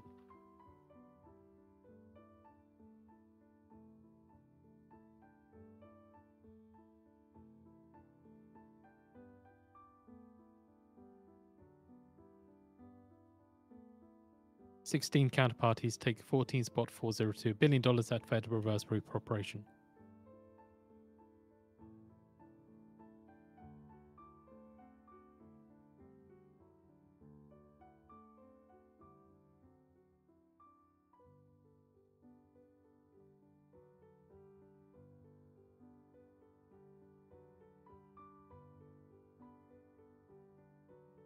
Powell adds that businesses are not sure about investment and hiring environment.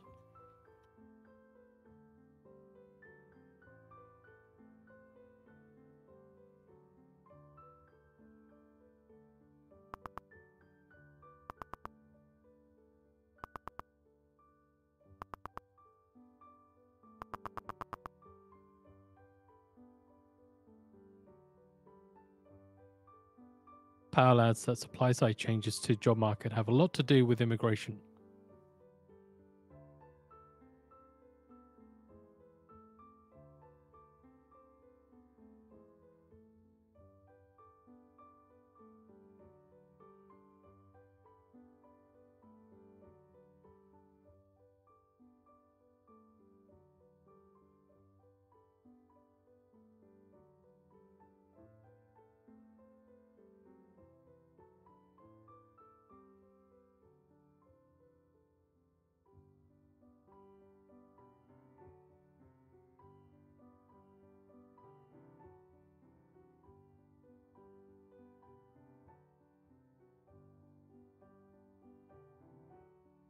Powell says we do see meaningful weakness in the labor market now.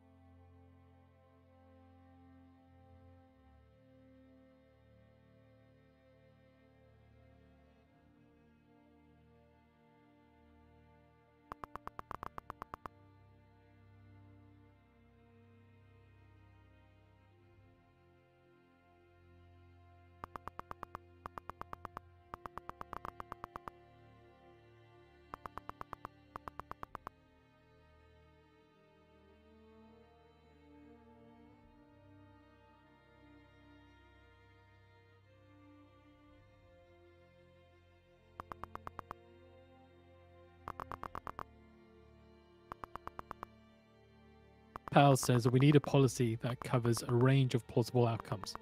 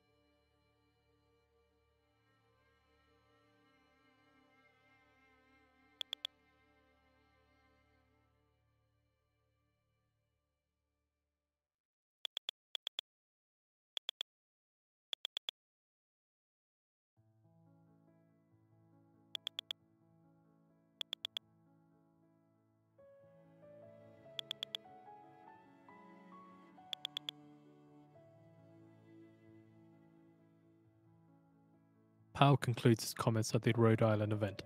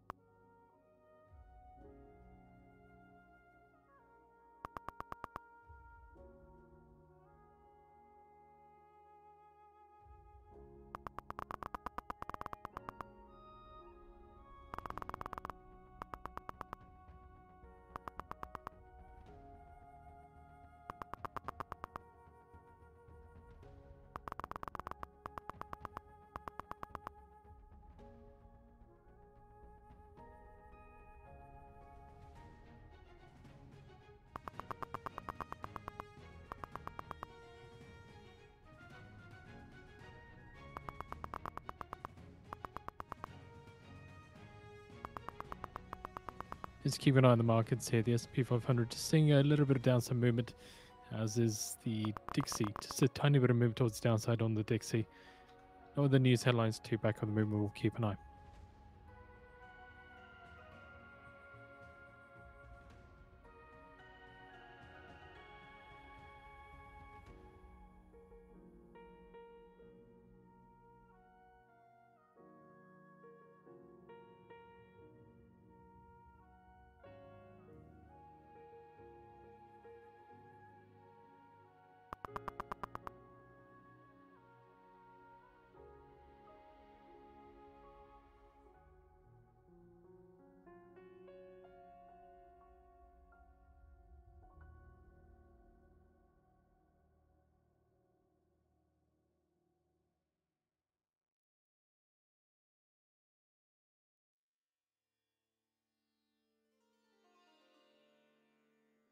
So NASDAQ 100 index extending session declines down 0.5%.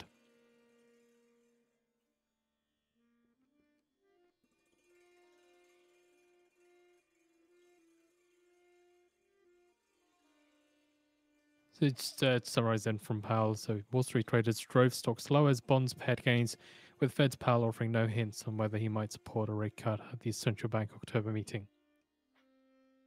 So just heads up here, Trump speaking at a meeting with Zelensky in New York at the UN.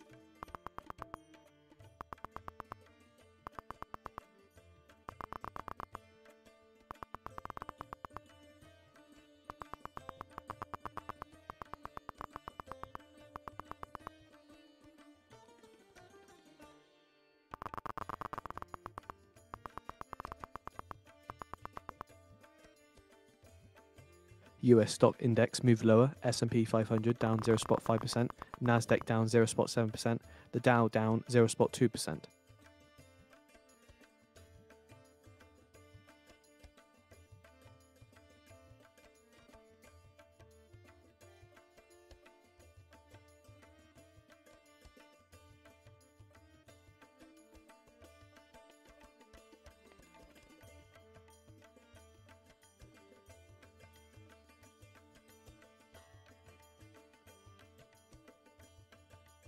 Trump says NATO nations should shoot down Russian aircraft if they enter NATO space.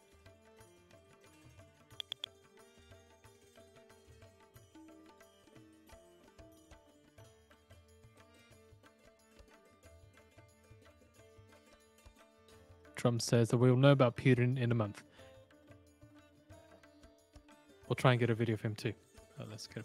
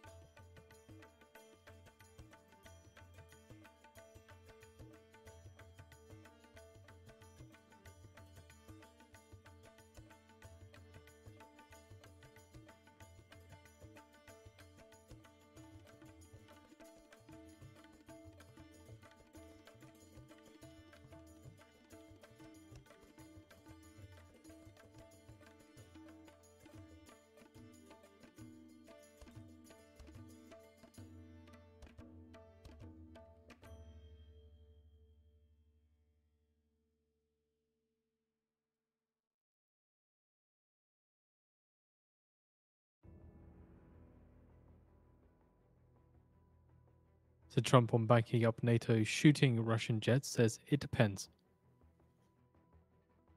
Adding that I don't know exactly what happened in Denmark.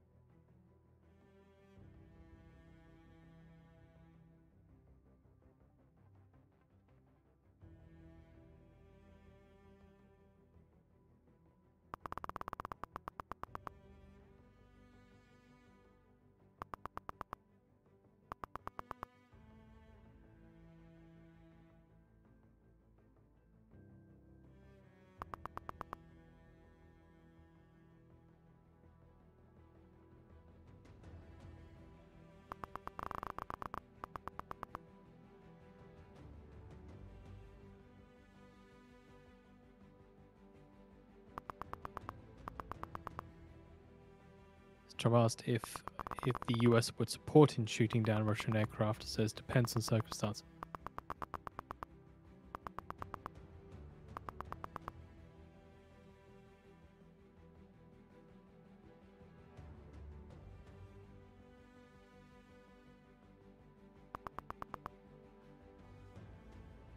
Trump concludes public remarks at Zelensky meeting.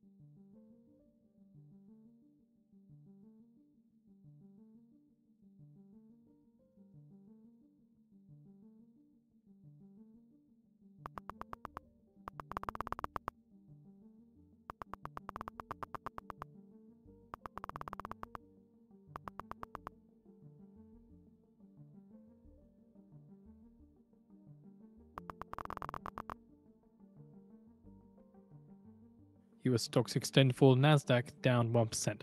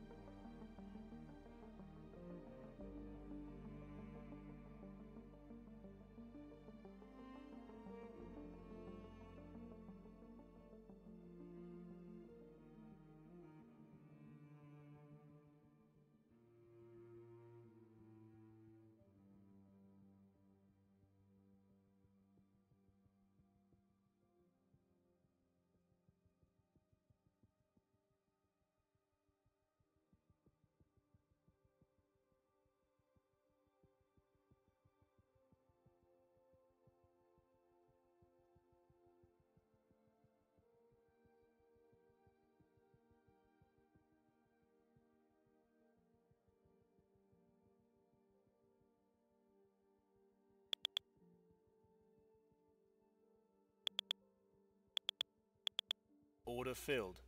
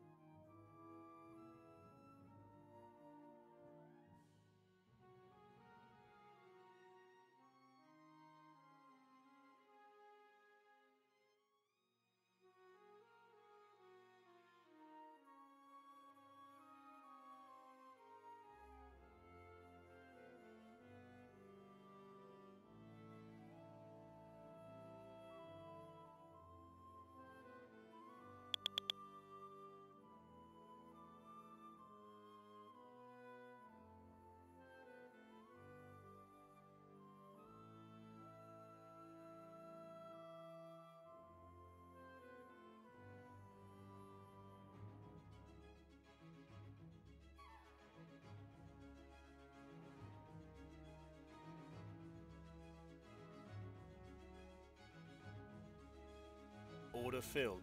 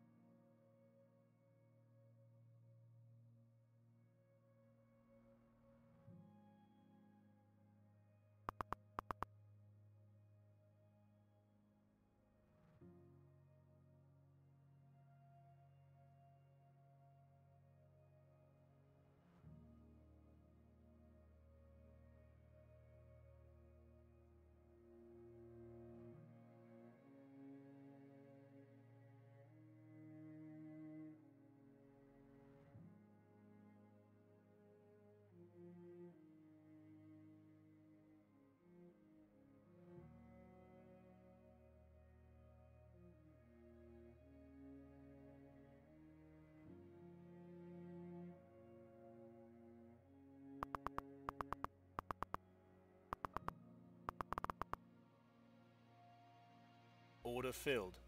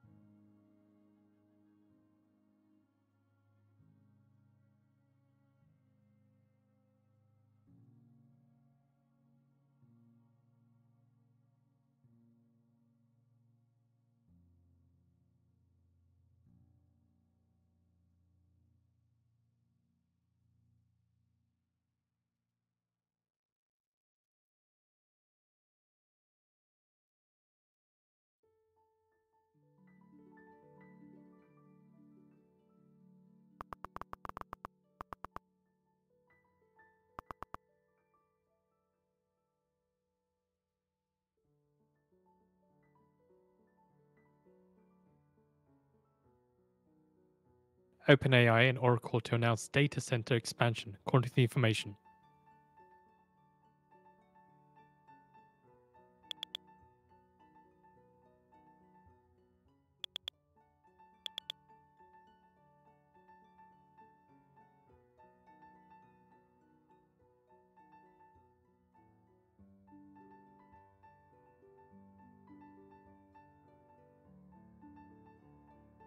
So that expansion will be in Texas.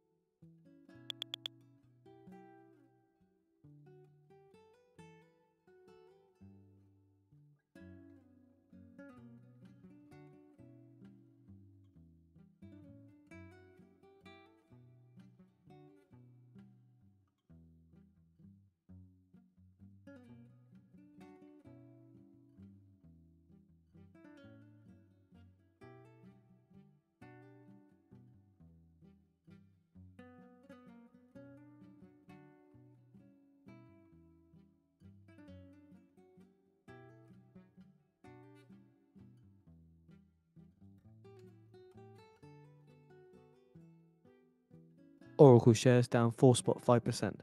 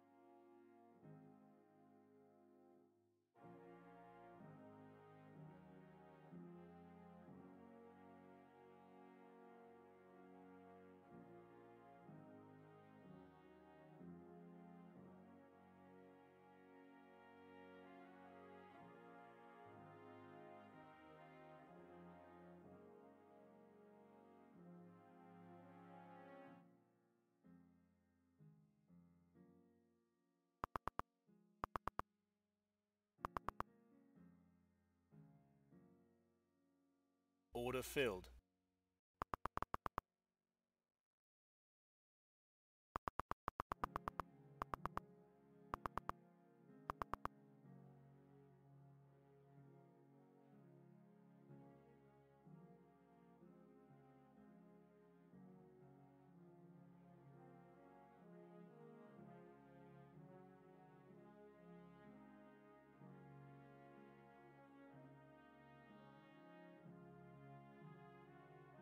Order filled.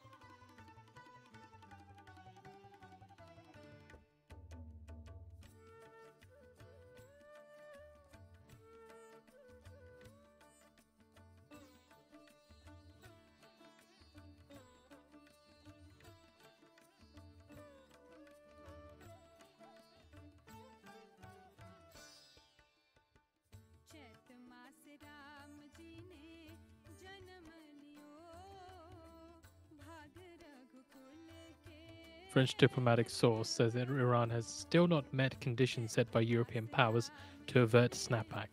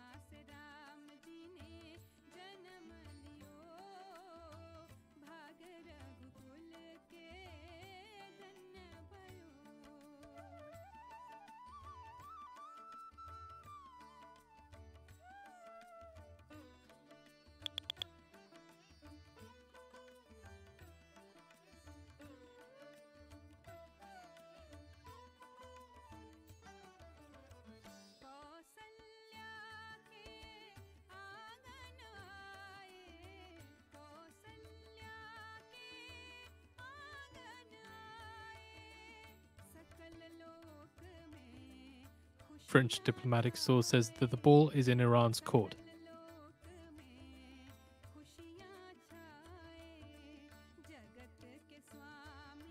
Also a reminder, for 15 p.m. Eastern Time, Bank of Canada Governor Macklem's text is going to be released before he speaks later on at 2:30 p.m. Eastern Time.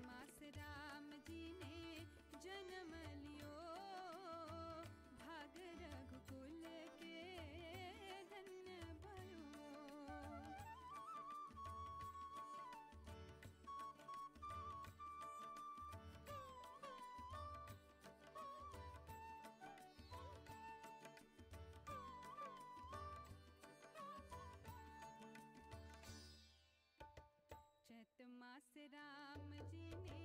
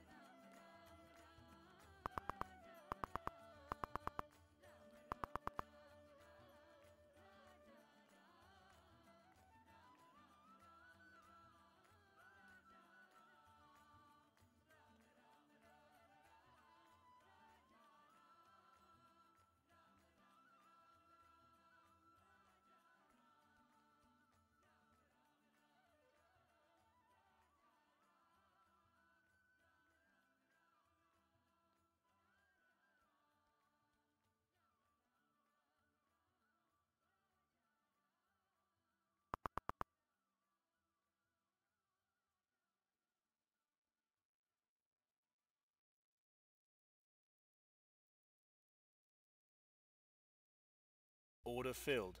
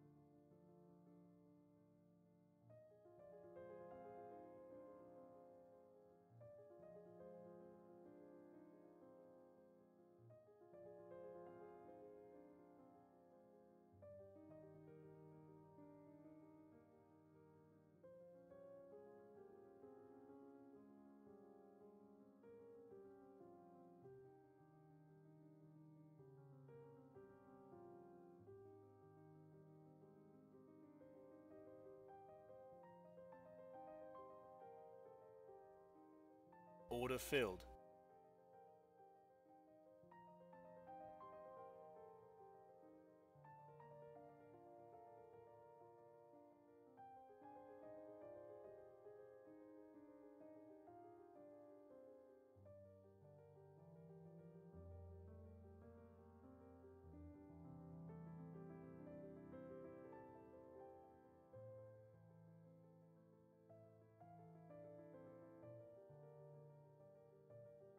Less than a minute ago now, we're expecting text for Macklem before he makes his before he does his speech at 2:30 p.m. Eastern time.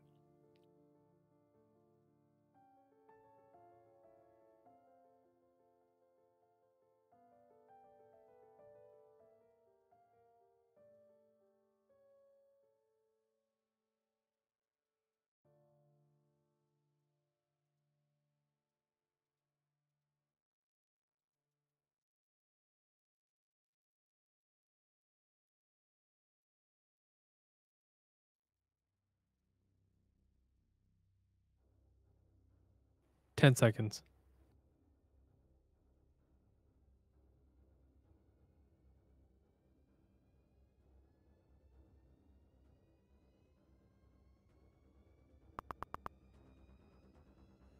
Macklem says Trump's attempt to influence the Fed are raising questions about continued independence of U.S. monetary policy. Trump's Liberation Day tariffs called into question the U.S. dollar's safe haven role. For many investors, the value of the U.S. dollar as a hedge has been dented. And for many investors, the question now is whether U.S. dominance in global financial flows will ebb. I suspect that the US dollar will remain global reserve currency for the foreseeable future. Canadian leaders need to chart more independent course given new relationship with the US and need to find new markets. Recent performance of US dollar may be telling us something. Increasing purchases of US government debt by hedge funds is increasing leverage at financial systems core. There are vulnerabilities. Nations need to be prepared for new financial stability risks, and more surveillance of financial vulnerabilities is needed. Business leaders and policymakers need to think about deeper structural weakness that threaten resilience of the Canadian economy.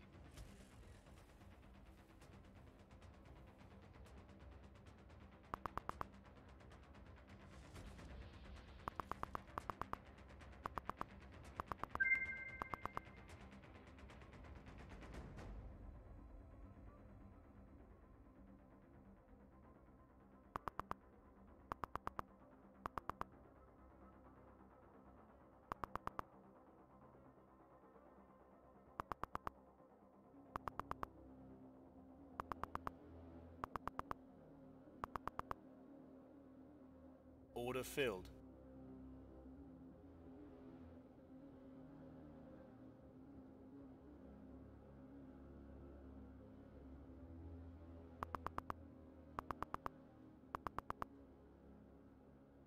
We have posted up Mackellam's speech on the feed for you to read through, again titled Global Trade, Capital Flows and Canada's Prosperity. Reminder, he's due to be speaking later on at 2:30 p.m. Eastern Time. At the same time, we also have Trump's multilateral meetings going on as well.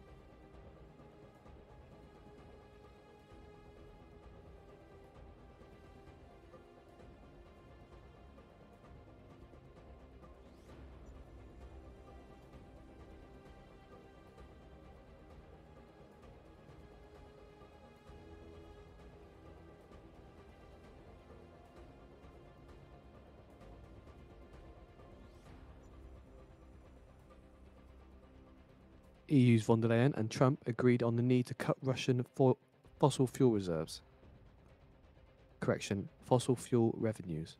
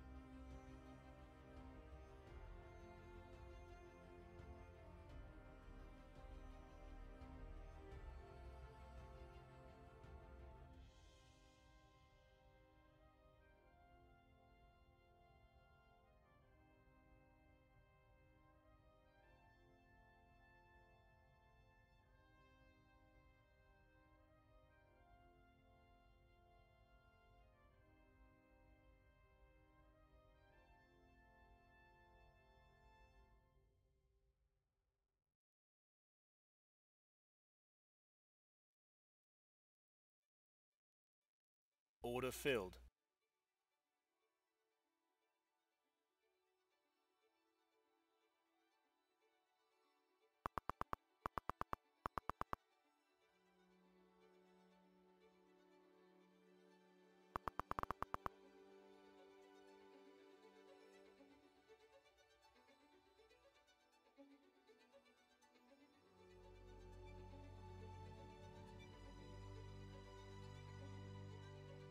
Order filled.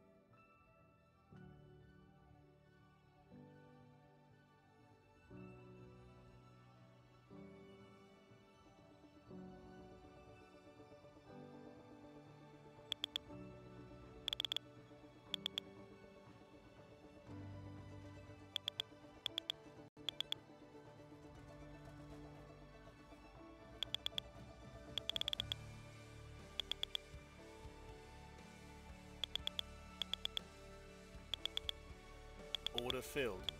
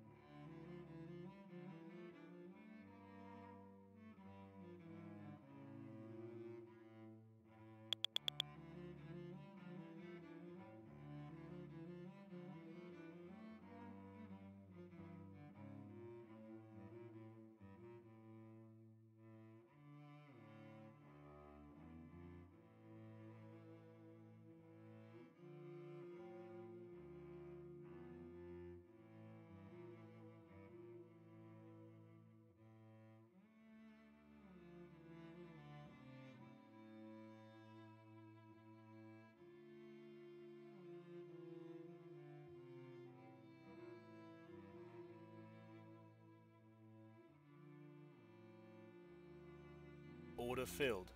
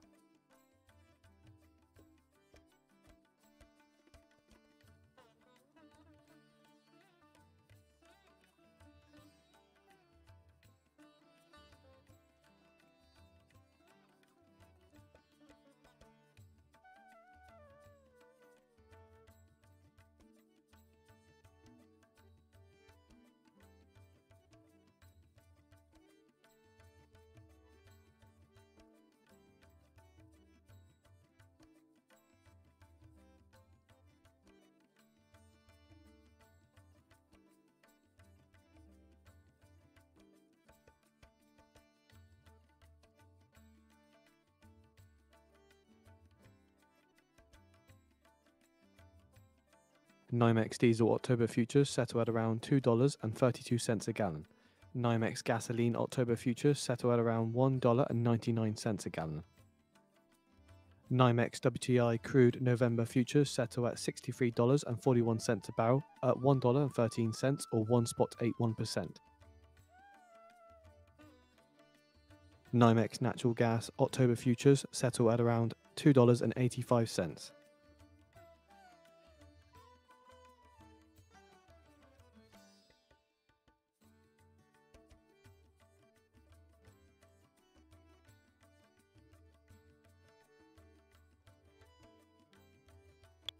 Order filled.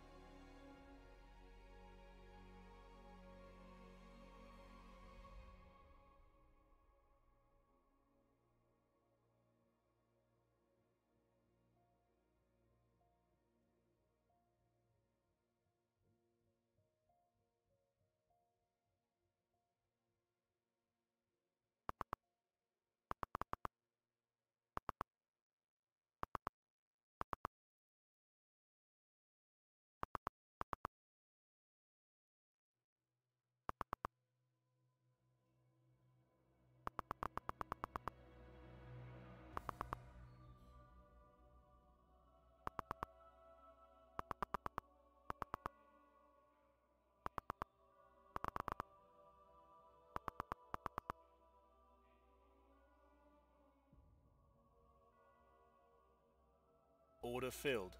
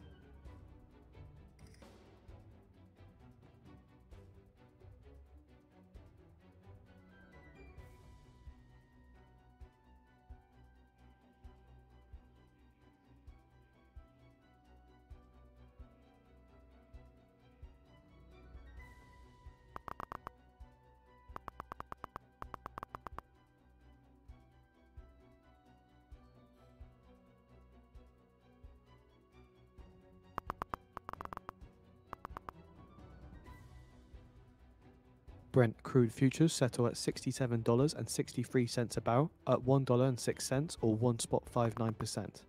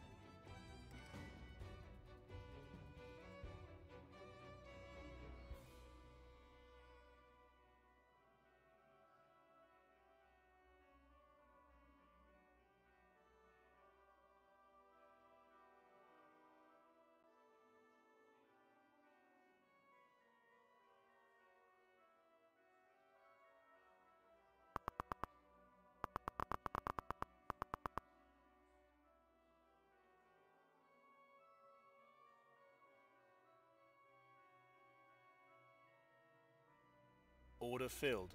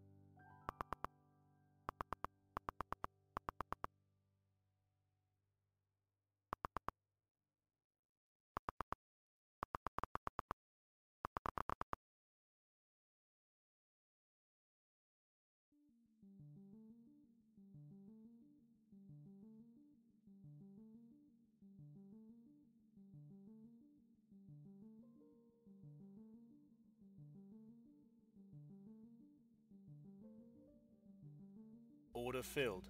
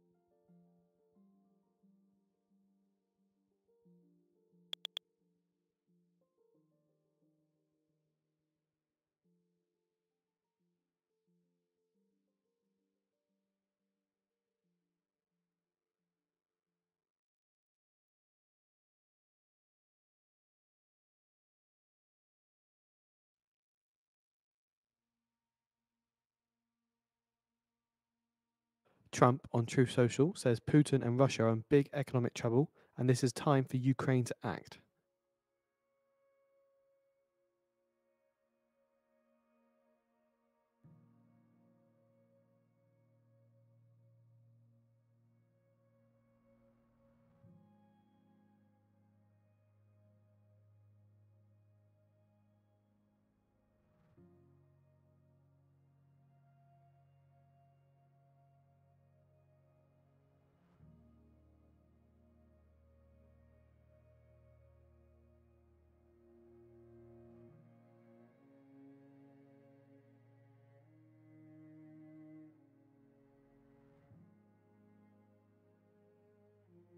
Trump on Truth Social says Ukraine's original borders are still an option.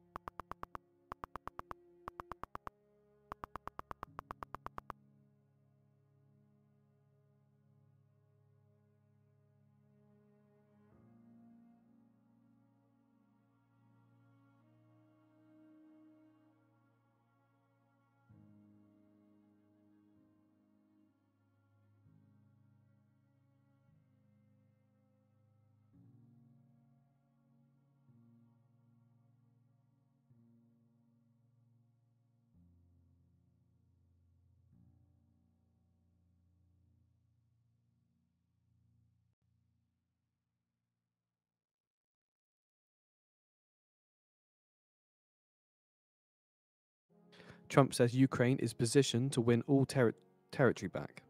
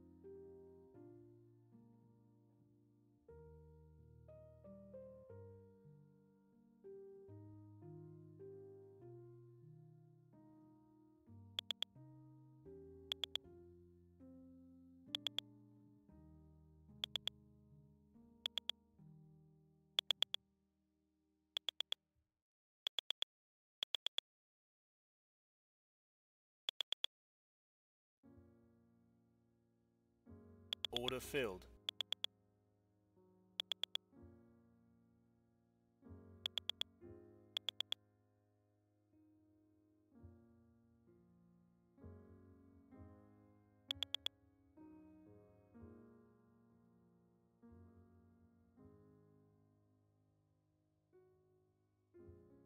Fed's Goolsbee says officials can't take eye off inflation. So currently, Chicago Fed President Goolsbee is commenting on ABC News.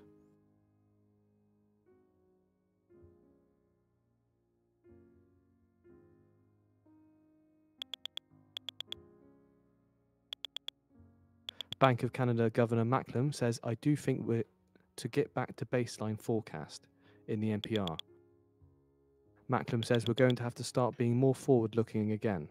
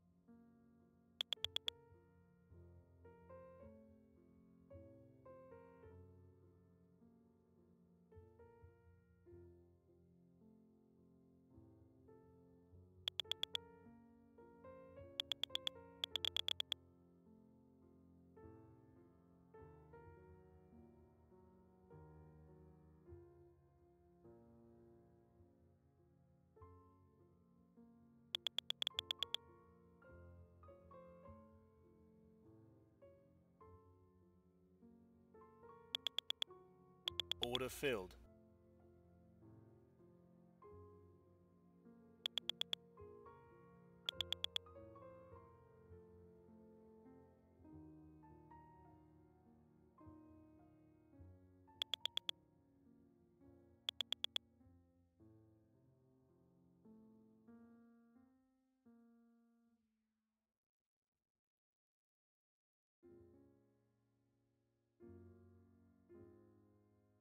Just a heads up, Trump is speaking at a meeting with France Macron. We'll try and find a video.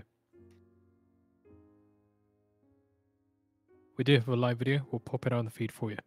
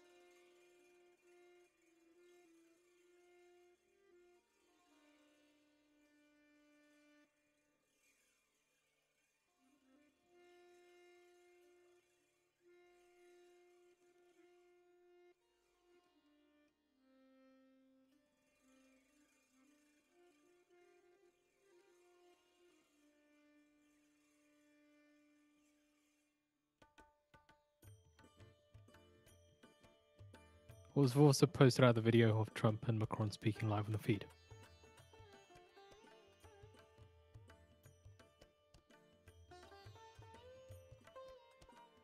Trump says relationship with Putin didn't mean anything.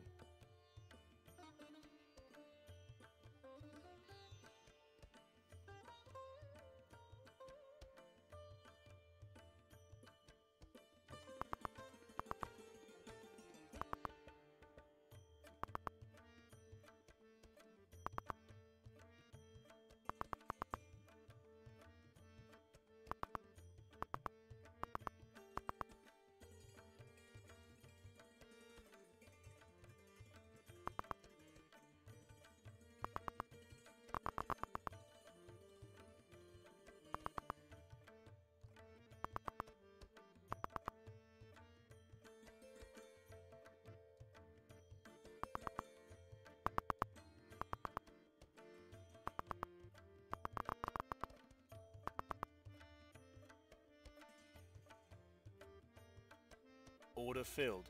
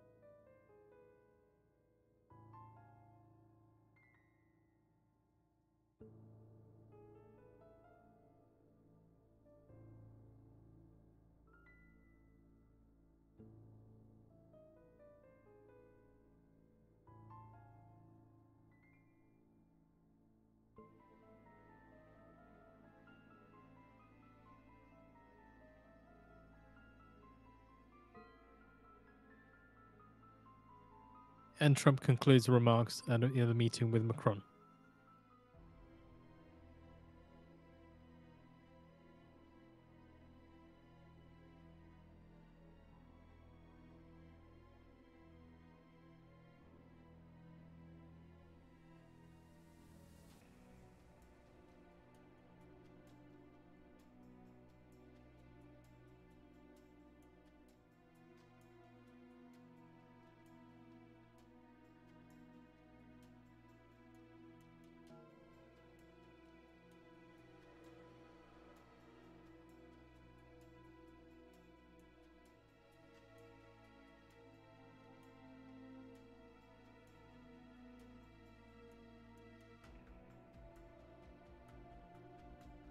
According to sources, Chevron's exports of Venezuelan oil reduced by half under new U.S. authorization.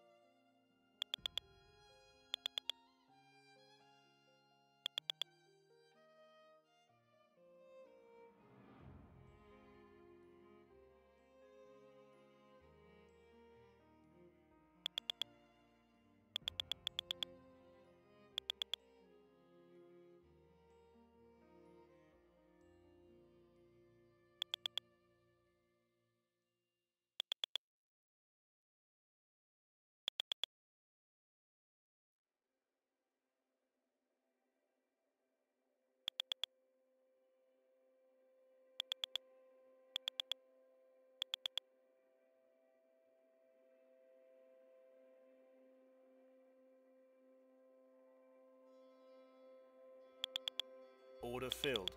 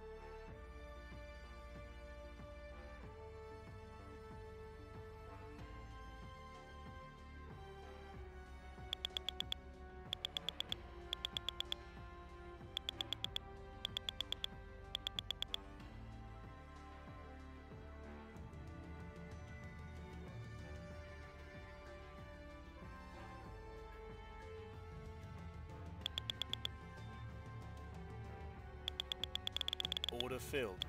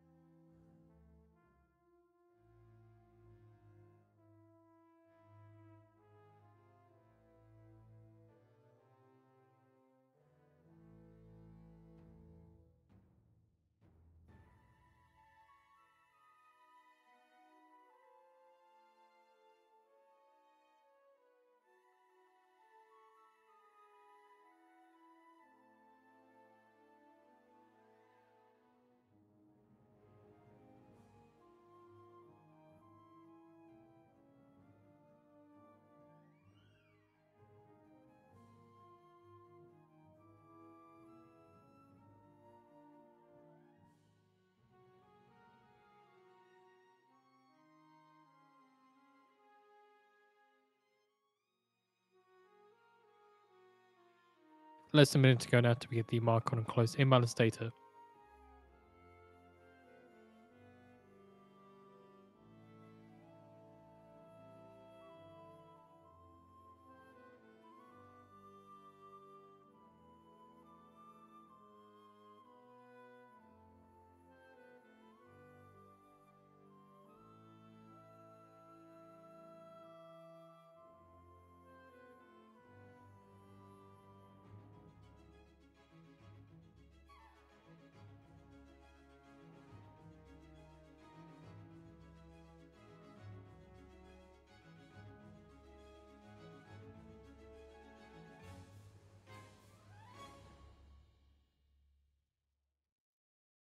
Ten seconds.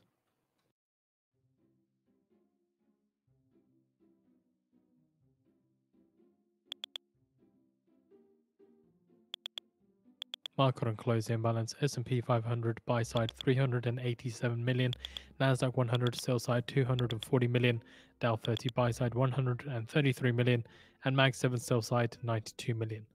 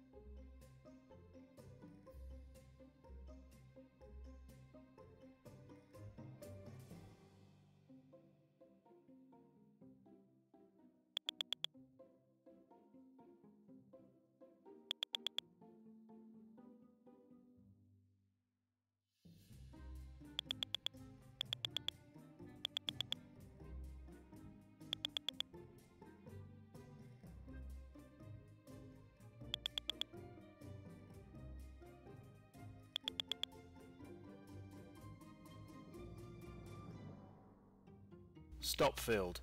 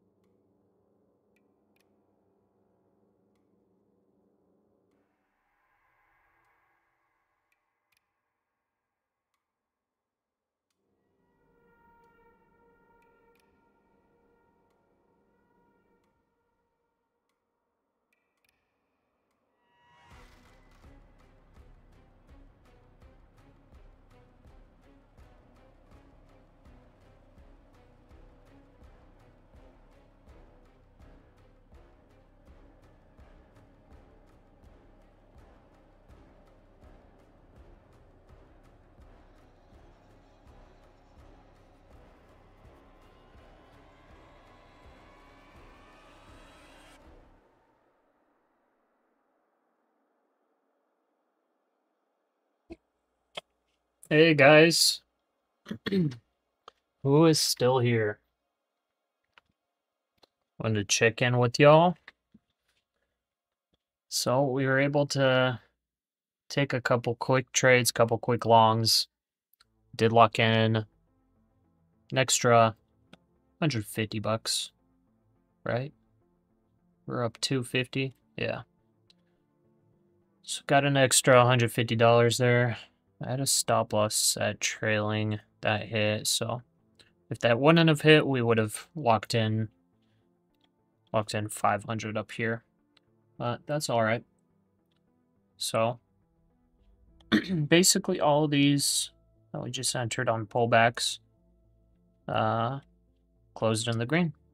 Not bad. So yeah, just want to check in before market close. Pretty crazy that that we did see a insane move to the downside. So I saw this move. I saw that it blasted through several of the supports that I was expecting to buy on, which is good thing that I kind of ended early, because I probably would have been buying all throughout this dip and never would have gotten out of the hole. So once I saw this big jump, I did take some longs, and we're able to get a little bit of extra profit in there. As far as where this goes from here, it's difficult to say. 800 seems to be holding, but yeah, as far as like trades for the rest of the day, you know, we got 3 minutes left and an hour of after hours trading. I probably wouldn't be comfortable trading in any direction as of right now. It was a big chop, finally broke out of the chop, to the direction that was opposite of what I was trading.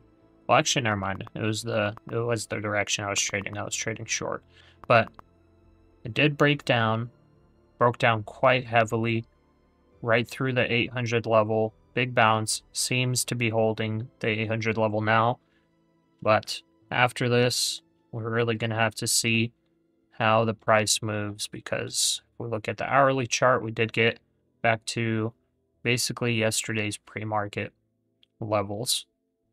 So if this holds, we could continue trying to fight for all-time highs.